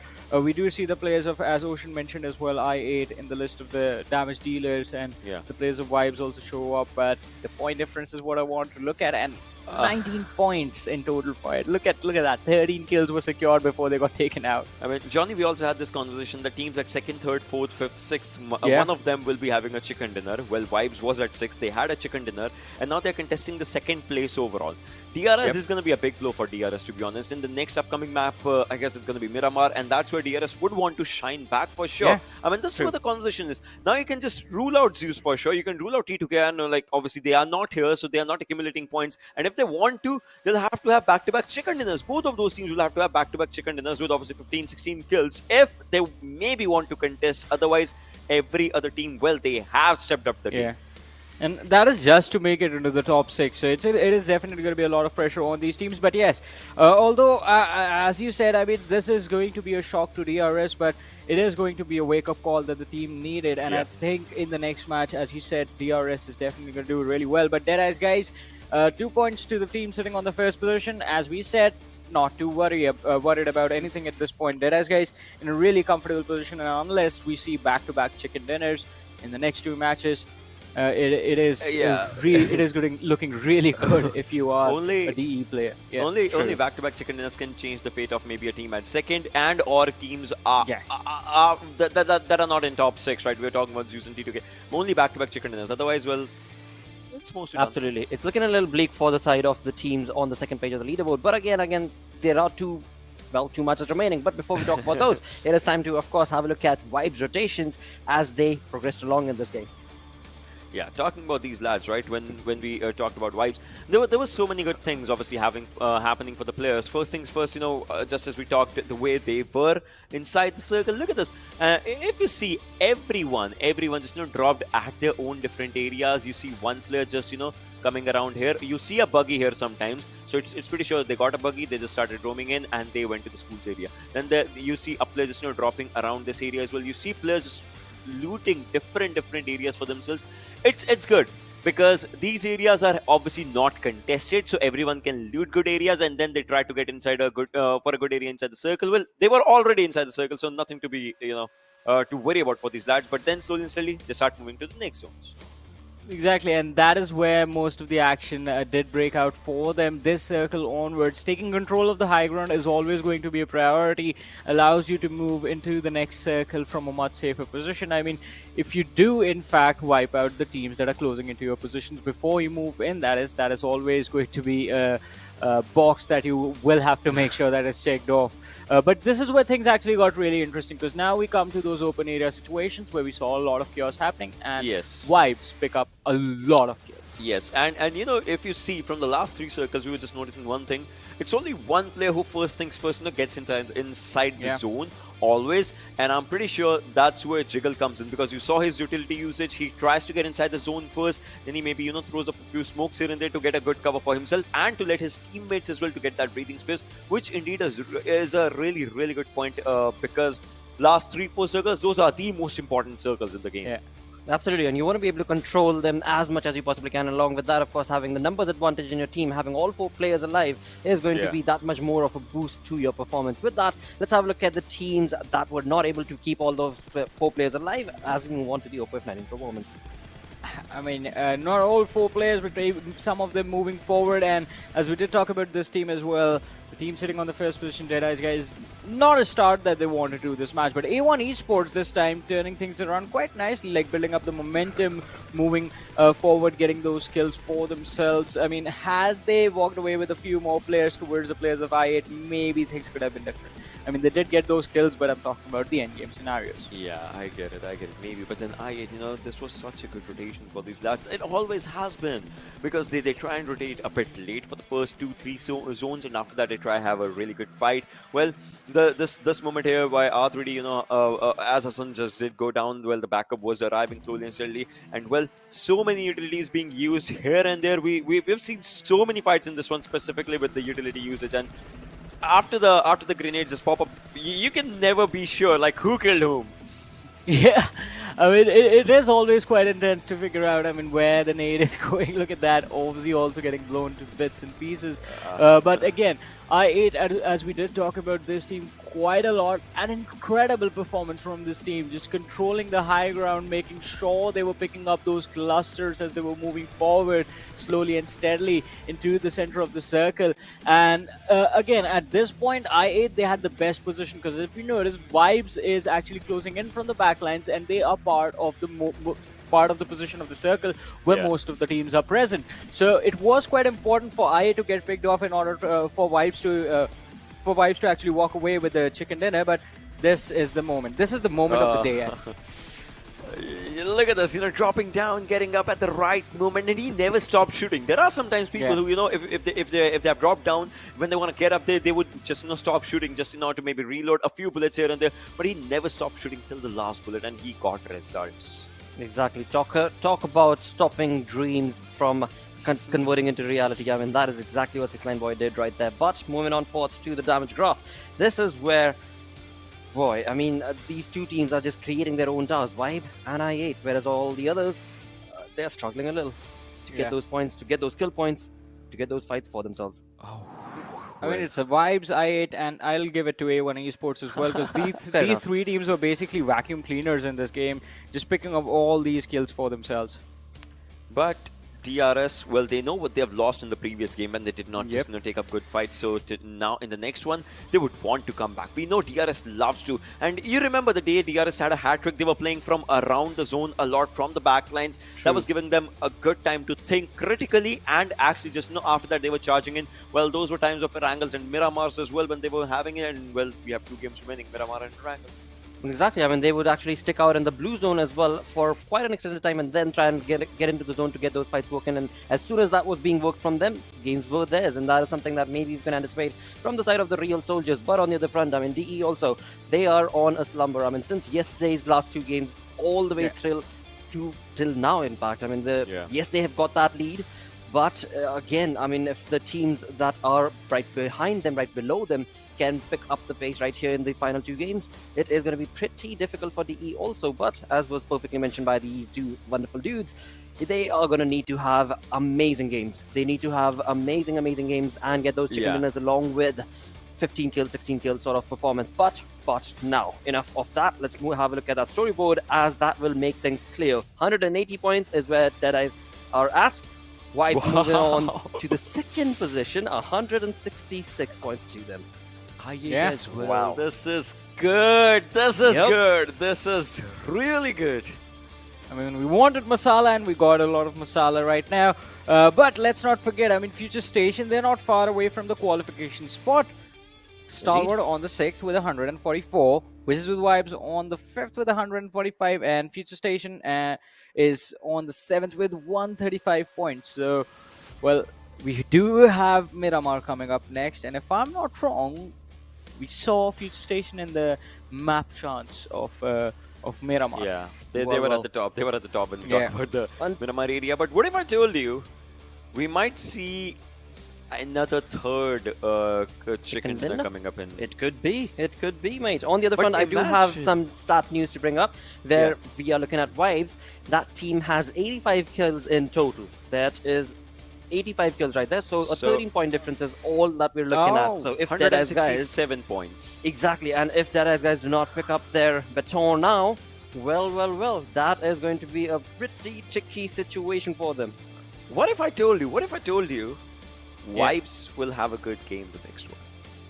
Not the best, like maybe they have a chicken dinner, but not then exactly rooting on that one. But they'll have a really good game because they know what's at stake. They know 2 games are there, so they would want to just contest for that lead for sure for themselves. I mean, if you're gonna say that, then I'm gonna tell you to drop your crystal ball hard enough and tell me what is DE gonna do. I want to know what is gonna happen to Deadeyes guys. Well, let's move on along. Let's bring on the schedule right now, as we will be moving on to the map of Miramar, and this is where, when we talk about that map chance, maybe Ocean can muster something up from the crystal ball? For the map chance, it's always Future Station that shows themselves at the top. I mean, let's have a look at the map chance to have that conversation, because Miramar's coming up right now for us. And if we just talk about that map chance, you see, Vibes is there. You see, I8 is there. Well, I8 can do really good as well. You see, a DE is there. But just like you said, Johnny, DE wants to do good. Well, history has been repeating itself right from the start of the day that DE... I want them to do good, but it's history that they don't do good on the final day. Well, if they do good, that's going to be really good. But Vibes and I8, 2 teams that are just below this, like at the 2nd and 3rd position. Oh, this is good. I mean, you know what happened in the past, they can't change it, but what they can change is who is going to win the trophy. Imagine it is them right now. It is them right now. So imagine I8 also has a good game. Oh yeah, of course. That is what is going to make it that much more awesome. And of course, that masala that we keep on talking about on the desk, that is exactly where the tadka is also going to be put in. And with that, when it comes to predictions, what are you guys going to be choosing? Is it going to be DE? Is it going to be I8? What are you choosing? Vibes and I8. Vibes and I8. I'm going with Future Station. Ooh, well, that you can be sure of. I mean, in this game as well, right? Magnet was there for the longest time, just holding on that sliver of an HP. But with that, enough banter from our side. Let's move on to the second last game of the finals right here at PMPL South Asia. It is time to queue on to XP Unlike. Thank you again for that, Blotter. Well, XP, here we go. Penultimate game of the entire tournament. It's going to be amazing, but I got to point something out. Now, Johnny, had he been born a couple of decades earlier, he would have given Patrick Swayze, Kevin Bacon, and John Travolta a run for the money, if you know what I mean. I mean, he's got the jacket on. He can literally go dirty dancing right now, or could be a bit footloose. Let's see how many in the chat actually get all those references. That's a lot of references per second there, XP. But a boomer like myself, I appreciate it. I see you rocking a leather jacket too, so you could join the club as well. Yeah, well, I might as well. Any moves though?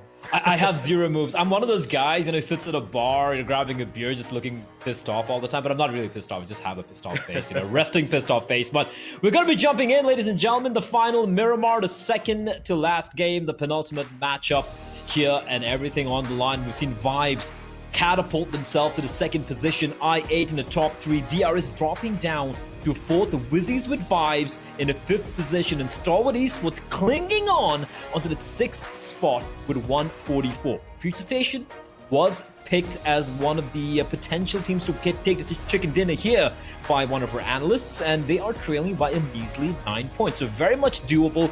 A1 Esports, though, XP won a game from them earlier. Oh, yeah. 6-9 boy especially, and now 8th position. Look, 16 points. Doable. It's doable, man. Even for RAW, even for T2K, it is doable, but they need to deliver now. You know, if we talk about RAW especially, I mean, this map has been one of the most successful ones for them. So, you know, if they do good in Miramar, they very well might just break in the top 6. But again, I love the fact that, we do have a race for the top position as well. Because if Deadeyes guys aren't going to get any points in the next couple of games, Vibes, I8, or even DRS could potentially overtake them, overthrow them to be crowned the kings here in Season 4. Boy, oh boy, the race is open. Everything is up for grabs as the teams are going to be dropping down to their favorite spots. And it looks like we might have an early kerfuffle play somewhere around Impala, because I8 are going to be going up against RAW. I8 in that 3rd place. They, of course, want to ensure they hold on to it. And for RAW, as we just pointed out, 9th place right now. They need to go and get above A1, Future Station, and Stalwart Esports, and they need a minimum of 19 points. That's a minimum. That's still not guaranteed. So this is going to be a very deadly battle already here. But as you pointed out, RAW and Miramar, it seems to be a match made in heaven for these two teams, for this particular team. Looking at the playing path and the zone is going to be favoring each other. Shifu, oh no, he's been spotted. But Joker, however, is going to finish off the player there from I8, and it's going to be the first kill coming in with the shotty. That's a way to start the game. Well, he's definitely going to have the first laugh in this game, because he is going to have first blood. And now Joker is going to be elated, which of course means I8 are going to be down one member. Now, it does kind of seem like as they were dropping down, I8 suddenly realized, wait a second, we're actually heading to enemy territory. And they kind of spread out play. And well, one of their members was caught pretty much in the middle, and he paid a heavy, heavy price. Now, I8 is still survived by Uzum, Johnny, and a 3rd member, but again, they are going to be too far for any action right now, as you can have a look on your maps. Now, again, Clarity BABLU are going to be heading towards Valle del Mar, as they usually have done in the past, but it's also going to be kind of easy, because they're going to have to loot up real quick, and possibly take that northern route. They might even drive past El Pozo, might even come into the circle at La Cabrera. Anything can happen, but it does look like DRS Gaming have a similar idea, as they pretty much have the northwestern hemisphere of this circle all to themselves. Now, the team that I am possibly most concerned with is going to be 7C, but again, if history teaches us anything, they're going to be out in the blue for about a couple of circles, right? Yeah, 100%. They do enjoy it, but both those times we saw, it was the zone was kind of towards the western side, right? Towards El Pozo, towards Monte Nuevo. But considering how close this one is for them, I don't expect them to stick around for a prolonged period of time. However, they need to contest with Future Station, I8, and RAW, and potentially even A1 Esports if they opt to take a little bit more of a roundabout way into the zone via Los Leones. We can already see BABLU making a move. They're going to be heading up all the way near Monte Nuevo, maybe El Pozo, and trying to make their way in via the Crater Fields, if I'm not mistaken. And if they get it right, it could work out for them, unless DRS opt to stick around on the periphery of the zone. But DRS has shown so far, XP, that they do like playing a little bit more of a centralized position. So I wouldn't be too surprised to see them go in deeper, maybe towards water treatment plant, somewhere thereabouts. It could be possible because, again, a lot of these teams, you know, they're going to be waiting for that second circle to set in before they actually commit to one of these long migrations. Now, yeah, DRS, again, you know, they've been doing this time in and time out. They usually go for the center, which has panned out in their favor in the past. But again, when they have that little blood loss, these guys love going on a hunt, and well, they definitely deliver then as well. As of right now, everyone is going to be getting a little comfortable in their positions as the circle is going to start shifting in ever so slowly. This, of course, is the first circle, and everyone's pretty much spread out, you know, as to where they want to be. But Future Station, man, they are spread out pretty far and thin, and looks like Magnet is going to be the first to make it to Hacienda del Patron, or maybe just the hills towards the northeast. Now, again, they do need to team up because T2K were dangerously close to a couple of their members. And again, Miramar is that map that, you know, you see a convoy, you're going to shoot, someone usually does go down. Do you think Vibes can steal? Yeah, right? They can. They can. And Deadeyes guys have been... The pressure's on, Blay. Yeah, and I've been hearing a little bit of chatter, you know, in our green rooms and everything. Like, yeah, Deadeyes guys have got this, but Vibes, they are definitely presenting themselves as a challenger for the throne to claim it. Imagine if they do so, XP, in this game. Imagine if they're like tied up at like 180, 182, something like that. The amount of pressure, because sure, top 6 will call for the next stage, but winning, it's not just... you're going to be crowned the champions of PMPL South Asia Season 4, and you're going to be taking a lot of money back home, XP. There's so much on the line here, so definitely you're not going to be content with just getting second place, especially when you're so very close. You know, I mean, distance battles over here is not going to be that much of an issue, right? You deplete the enemy, but when you get close to one another, when you're pretty much in each other's grills, so to speak, that is when the adrenaline is going to start kicking in. And now, basically, all these teams are, as far as skills go and, you know, gunpowder goes, they're really evenly balanced, right? Everyone can basically aim a crosshair at a person, pull that trigger button down and, you know, get the job done. But with the adrenaline kicking in and your heart just pounding, that is when mistakes are made, especially when the enemy is right up in your face. So, you know, we could have some confusing moments later on, but for the most part, all these teams, they've been dealing in this a long time, Blaze. So they definitely have their nerves in check, which of course is on display for us every now and then, and that's what basically makes up those epic Oppo moments, which we see later on. So, you know, it is going to be a case of mind over matter, but again, all these teams definitely have the skills to back it up. Now, A1 Esports, man, 8th position play, 128, trailing Future Station and Stalwart Esports, who are at 144. This game could be the deciding game, because if they do good, if they break into the top 6, I don't even want to be in their position, because the mental acuity, the nerves of steel that are going to be needed for that last game, oh boy, it's almost superhuman. Oh yeah, but that's what separates the men from the boys, right? That's what separates the...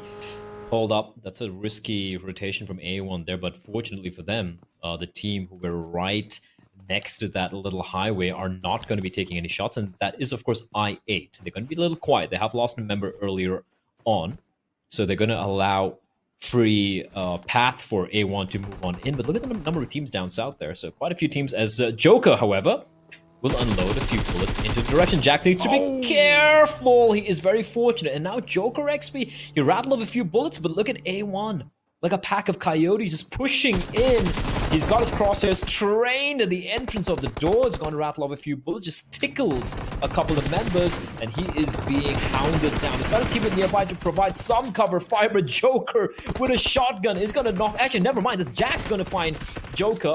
And now, what can they possibly do, XP? RAW are coming to rescue their teammates, but A1, they're kind of properly well entrenched inside of this building. So a couple of good nades need to find their mark. Joker's still outside. Nade.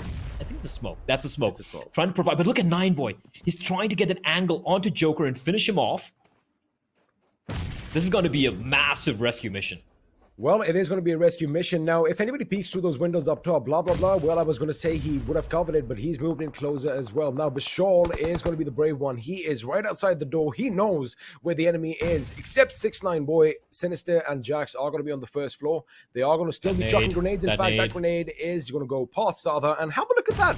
Joker is going to be picked up. Now, the zone is going to be closing in, but it's not going to be a problem for these teams as Jax just spot something in the distance. In fact, blah, blah, blah, trying to make a little bit of an entry. He's going to be taken out through the window, and now it's going to be upside down. It's going to be a two-man RAW up against A1 Esports, and looks like they are going to have the upper hand. 6ix9ine Boy is going to be taking a couple of them down. Wait a second, who's alive? I think only one man stands for RAW.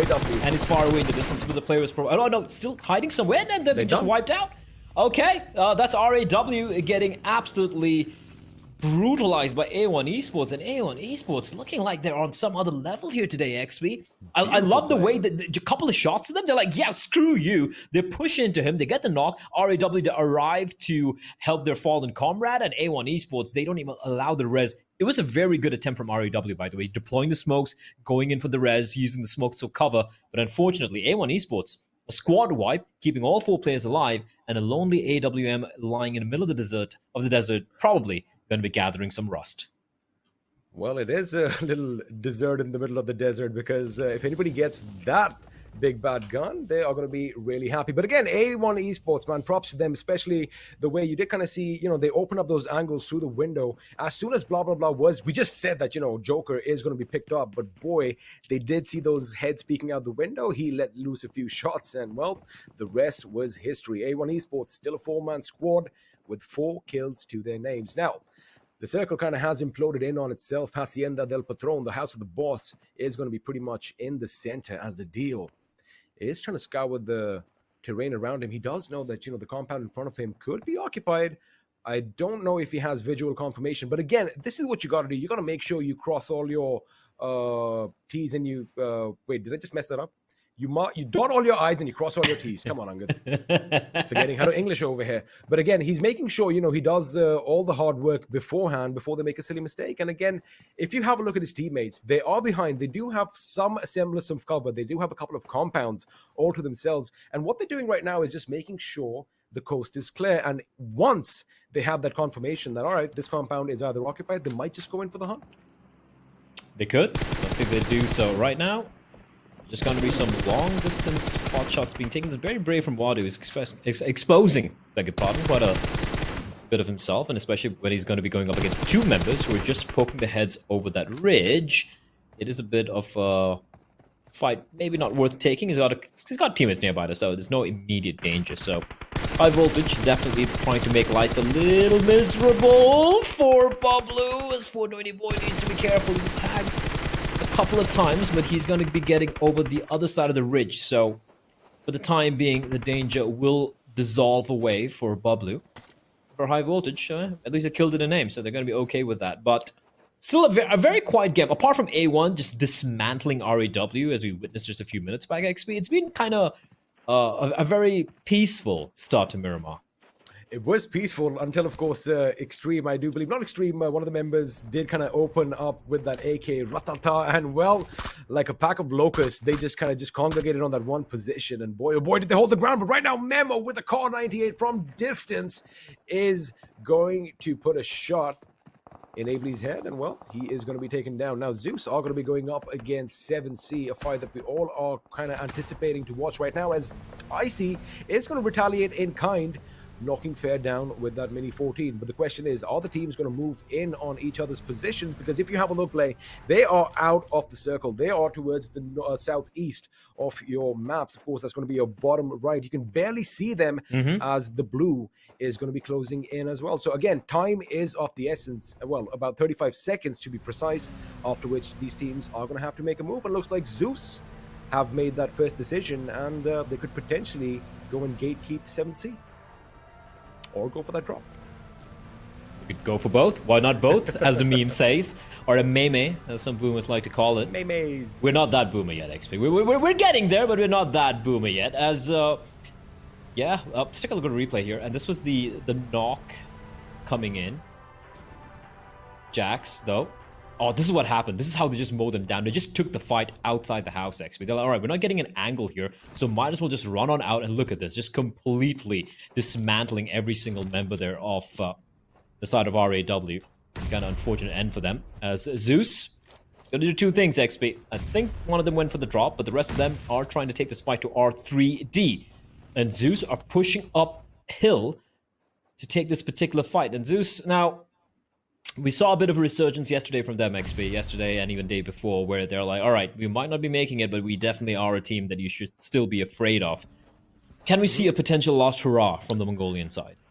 Well, they've done something pretty extraordinary right now. And normally, we would have seen them just, ambush this little hill and try to take the fight to R3D. But they are being a bit careful. They realize, you know what? We have these compounds. We have 2 giant warehouses for cover behind us. And the circle is favoring us. Why take any unnecessary risks? Because, as I said, 7C are going to be hot on their tails. And I think it's the right decision. They are going to try and separate the fight. Because, look at this. They could potentially be caught in a little bit of a sandwich situation between R3D and 7C. And, well, it isn't the sandwich you want to be in. It could be quite hurtful. Because, of course, when you have bullets flying in from every single direction, cover is going to be your main concern. But again, the circle is going to dictate what R3D does, because, R3D, they are going to still be in a slightly exposed position because they're only focusing on one end. As soon as the circle moves, I'm pretty sure they're going to move with it. Let's see if that is going to be the case. As you pointed out, there's a lot of open terrain here. I'm taking a look at the map, though, and if we can quickly bring up the overlay of the full map here, production. DRS are in an incredible position up north. Look at, like 30% of the map is basically empty apart from the DRS's position over there. They have the water treatment plant. They have an eye out all the way up north as well, but now they need to move on in, and unfortunately for them, XP, they're going to have to either circumnavigate themselves around Seal, or they're going to have to take this fight against the Mongolians. I'm having a look at R3D right now. Adil and Hassan, they're going to have to kind of just back off a little bit. Anubis' position looks good. They have some compounds, but also that hill where Maxi is, that is going to be where they're going to be laying down the lead from. Now, Memo, we did see him in action just moments ago with that Car 98, getting a few headshots, making it a delight to watch. But right now, he is still trying to ascertain the position of ZEUS Esports. Now, again, the thing is, they are outside the circle, and Hassan OP from R3D is in a good position. Now, he's going to be conveying a lot of information to his team, whether or not, ZEUS are going to be making that little migration towards the north and then come back in. Now, Fair does the right thing. He does want to get to his bike, but of course, he doesn't want to get shot. And, well, looks like that smoke grenade is going to come in handy. He can get on the bike and make a run for it, but Ably right now is going to come under fire from R3D, as it does look like one of their members is going to be down on the ground. We did have a quick exchange between the 2 teams, and both of them have one member down on their knees. Now, the question is, can 7C make the best of this opportunity play? I think they're just... That's a good idea. That's a good idea. They're just moving away. They're like, why don't you guys fight it out? We'll see you later. Yeah, we'll catch you guys later. We're just going to be going in deep. And I feel that is the right call indeed. Now, for ZEUS, though, they need to make a move. Right? They need to make a move. I'm trying to keep an eye out for any vehicles available. I'm sure there's one there. A 7C. Oh! They haven't moved in yet, XP. They're trying to pick off ZEUS Esports if they want to rotate in from the left-hand side, or rather the southern side, if you're looking at from our perspective on that mini-map. So a knockdown, and it's quite a distance away. That is ZEUS. And look at 7C now. They're congregating together. They're trying to cut off any escape route for ZEUS Esports. And with the blue moving in, the Mongolians, they need to make a little bit of haste. So let's see how that one's going to be playing on. Out as high voltage. Beautiful. A distant spray coming in from Baron. He's looking for the kill, looking to confirm it. Just a couple of inches away from his 2 bodies dropped down. But Stalwart Esports, in the meantime, getting eliminated in the 15th position. 0 points to their name. Going up against Vibes. And Vibes, XP, 4 kills. And they're looking for more. Vibes are on fire today. They are definitely vibing as a team, as Baron over here trying to just show us, how to control your recoil. You go prone, and then, well, it's going to be like a laser-guided bullets. But right now, Hassan, again, we did see them. They are going to basically try and pinch ZEUS Esports in, because they do have the circle. Now ZEUS is going to make a move. Hassan is going to open up. That 6x might be just a bit too zoomed in, as it doesn't really do what it was intended to do. They could have got a few more bullets had it been just a little bit zoomed out. But still, ZEUS are in a predicament. 7C at one end, as we did predict. R3D at the other, and there you have it. A barrage of grenades is going to be coming in, and it looks like ZEUS are just going to be survived by 2 members for now, which could change any second, as Ably is taken down as well, which means ZEUS is the last man standing, and there you have it. He knows his days are numbered, so all he can do is just put up one last-ditch effort. He does have a grenade in his hand, but unfortunately, it's not going to do enough damage. But looks like Fair is going to put the fear in him, as ZEUS play once again eliminated from this game pretty early. Yeah, A little bit of resurgence yesterday, XP, but it's kind of seemed to be going out with a whimper here at the very end of this tournament. It's been a bumpy path for them. They still have one more opportunity, one last hurrah remaining in the final game, which is going to be coming up later on Erangel. Magnet, though, he's taking a bit of damage, and he's going to take down Sandesh. I'm not too sure if it's Sandesh's bullet that tagged him down, but Magnet is a very brave man, not going for the heal. Instead, just rattling off his bullets and knocking down Sandesh. Now, T2K, as they still have everyone alive, but they need to decide what they want to do. They want to stick around. They're going to be trying to gatekeep Future Station here, actually, but they also need to be wary about the fact that there are other people potentially waiting for them. And Evil Eye, just before he goes into cover, a bullet will wing him, and he will be knocked down. He will be knocked down, but now CEO can actually make a move because it did kind of seem like his teammate is going to find a little bit of a footing in the new circle behind just a little bit of cover. Now elsewhere, 7C are going to be coming into fire. A lot of bullets are going to be exchanged, but CEO is still going to hold his ground as Magnet was coming in for a revive. But what's going to happen is that he gets taken down instead. Now Clutch Baba does have his work cut out because the blue zone is pushing in as well, and soon it is going to be chipping away at their health. But right now CEO is going to be unleashing hell as they are trying to make their escape into the vehicle, switches his vehicle, switches his weapon, M249 does the job, and there you have the car goes boom, and with that, members of Future Station go out as well. No one survives, XP, at least not in this map. Future Station meeting an early demise at the hands of the M249, and we keep talking about M249 and how brutal it is against vehicles, XP, and they show why. But DE now taking the fight, against multiple teams by the looks of it, as people are dropping left, right, and center. This is with vibes right now. They're going up against A1 Esports, who have been on a bit of a tear. 6 kills to the name. 9boy has been knocked down, but I do believe the res is coming in. It has come in, but he needs to make a move into the safety of the circle, but it's not going to happen. Rules is going to knock him down, and that's 2 players guaranteed dead for A1.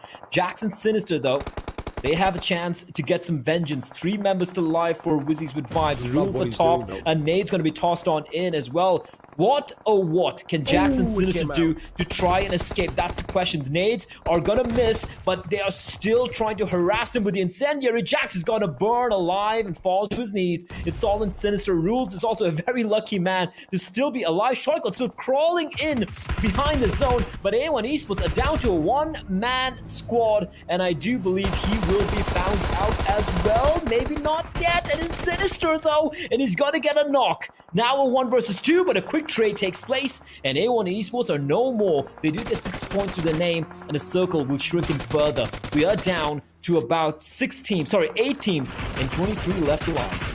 Gotta give it up to Rules for just confusing the bejesus out of A1 Esports. They had no idea where he was, literally a fiddler on the roof, the way he was jumping around, and well, got the job done. Elsewhere, I did kind of see Deadeyes guys. They were a 4-man squad just moments ago, but they were ripped to shreds by Wibbes Esports, who of course are going to be a 2-man squad on your screen. Killer and Jiggle trying to get some much needed cover behind their vehicle. Now Deadeyes guys, it does seem like they do have a grenade that is going to be tossed. Unfortunately, it's going to be in the smoke, and that's not going to do enough damage. But what is doing damage is the bullets flying in extreme direction, because well, he is going to be knocked down as one of his teammates is going to go in for a revive. Now Jiggle is going to throw a grenade off his own. It's a Molotov correction, as they do know Deadeyes guys on top's position. However, the fact that he's under a shed is going to make all these grenades pretty obscure, as they are going to find some much needed cover behind the rocks. However, Blade, they are still outside the circle, as Deadeyes guys is still going to come under fire. How are they still alive? Because again, he's going to have to make that little run in the open, because I doubt he has any smoke grenades. And there you have it. One last hurrah makes a little last-ditch effort. But with that, Deadeyes guys are going to be out in the 8th position, which means the first place in the overall standings play is still up for grabs. And Vibes, well, they're still firing on all cylinders. As a 2-man squad, they might just overthrow them. I would love to see that happen. Can you imagine Deadeyes guys? They look like they were guaranteed first all this while. XP and Vibes catching up. Applying bandages will be killer now. Vibes are a 2-man squad, and this is just pure cojones, XP. They're just gonna go out in the middle of a battlefield in the car. They toss the smoke as well preemptively. They found cover for the time being. And Vibes very much alive and kicking, very much in contention, definitely aiming, gunning for the top 1 spot. It's R3D now. Still the only, well, the only other 4-man squad apart from DRS going up against the Nepali side. But in the meantime, Seal can't ignore them. They're down to a 2-man squad. However, they have 5 kills to their names, and Wizzes with Vibes with 1 man still standing, still being quite a thorn. And AJ, he's a snake. He's like a sand viper, not going to be spotted out with that ghillie suit of his amongst all the dry grass. So he could potentially be a thorn in the side of every single player here. But look at the number of teams inside the zone. Everyone's there. Everyone's inside. The question is, when the next shift takes place, who's going to be left outside and who's going to be safe, at least for the time being? Well, R3D are definitely not safe for the time being, as 2 of the members are being ripped to shreds. That means only 2 are going to be alive carrying that torch forward. Now, Vibes, they did have a good position, but looks like they were caught out, and Killer went down. There you go. Jiggle is going to finally meet his maker as well, which means Vibes are going to be out in the 6th position with good 6 kills to their name, and now their position is going to be taken over by DRS. Now, DRS, again, mind you, all 4 members still alive. It could be the game changer over there, because they do have good cover, as Zay could be spotted in the distance, trying to hide behind the tractor trolley. Of course, his feet could give his position away, but right now, Rules, with such trigger discipline, he wants a little bit of an assurance. He wants to see a bit more of Zake before he lets loose with his UMP at distance. And, well, Zake has no idea how close he came to that, because his teammate in the background is trying to heal himself up, with some first aids, but sooner or later, the blue is going to claim his life for its own. Wally's still out in the blue, mind you, and I don't know for how long he's going to stay there, but he is providing, eyes for Zake, who's inside of the zone. So Seal right now, can he? Oh, no, last second. Nice try from Wally, but his team's still in contention, and they are in a very good spot right now. Wally, though, taking quite a bit of damage, and he is going to be finished off as well. So that leaves Zake alone. Look at Rules now pushing on in. He's going to find Legend. Sadesh is there hiding behind the hay bales. Wow! And he will be finished off, but at the same time, so will Wizzes with Vibes. And if you blink and you miss, the 2 teams bid us adieu. And now it's down to DRS, Seal, and R3D. Maxi, the lone man surviving for his side. Zake, the lone man surviving for his team. And Nima and Gyaldzin looking to claim chicken dinner for DRS. What a play coming in over there by Wizzes from Wizzes with Vibes, because it was phenomenal. But of course, Zake, still one of those men who's never going to back off. Did get the final kill, but right now, Maxi is going to make his move. He is going to spot DRS, but unfortunately, DRS is going to come on top, which means now, ladies and gentlemen, it is going to be a 1 versus 2 affair. It is going to be the real soldiers going up against the SEALs, the elites themselves. The question is, which military organization is going to come out on top? Is it going to be the soldiers, or is it going to be that lone man standing behind the tractor who realizes that, yes, you do have to find time for the good things in life. He does a little bit of a dance behind the tractor. He knows the predicament he's in. And, well, as of right now, it's a waiting game to see where the zone is going to go and who is going to be forced out of the little safe spot. If DRS need to make a move, they have cover. Like, they can use the other tractor, the smaller one, as in a way where it obscures the vision for Zake. Okay, or no, I think the tractor's there, and DRS, it's a 2-man squad. Like, they can wait it out. It's a battle of patience, XP. It's like, who's going to blink first? Who is going to make a move first? And Zake, everything is relying on DRS making the move, providing Zake a 1 versus 1 individual fight. And if he gets a knock onto either Nemo or Gyaldzin, then it's anyone's game. It could be anyone's game, and it's going to be exciting to see if Seal do walk away the winners play, how it's going to be on the overall leaderboard, because they are definitely going to be catapulting a few rounds and a few positions, I beg your pardon. But right now, that is an optimistic Molotov that has been thrown. It's going to meet its mark. It's just a little bit short, but right now, Nima does have a vehicle, just trying to, confuse the enemy with the sound, as Gyaldzin does lay down some shots down range. Now, I do believe they don't really have an idea where Zake is. This could be kind of difficult, because that first Molotov is going to be way out in the open. Right now, Nima is going to be taking the vehicle. There you go. The position is given away. This is where Gyaldzin is going to come in with some cover fire of their own. Teamwork on display play, but looks like Zake is going to be taking out the real soldiers, winners in this game. Yeah, a bit of a lower fragging affair, 6 kills to the name, but hey, chicken dinner is still chicken dinner. I believe they get a total of 21 points, if my math checks out, and that is definitely, indeed, it is going to be 21 points, and that is definitely going to catapult them a little bit above. They're right now in the 3rd position on in the 4th position, 150 points, and with 21 points, XP, I believe they're back to 2nd place or 3rd place, because Vibes also got a number of kills, so it's still, again, neck to neck. It's so very close, XP, and with Deadeyes guys going out that early, first position. going into what will be the final game of the PMPL love South it. Asia Season 4. I mean- we don't know who's going to take it. Blay, you can't script this any better. You can't script the fact that, all right, some team is going to be dominating throughout the couple of days of the finals, and suddenly at the end, it's going to just come down to a few points. I mean, just imagine if the winner is decided by a point or by a handful of I points. live for that. I live for that. That is exactly what I live for. We saw it. We saw it with ZEUS and was it ZEUS or was it or was it Astro Academy against DRS last time as well, right? It was ZEUS and DRS. Yeah, and Erangel with DRS just swimming and just waiting for the last point. So really cool stuff. And I only pray and hope that we find something as exciting to end the thing. But we still have the analyst desk segment. We of course have a break as well. So we'll see you on the other side of the break. Don't go anywhere.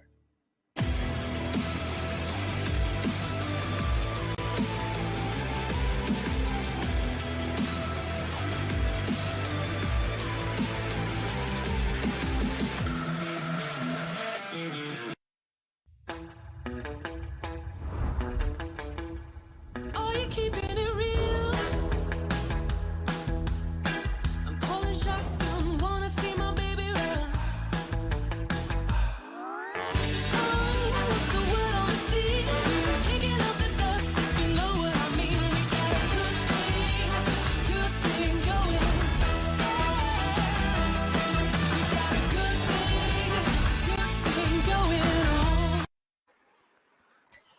Welcome to the virtual awesomeness right here in the battlegrounds of PUBG Mobile Pro League South Asia Season 4. It is the finals, is where we are at.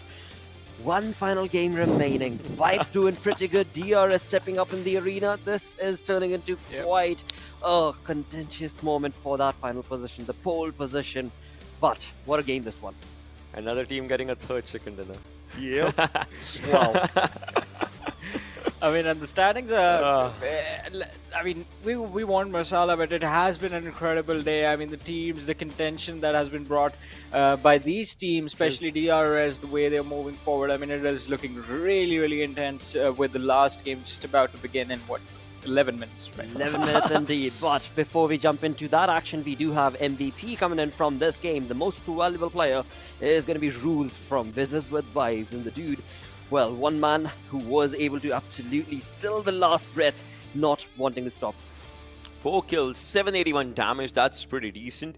We talk about it in almost 24 minutes of survival time, 2 assists as well. But this is not just one lad who just showcases amazing gameplay. Obviously, there were many more if we just, have that conversation overall, because that's where we see Seal's players finally just stepping up. R3D and Seal surviving till, at the second and third position shows that if in the last game these lads decide to go YOLO, well, they might as well end up with a chicken dinner as well. That maybe it makes a difference, maybe it does not, but well, they are stepping up for themselves though, in a YOLO strategy. Yeah, definitely. Exactly, it did work out in this game, and props to the players of R3D as well. They were holding quite a difficult position because they were right next to the players of DRS, but they survived for a decent number of time. They got a decent number of points from them for themselves from this game. And this game, in the very end, I mean, we knew DRS, they had it in the bag. I mean, the only cover position available and 2 players just holding their ground. They were just perfectly waiting for the last few individuals, like the one player from the side of Stalwart Esports and the other one from the side of R3D, to just peek them so that they could get those kills. The best part for DRS was their entry in the circle. They were so far away from the fights for a long time. I was even talking about it. DRS had such a lovely place inside the zone for themselves that just helped them deliver and deliver and deliver. And well, they did it for themselves this time. If we talk about it, Zaki, Rul, Suyog, Nima. You see Nima just with 3 kills. That's highest kill. That's in the highest kills, and he is like a highest striking player from his team for this match. So this shows, how comfortably DRS wanted to play. Like they had their own comfort zone for themselves. They never wanted the pressure to be on them. Absolutely, and as we move on forth from the match summary to the match ranking, it was quite a killer affair for so many of the teams this time around in the second last game, and that is of course going to be dictated based on just the kill department right there. Yeah, 21 points for DRS Gaming. Stalwart Esports moving up to the 9th with the 19th points that they've gotten for themselves. But along with these teams, I mean, R3D in the final match itself, they've showcased that, alright, why they made it this far. I mean, it is an incredible performance they delivered. Finally, though, but I was hoping this would happen in the early days. I was hoping they would perform like this on day one, but still, It's good to see that the team is still fighting for the contention. But as we move forward to the next page, things are getting really interesting because Deadeyes guys, team on the top is well on top in this game as well. The rest of them, we find them at the bottom. Stalwart, I8, Future Station. I love how you skipped ZEUS, right? Because they are not performing good overall again, if we just talk about it. Well, BABLU Clarity is there as well. Ruthless, Aggressive Warrior. So this was also one of the teams that we were hoping would keep on delivering, but it kind of faltered down as well here and there. This is the final day pressure that we were just talking about. Indeed, but along with that, as we move on forth, let's have a look at the rotations that were made from the side of the Real Soldiers. Ocean, take us through the map. I mean, if we talk about DRS and the way these lads were rotating, I was so happy because look at this where they are and look at this movement by these lads. Just think about it, right? The spread that these guys are just, obviously they drop down, they're trying to find up a vehicle, and now they're moving, they're scouting up the areas. One lad's here, two lads here, and one lad just takes up a vehicle and moves down.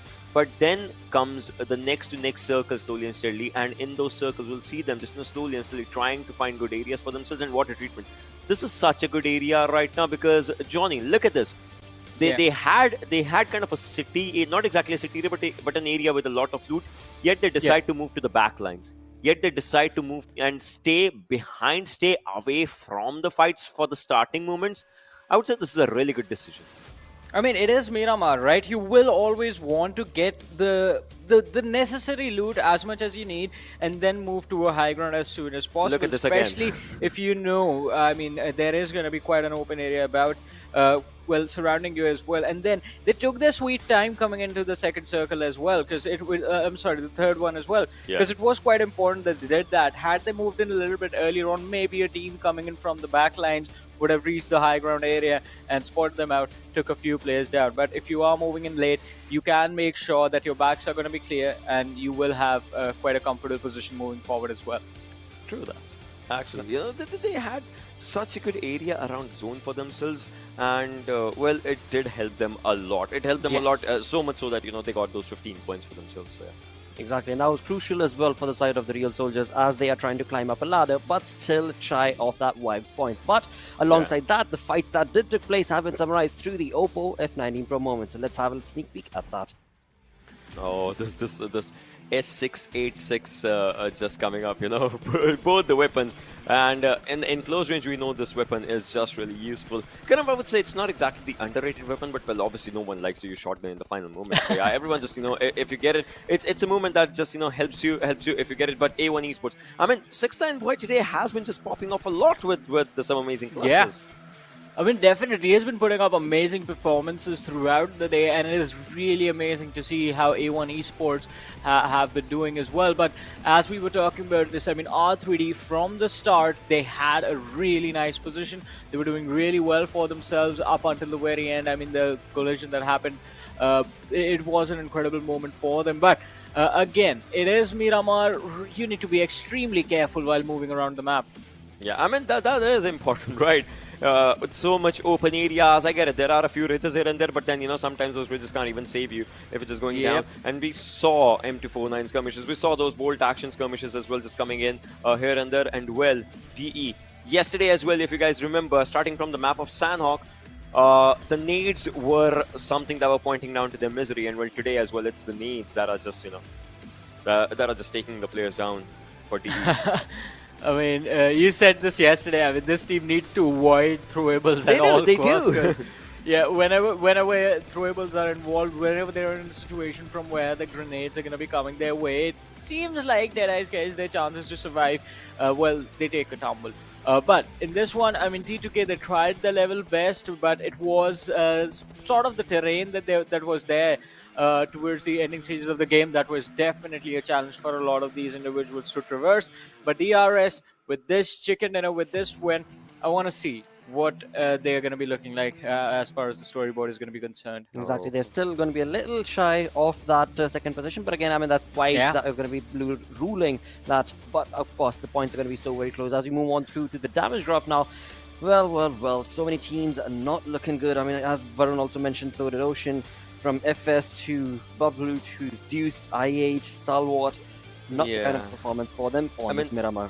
You know, as much as I would love to talk about these stats, I still want the final game to start up as soon as possible. But we're so talking about this one, right? Seal is here, R3D is here, DRS. These teams did really good. DRS played smartly. To be honest, they played really smartly for this game. Kudos to this team. And now, think about it, right? Vibes, think about DRS, think about DE. How safely they would want to play the final game for themselves. I mean, there might just be 13, 14 teams trying to go YOLO, and then there will be these 3 teams for sure who would just not want to. Yeah, I'm liking the fact, like, if you look onto the virtual studio that we're in, right? This you see TTK, audience, TTK all across. TTK is all across, so maybe. that's vibes. Hey, that's vibes actually. Oh yes, that is vibes. But wow, what a play! Well, now they're right so the audience. All right, so the audience is they're supporting every team. Or like, what is this audience? Come on, that's and it's. Where's I don't see. I saw this guy pick up a vibes banner. I don't see D. Where is D? well, they're all so partial with that. Let's move on to the storyboard before we get hogged down by the crowd right here. But before all of that, when it comes down to the points, Yes! Play. I love it. Nice. Wow. Yes, this is what we wanted. Yep. Vexus, here's your masala. Come and get it. This is incredible. For the final game, I mean, it's still so doable. For Vibes, it's doable. For DRS, it's doable. You know, I want to see if any team actually wins, because for Vibes as well, if they have a chicken dinner or something, well, they'll be getting those 15 placement points, and that'll be a 100-point marker. If any team gets a triple digit in placement and or kills from the top 3, something like that, if that happens. True. Well, I mean, I don't know. I mean, it's like 7 points for Vibes, then for DRS it's 13 points. It is going to be so close. I don't think. I mean, I would love to see, as Ocean said, a chicken dinner finish in the last match. But even if that does not happen, it is going to be incredible to witness what these teams are going to do. Because remember, Blair and XP pointed out what happened the last time in PMPL South Asia Season 3, right? Yeah. The difference was not that much. It was 2 points after the game was over. 2 points, and DRS took the trophy. And it was by surviving, because ZEUS Esports in that last game, they just went nuts. They went berserk and started getting a lot of kills for themselves, just trying to get the first position away. But it was Nima who secured the trophy for his team. Exactly. Now, this time, it is 3 teams in contention. So I mean, last time it was 273 points coming down for the side of DRS with 4 chicken dinners, and 271 for ZEUS with 3 chicken dinners, 115 kills for DRS, 142 kills for ZEUS. That actually showed a different level of aggression, but this time, I mean, obviously this is a 3-day affair. Last time it was a 4-day affair, starting on Thursday, Friday, Saturday, Sunday. Well, I don't know, I'm naming days now, but now this is a 3-day affair with just 1 game remaining. Oh yes, but again, as we move on forth, let's also have a look at the schedule, where the final game we are going to be for the 18th match jumping back onto Erangel, and in that the map chance, of course, does end up favoring FS quite a lot. FS is on 7th position with 136 points, and 8 points away at 144 points is where Stalwart is. So as much as, and again, we're talking about the top 6, right? We're talking about the top 6 that are going to be moving forth to MENA and SA Championship. So and although on the top of the leaderboard as well, the contestation is very close with 6.7 point difference. Yeah, this is just the kind of final day that you want to be a part of. Yes, as much as I would love to see, DE step up and maybe have a chicken dinner for themselves, I can assure you one of these 5 teams, the 5 teams that we saw in today's, previous chicken dinners, one of those teams will have a chicken dinner for sure. The previous chicken dinner teams for today. All right. Might be DRS, might be DRS again, might be Vibes again, might be another team. You never know. We'll just hold him for the 2 names he took, Vibes and DRS. all right. That is all that we're going to set in stone from the side of Ocean. On the other front, when it comes down to the prediction, what are the casters going to be anticipating? Let's move on to them. Let's ask them what team would they be supporting and rooting for this final game. Well, Blotter, that's a really hard one. I don't think I'm going to be supporting. Yeah, I'm not supporting or rooting for any team in this particular game. I just want everyone to have fun. For those of the teams who are not going to be qualifying, who are not going to be making it XP, at least I want to see them go out with a bang, make things very interesting, maybe drop in some drop locations, which might surprise some of the big guns. Also, the way the analysts painted the picture, the top 1 spot, 7 points, was it 7 points? 7 points separate them, right? From the 7th, is it 7? It could be 7. I mean, I wasn't really paying attention. It is 7. It is 7. Yeah. I was just testing you. But again, it is so razor thin. Anything can happen. But also, just to qualify for the next stage, it is still wide open. This is it. This is it, ladies and gentlemen, boys and girls. The final game in the PMPL Season 4. And the question is, who's going to walk out on top and who is going to be going through? Because for the last time, we are going to have all these beautiful faces on our screens as they get ready for the match of their lives. And of course, if you have a look at that, DRS, in fact, they are trying to get a little bit of, divine intervention. A divine intervention, a few prayers, a few hands folded over there. Let's see if they are going to be back-to-back winners. But there you have it, Play.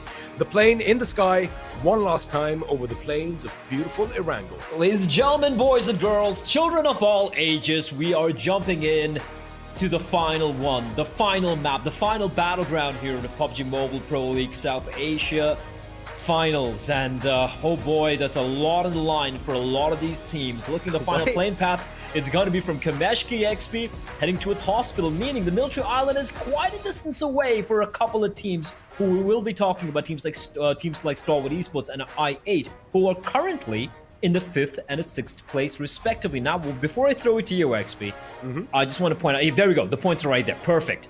Future Station, 7th position, A1, 8th position. The difference from Stalwart is 8 points. Now, that is assuming Stalwart don't get any points.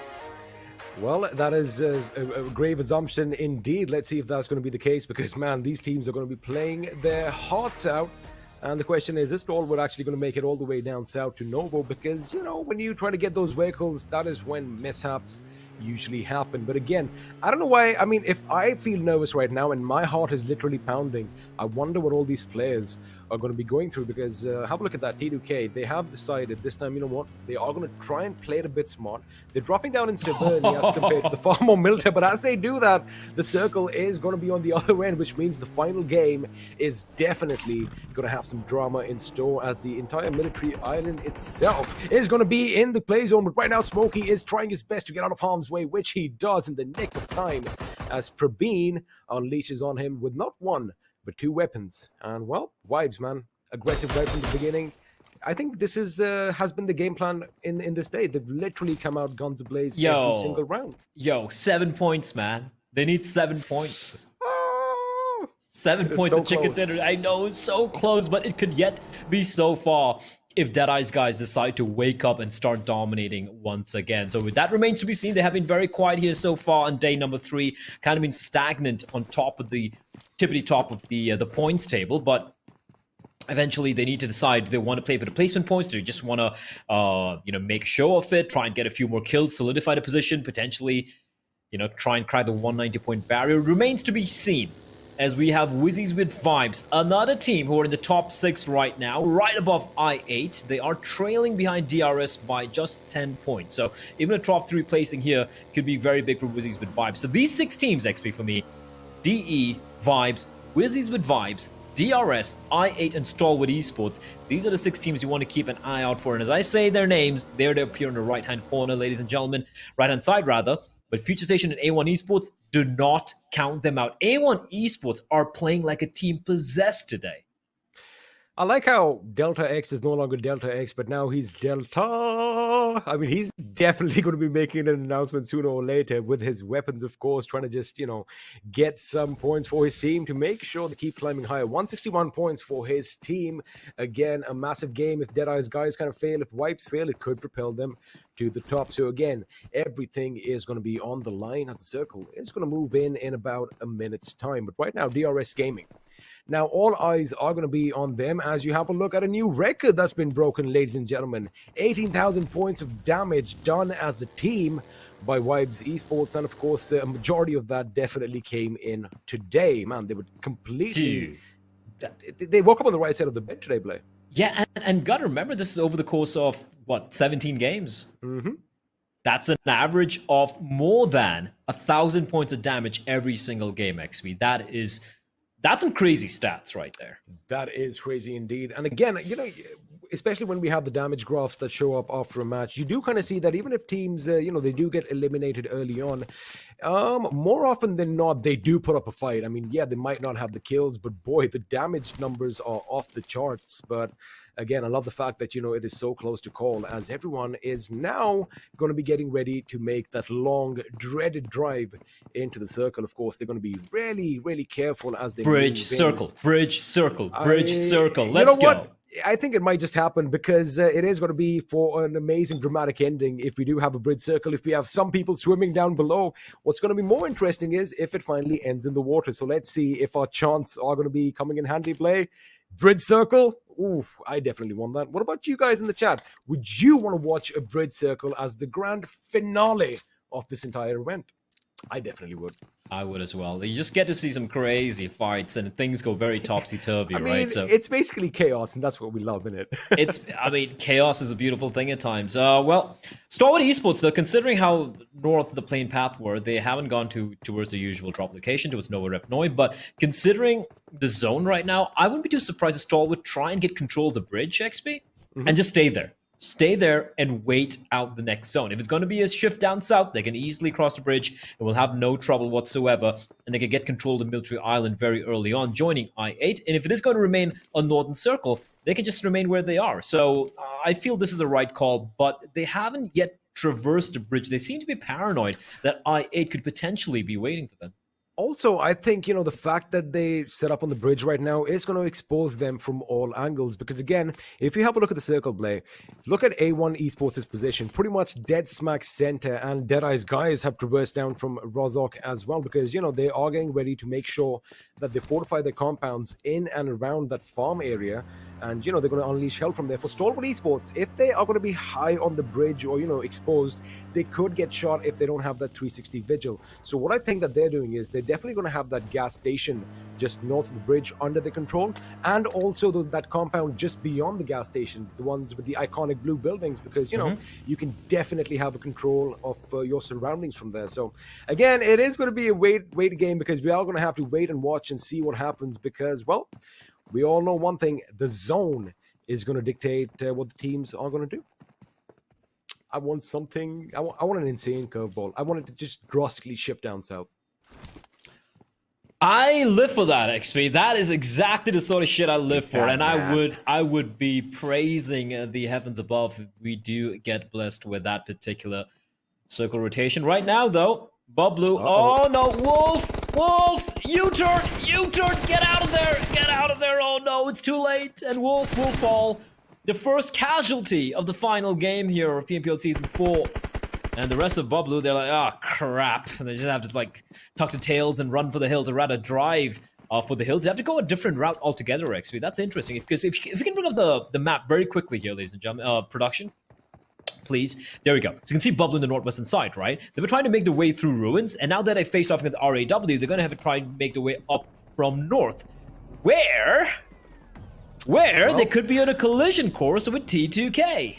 With T2K, and it kind of looks like Wibbes' member Killer is still holding down Water City as a little bit of a fortification, but now he does get his vehicle. It could happen. I think T2K are going to be coming directly towards their spot, unless, of course, they sneak their way in Rozhok before they have a chance to meet BABLU. But right now, Killer is going to come under fire, and it looks like Wizzes with Wibbes are taking the fight straight to the enemy as Wall E was caught off guard and was executed point-blank range as his teammates can only helplessly look on. Now, Delta was the first in the line of defense for his team, but have a look at how Malik is going to be towards the left of our screens. The question is, are they going to try and move in? Because as of right now, they're just going to try and see if they can make up any angles, but the distance is way too much for them to do anything. And over here, blah, blah, blah, with the first blood in his game. And if anybody didn't take him seriously earlier, they're definitely going to be listening to him now.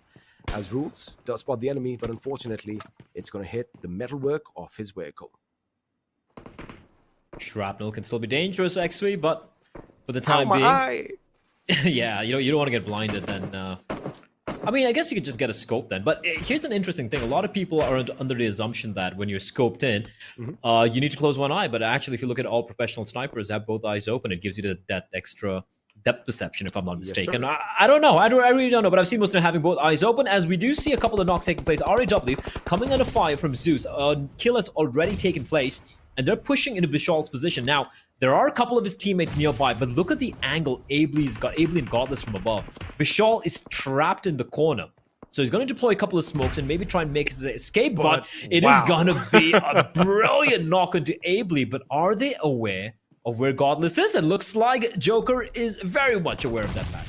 I'm more concerned about the guy who was right next to them, but forget that because we're going to be focusing on a different fight. AJ is going to be caught out now. They know where he is as Galzin is going to be loading up that grenade. He's cooking it to perfection, but he hasn't thrown it yet. He's going to start all over again. Smokey, meanwhile, is going to be taken down by AJ. Now, all three members of 7C are going to be converging in on that door. That is when they can set up a crossfire. Galzin does exactly that, as now 7C are going to be survived by one man, and Ale is going to go up against AJ, who's going to come out on top. It is a 1v1 play. Now, AJ does have the information. They both are going to fire, but DRS are the real soldiers. And 7C, well, they have been cast out, and they're going to be the first team to fight the dust. That was such a beautiful crossfire being set up there, XP. And they keep three alive. They keep three alive. The Rezzes are going to be coming on in, but in the meantime, we get back to the initial fight, which is between RAW and ZEUS Esports. Now, ZEUS, they have lost a man here, but I do believe BABLU has been knocked down. So RAW, they need to make some quick moves, and look at Ably making the rotation using that Carf is coming downhill, and Joker's getting shot from both directions. Again,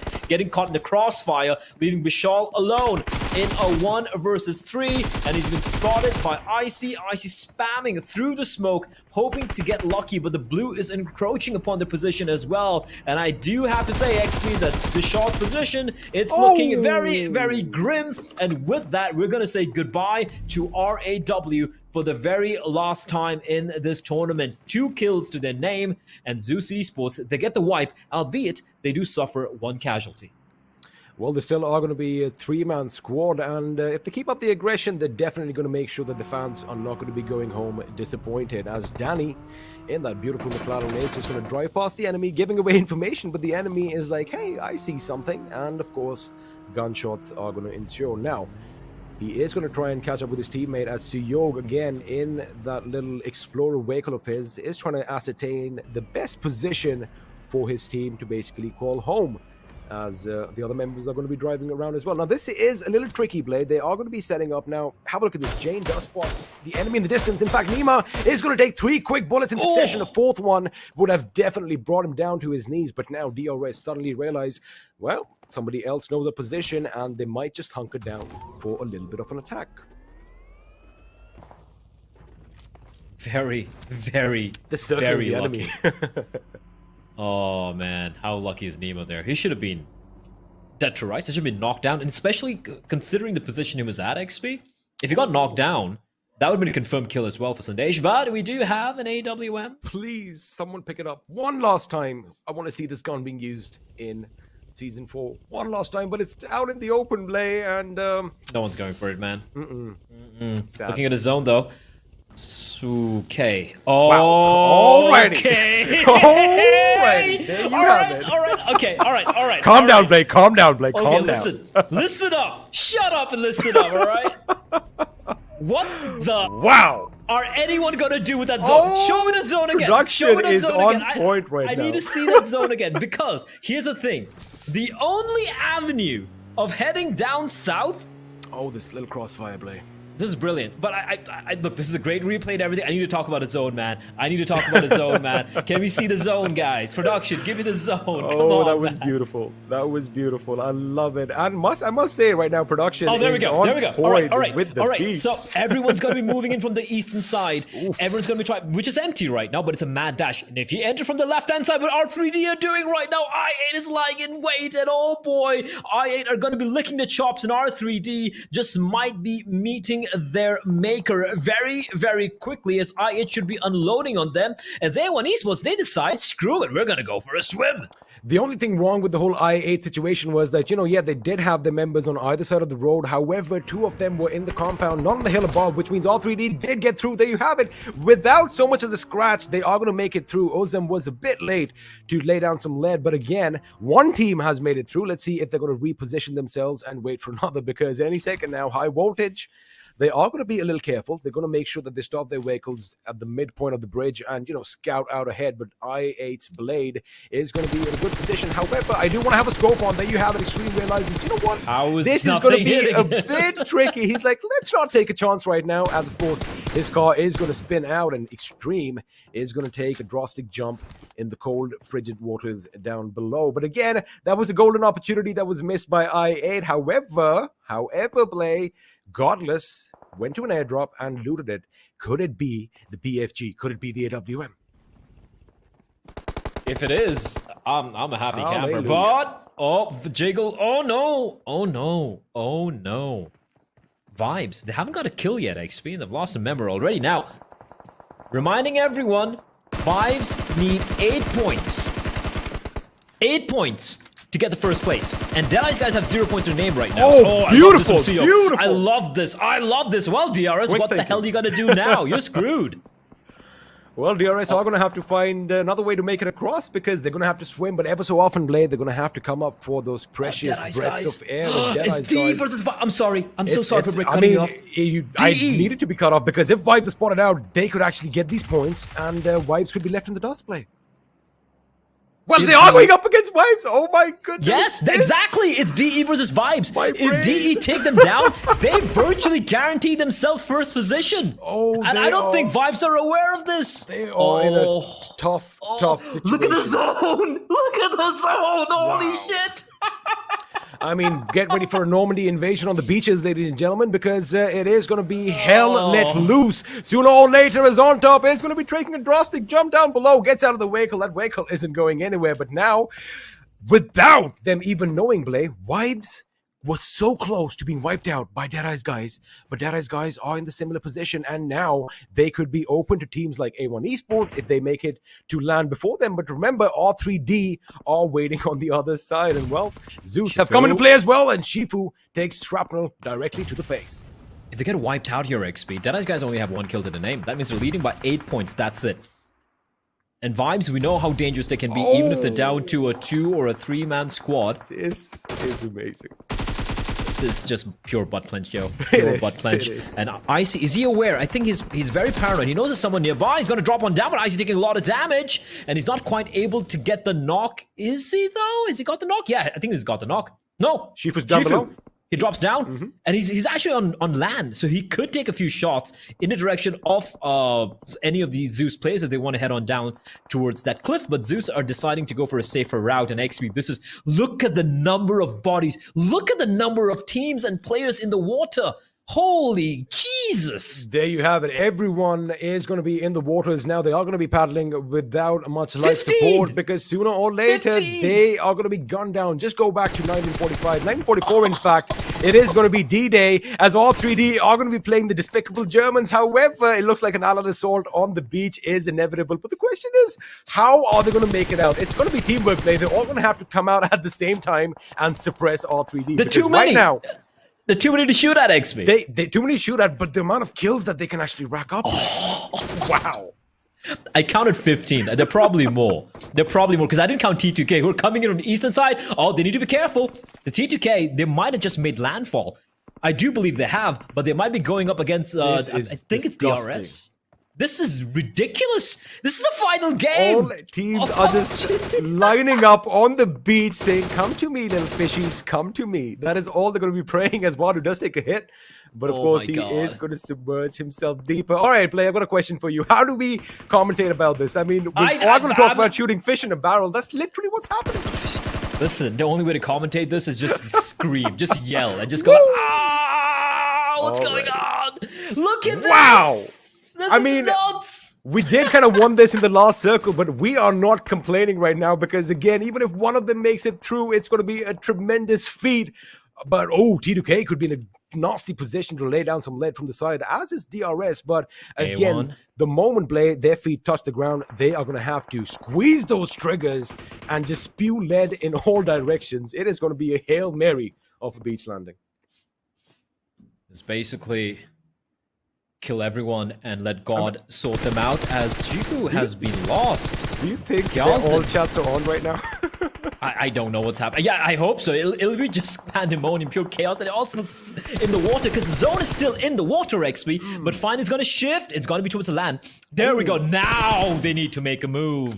Now they need to crawl their way onto land. And guess who's waiting on the land, XP? It's Stalwart Esports and Wizzes with Vibes. They are in a fantastic position, but they don't need to do anything right now. It's all about R3D and how many kills they can get, how many days they can ruin for all these other teams. R3D out of contention, and there we go. Hassan, he's gonna unload on one member. It is gonna be Sandesh down on his knees and finished off by Hassan. That's one kill, one notch on his gun. He spots a couple more players as well. They're coming. They need to fall back, and they're all gonna make landfall simultaneously. That means Hassan has to fall on back and play a little bit more of a safer position. Vibes is still much more deeper in the water, and high voltage. If they make landfall first, XP, Vibes are screwed. And for DE, they have only one member alive. Alrighty, any second now, ladies and gentlemen, people are going to be touching ground, and the moment it does happen, bullets are going to be flying, but Wadu is going to be the first on the ground. In fact, he is going to get some help from Deadeyes, guys. I8's Crypto is taken down, which is going to give them a little bit of ground over there, but Extreme is going to react quicker. Now they're going to have to shoot in every single direction as Shoykov is going to be spotted out. He gets taken down. Hassan is going to be laying down lead, but he's got to be careful because the Evil Eye is going to be spotted out. But the moment they submerge, they surface from the water, they are going to be shot at. Hassan, he's going to find cover, but he does want those kills, play. He wants those kills. He's getting shot at from multiple players, and Hassan, he gets too eager, and Praveen gets a knock on his Sinister Killer's down though, and Praveen is the last man alive for his team. It looks like it is. It's down to Praveen to do everything for his team as A1 are facing the brunt of Cloud from the blue. He's gonna take the shots, he's gonna get the knock, and he's trying to do everything by his lonesome. He's the last man standing for his team. A1's gonna fall. A1 just got wiped out. Everyone's got dead eliminated as well. And what is even going on is T2KF somehow, XP, they've made landfall, and it is the last man standing. Suyog is tossing it. Everything is gone, and it looks like Vibe have been eliminated in the 4th position. DE out in 3 points. XP, I do believe we have confirmed the champion over here, but still you want to know who's going to win the final chicken dinner. Can R3D, who are right now, I believe, at the bottom of the table, can they just ruin everyone's day and steal the final chicken dinner away? Well, right now we have two massive fights breaking out. Wizzes with Vibes are holding their own against I8, who are pushing up on their position. A couple of the members have been already knocked out. Now Ozame is going to be spotted out. Bullets are going to fly, but he gets behind cover in the nick of time as Johnny now has his work cut out. This grenade could be devastating if Malik is going to throw it on point. It could be devastating, but Blade is going to be away from harm. But Johnny comes under heavy fire. Malik is going to go, but have a look at Reaperbot. He is going to be on the right flank. In fact, from behind, it does look like Johnny could meet his maker, but he is being really careful. They don't want to overextend, but have a look at that. They have major control of the circle. Delta is way on the other side. Of course, that grenade comes in finally from Reaperbot, and well, Johnny is going to find himself down on his bloodied knees, which means I8 is the last man standing. Well, not for long. There you have it. A Grenadier is going to be crowned as Wizzes with Vibes have wiped out I8. And on the other front play, looks like Delta is having a fight with Stalwart Esports. Delta, well, let's see what he's got though. Wizzes with Vibes in a great position. Okay, wow! All right, Delta with the nade, he finds two. Two birds with one very, very powerful stone, and Stalwart Esports now down to a one-man squad, and they don't have a single kill in the name yet. P hiding, and Rules is just going to run over them. Absolutely no mercy being shown. He's going to go around for one more circle, looking for another kill with his buggy. Is he? Maybe not this time around. I don't know what he's up to right now, just driving around like a madman. He might be looking to finish off Scry, and for Stalwart Esports, they're being very, very quiet. Pika, the moment he announces his position, he is going to be found out. But now R3D, they arrive to the party. 3 of them alive. He sees Rules as well, but his position must be given with the sounds made by the M4 of his. Well, the position is definitely given away. However, they do have that little cover, but Maxi is going to be spotted out by Delta from distance as he is going to lay down some more lead in that fallen body over there. But in fact, Delta gets taken down by a deal. Now, we had pretty much given up on a deal, but he was a snake in the grass, and man, he stung at the right time. But unfortunately, he gets taken down as well, which means the God of Death, Anubis, is going to be the last man standing for his team. Can he do something out of the extraordinary and pull a miracle through? But right now, he is getting surrounded, and against all odds, play ZEUS still in this game are trying to creep their way closer into the circle. What's up? If if Wizzes get about 30 points, they They can win. I was thinking that they need They those can kills. win. They need those kills, Blake. They need those kills, and that's why they're going for it. Okay. Let's keep a count here real quickly. All right, 8 points. They need 7 more. If they need a chicken dinner as well. It's not just about the 8 points. All right, they need about. They're not enough players remaining, but still, it's going to be very close. The second position is going to be great as well. Only 3 kills to find, but they need to ensure that they are the ones who get these 3 kills. ZEUS, though. They're out of contention, XP, but it's ZEUS Esports. One final hurrah. That's what we asked of them. Maybe they can provide it. Well, it looks like Delta could be the game changer. He does throw a grenade in Anubis' direction. A Molotov, in fact. In fact, it's on the other side of the vehicle as Anubis is going to creep in. I love this little bird's eye view as everyone is flinging whatever they have in their backpacks at the enemy, be it smoke, be it shrapnel, be it fire. As Delta is going to try and make his move now. Anubis has to make a little bit of an adjustment because of the blue zone. In fact, he spots him out. Delta is going to be spotted out. Of course, those hit markers giving his position away, and now the sound is going to be coming in. Beautiful Molotov by Anubis. It might just push rules a bit back. However, it failed to hit its mark, which means Delta could still be in this game, but this grenade could be the deciding factor. It is, as Delta is brought down to his knees once again with rules barely surviving. And there you have it. Anubis, still the last man, does not back away from a fight, spots out the enemy as well, but is just a second too late to pull the trigger.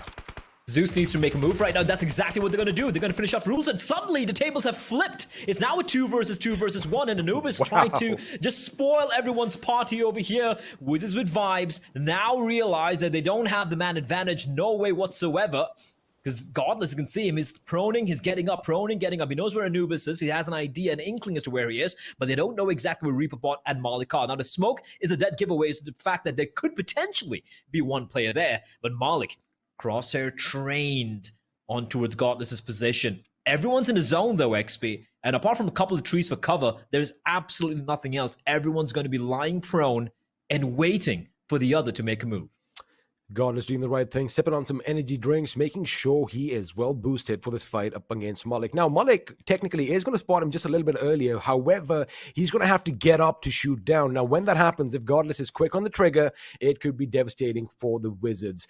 But it is still in their advantage. Now, I do see that one guy creeping in the distance. Now, he could be a game changer play. As again, everybody knows where the enemy is. Malik is going to make sure he is going to keep his focus on this end. Now, he doesn't know that Godless is in front of him, but he does know that someone is lurking in the tall grass down below. But Anubis play.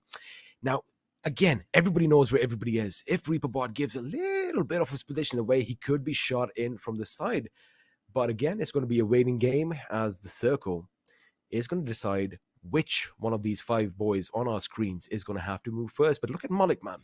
That is steely demeanor. He is concentrating hard as Godless is just trying to scrabble out. But wait a second, something has been flung in the grenade, and ReaperBot almost knocked down to his knees. Look at Malik. Malik knows though. He spots out Godless. He's able to somehow calculate trajectory, and that's a quick and easy knock. He's going to go for the finish as well, and that's going to be Godless bidding us goodbye. ReaperBot able to heal himself in the meantime, and once again, the man advantage back for Wizzes with vibes. They need all these kills. A second place position is definitely within the realms of possibility. In fact, they might just have got it if they can get the chicken dinner. Now, Ably hasn't made a move yet. Ably's been very, very quiet, and so has Anubis. Anubis just near that tree.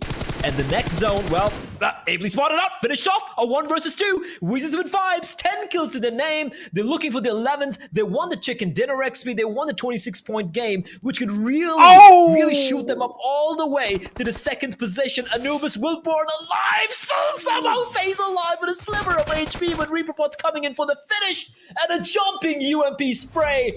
And Wizzes with vibes will snatch that final chicken dinner. What a play from them, XP. And that was probably the best map we have had so far across the entirety of PMPL South Asia Season 4. No one's going to be disappointed. The analyst desk is going to be elated. Fixes and Necro are going to be happy with that last circle. All of you watching at home are going to be happy. But Blay, Wizzes with vibes, just walked away with 26 points. Is it going to be enough to dethrone Deadeyes, guys? Well, we're going to have to wait and find out. But what a finale. We couldn't have asked for anything better. I think the gods of PUBG finally listened to us play. And, well, I have an announcement to make, ladies and gentlemen. Ladies and gentlemen, your champions. You're not going to believe this. South Asia, Wizzes with vibes. They did it in the final goddamn game. Wow. They steal it away from Deadeyes, guys. The champions deserved brilliant play, brilliant map. What a performance, XP. I did not see that coming. I don't think anyone saw that coming.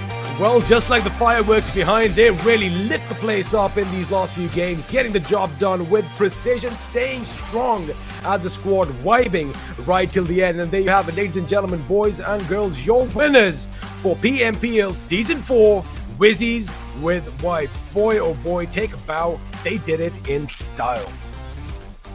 Oh man, I'm still recovering. I'm still recovering. I don't know how they did it. I think one thing though. How did they get it? You know, they did. They were still on the main island. You know, when everybody was swimming in the water, they got through. They made sure, you know what, forget the free kills right now. They went and secured the final circle. And like you said, they were on a hunt. They knew they were so close to victory. And well, they have snatched victory away from Deadeyes, guys. I wonder by how many points though, because again, I love the fact that it was so close to call. But again, boy, what a game. What an end to this season play. Yeah, I listen, I could not have asked for more. That was just... Everything was on point. Everything was on point, and we wanted to see a shake-up at the very end. And Deadeyes, guys, man, they were leading for so very long, but at the very end on the final day, they faltered. We thought it's going to be down between Deadeyes guys and Vibes at the end, especially when they were swimming through. Or even A1, or even A1 Esports, right? Play. The moment when Deadeyes guys look at the replay and they realize, you know, down below they had Vibes, they had all these teams. DRS. Oh, they must be kicking themselves in the back right about now. Dude, this is insane. Because I'm looking at the standings right before the finals. It was Deadeyes guys in the first place. Second was Vibes. Third was DRS Gaming. And then in a distant fourth was Wizzes with Vibes. And I'm like, okay. You know, there's no way. I wasn't even considering it until I happened to glance at the points table. I'm like, hold up. Oh, yeah. Hold up. They might get a chicken dinner.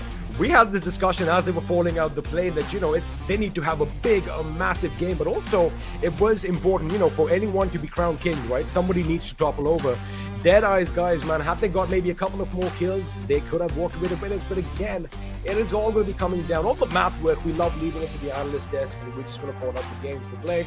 What an amazing season this has been, and I love the fact that so many teams have literally stepped up to the mantle, and they've kind of showcased why they deserve to be here on this stage.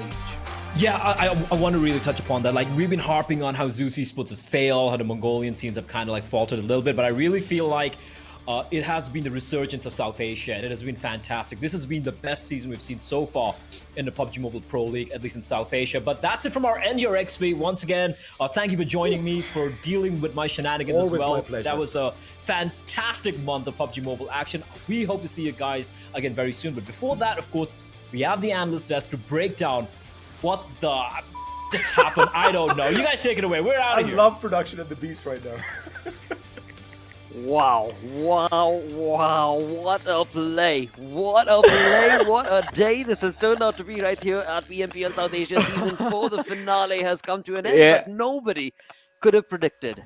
Wizzes with Vibes, taking it out with ease, and $10,000 Oh. They were sitting at 161 points before this match. They were not even in top 3. They were not even in top 3. Now this is where I will definitely bring up the word supercalifragilisticexpialidocious gameplay being showcased from Wizzes with Vibes. The way you want to debut yourself, the way you want to let the world know that here we are. Well, they put a stamp on it. With that, let's move on and have a look at the storyboard. Unbelievable. Unbelievable. What? No! Look at that. That is insane. What? Oh, all right. So this luck actually for calls Deadeyes. for Ocean's expertise now. A team that has chicken dinner, they win. That's how it is. Yep. So obviously, previously it used to be right the team with the maximum kills. If there's a tie, they used to win. But now after that, you know, it was a team that just gets that immediate chicken dinner and all. So right now, look at this. They just got this game and they won like a boss. Ocean, Alright, you have to use the words I use made for Deadeyes guys right now. Super. Exactly. No, it is yo. This is a yo moment for Deadeyes guys. This is not the way they anticipated their journey to end. Well, we talked about the last. It's always the last freaking day. And it's always the last game. We've been wanted a close finish, I mean, right? We all right. wanted So a close guys, finish. guys, I wish I could just analyze the zone for one last time, just because So what we saw Vibes and DE with a glimpse of ZEUS and DRS from the previous season, with the one team just going in the water and the other team just trying to scout them out. We saw that thing happening. We saw a circle with almost a water shift as well. We saw that thing happening just like the last time. We saw teams rotating around the zone, around the bridge, and other teams trying to gatekeep them. We saw that thing happening in the last game, last season as well. A lot of things. Ocean, we got to forget about all that. Come to the last situation. I mean, you're really early on in the game. Come to those final fights with Wizzes Vibes, ZEUS Esports, and R3D. Yes! Had ZEUS Esports taken out R3D, the result would have been different. It took every single kill from the side of Wizzes Vibes to get this. This is such a good time to be a PUBG Mobile fan, to be honest. An Indeed. esports fan at this point. Along with that, I would also like to congratulate the top 6 teams. We do have Stalwart Esports on that 6th spot, still maintaining that position for themselves. I8 on the 5th, along with DRS Gaming, Wives Esports, Deadeyes guys, and the winners, the champions, Wizzes with Vibes, because these 6 teams are going to move on forth to MENA and SA Championship. Wow. And I have to say, I completely agree with our casters as they pointed out. I mean, we've been talking about the Mongolian team stay performance not being the same. Well, it wasn't just that. It was the South Asian teams, the teams from Nepal and Pakistan stepping it up quite nicely. They have improved so much. And as we were talking about, we wanted a close finish. Well, again, this literally couldn't be any closer. It's the same points. I mean, it is. This is the closest. This is identical. Wow. Oh no. Deadeyes guys, they are not going to be happy with that. Just one kill. If only they would have had that one kill to get themselves that lead. Yeah. One more point somewhere. Also, my favorite moment in the game is when R3D were trying to hold the shoreline, and all of a sudden you see this zombie horde come from the waterline. Yes. Hassan just got confused, like, where do I shoot? There was T2K on the other side. We saw a lot of players here. And just imagine, DE, alright, Blotter, I'll give you this. DE, they need not have to have that one point in this game. They had the entirety of the game starting from yesterday's last 2 games. Yes. 1 point is... And you know, in certain sense, what your perfect crystal ball ends up saying ends up happening, dude. I mean, honestly, your spoilers are ludicrously awesome, because this team, you had pointed it out and mentioned it out as well again and again, that when it comes to the final day, they do not end up performing that well. Perfect debut. Yep. Perfect debut indeed. Wizzes with Perfect Vibes. debut. All right. This is where I would want to see, the other casters' reaction from the other regions that there are, to be honest. Like, what would be their reactions? Also, I have to say, I mean, Wizzes Vibes, they did well. Congratulations to the team. Let's not forget R3D. Props to this team as well. They've had a pretty wonderful day. They've improved within the day itself. And this last game, again, I have to say, that favorite moment is always going to remain the same. It's going to be that beach shoreline situation that happened. Oh, no.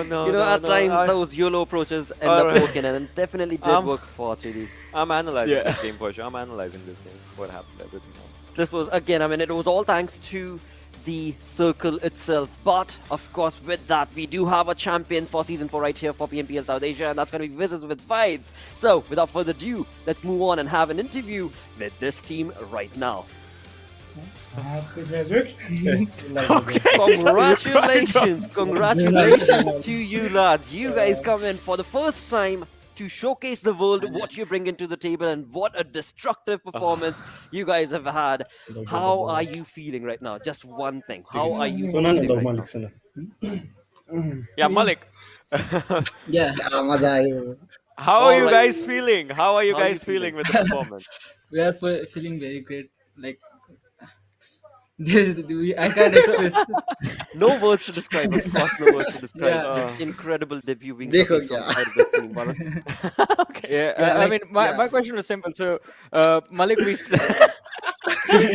is the perfect response right there. But again, it took us a while to realize that you guys had the first position. Did you guys figure it out? Like, after this match, you got all those kills and got the chicken dinner. Did you guys figure it out? Like, you were sitting on the first and are the champions? Yeah, we counted the points, and we counted the points, and it was equal, and we don't know who's gonna win. So, and we asked to the Discord server admin, and we got our result, and we are like $10,000 in the bank. All right, $10,000 what's in the the bank. first thing you guys are gonna do after this interview ends? What's the first thing you guys are gonna do? Are you guys gonna party or scream or like call your parents? What's the first thing you guys are doing? We're gonna celebrate like wild. A full nighter. Like what? That's nice. Definitely a perfect play, a perfect season to you guys. Again, it was perfect that you guys were able to participate and showcase that Wizzes with Vibes is here with a bang, and to the entirety of the regions all across. You guys are creating history right now. So once again, congratulations. A lot of celebration is, of course, going to be waited from your side as the journey progresses on. This is just the start. But to close the interview, what do you guys have to say to your fans? Keep supporting us. That's it. You can use your local language. That's Anything in absolutely Nepali, fine. anything in Nepali, Yes. that would be good. Okay. सबैजना support गरिदिराख्नुहोस् हामीलाई. हामी यसरी नै अगाडि बढ्दै जान्छौँ र thank you all. Well, thank you once again. Thank you. What a team. What a play that was. Nobody could have predicted this to be the result. I mean, we all right here on the desk could not have anticipated that. But I am so elated with this performance from you guys. Thank you so Keep much. up the good work. Best of luck as you move on from this journey onwards. Thank you so much. All right. Well, that, of course, is Wizzes with Vibes right there. Our champions for PMPL South Asia Season 4. An incredible turn of events that... Oh, wow. Wow. You saw, I mean, actually, in the interview, you heard a few phone calls as well. It was like, you know, it was already, it was already going on. So it's like, yeah, I mean, we were talking about chaos in the game, right? The chaos has carried forward to the post game as well, because I think the alteration, as Ocean mentioned, I mean, it happened last year itself that the kill system was sort of switched up a little bit, and the placements were given a more priority in terms of the tie, and that is why, I mean, Wizzes Vibes, the champions right now. Very happy, and I guess Ocean celebrations are definitely going to be underway. Oh, they are definitely. Like, there's no other thoughts for them. Like, the way these lads have told us as well. Every one of them just playing the entirety of the matches for themselves. That shows a synergy. If we talk about each and every lad, Delta, Reaper, Malik, Rules, we've seen these lads, you know, popping in. If we talk about the previous Super Weekends as well, you know, the Super Weekends that they were, Malik, you know how many times this lad has survived solo to get his team to the second position and to go for those heal battles. Reaper, there were 1 or 2 days when he was just popping up really good. Rules, just a really aggressive player. And then there's Delta as well, just, you know, being the perfect backbone with those survival times and even in the finals as well. So these lads have done such a brilliant job for themselves with 21, 24, 23, 17 kills. They have done such a good job, and well, what a debut. I mean, XP mentioned it, right? Delta X changed his name to Delta. Yeah. And that definitely His brought scream. up that momentum. Yep. Yeah. I mean, you need a war cry, right? You need a war cry before you jump into a match like this, and that was it. Wow. Incredible journey throughout the 4 weeks that we've been part of. But, of course, the money giving away is still not yet done, because we still have the MVP leaders to talk about, and the dude who's going to be walking away with the $1,000. $1,000 in the bank is going to be top 2. Wow. He made it, Ocean. Ocean, you were talking about it, dude, and he has come on top of on top. And he heard what Ocean had to say, because from that match, the last match we saw the MVP ranking, he hasn't gotten a kill, but his damage and survival time has gone up. Yes, exactly. That's exactly what I was going to say. His skill numbers are still not, you know, with contestation 2 on top, but his damage stats, 6,000 plus damage, that's ludicrous coming down there. That is definitely quite ludicrous, as you said. I mean, it was an incredible run from top, and on top, and Deadeyes, guys, they put up an amazing performance as well, but barely missing out on that extra moolah. I mean, yeah. That's true, but I want to say something to you, Blotter. You know, once we are done with this MVP conversation, I want to say something. Just remind me once we are done with this conversation. I have a really weird stat in my mind, though, but that will happen after the MVP. All right, well, we are going to be moving on to the head-to-head coming in the top players, of course, so maybe perhaps that would be the moment that you might want to share, Ocean? 33-26, that's, you know, that's the difference that we see right now. Look at the way this lad was performing. We were talking about the minute survival time difference. It's Come 5 on. seconds. 5 seconds. And the maximum difference of 40% weightage comes from the damage dealt. Yeah, This survival time is something, because that damage dealt with these skills, he needed just 1 extra second of survival time and he got it. Had On Top Sir had 20 minutes and 7 seconds of survival time, he would have still been the MVP. I mean, that's just so good. What a season, and what a finale to the season. Wizzes with vibes, taking a chicken dinner, exact same points as Deadeyes, but they get the final chicken dinner, thus nail the $10,000 as the prize. Now, as you move on to the MVP, you're talking about that 2 second difference, 5 second. Wow. Just the perfect PUBG Mobile Pro League season, this one. And remember the first game when Wizzes got second position because they were charging in on T2K, but they could not accomplish that? Well, I would say they did everything good in the last game. Just think about it. That first game, they were almost at the second position with a few points remaining because they charged in the open. That we were calling like it was a very big blunder. It was a big mistake. Well, now they have it for themselves. And it worked out in the end. Oh, yeah, I'm done. Incredible. Incredible. Varun, again, dude, this entire journey for Season 4, would you agree, has been absolutely ludicrous from the start till the end? As we move on to, of course, let's have a look at the day summary as well. I mean, I agree with you completely. It was absolutely insane this season. First of all, I mean, starting things off in the league stage, we saw the fall of the Titans, the biggest teams falling down, and then young blood, the new names, the new rosters, the new banners that we were seeing doing really well. Transitioned to the finals, again, the same thing going on. The Titans fighting really hard to keep up with the changes that were made by the veterans and the newcomers alike. And in the end, it is a banner, Wizzes Vibes. It is a team that is representing themselves for the first time on a stage this massive, that walk away with the trophy and the crown. And in what fashion as well. An incredible, incredible journey. But it's not over. No, this is just the start. Over. This is just the start. We are definitely going to be hearing a lot from this team of Wizzes with Vibes. Of course, as we did mention earlier, top 6 teams are going to be moving on to MENA and SA Championship, where we are going to be introduced to this team as well as the others in the top 6. Of course, DRS is going to be there. But moving on forth, let's have a look at the final summary for the 3 days that were the finals.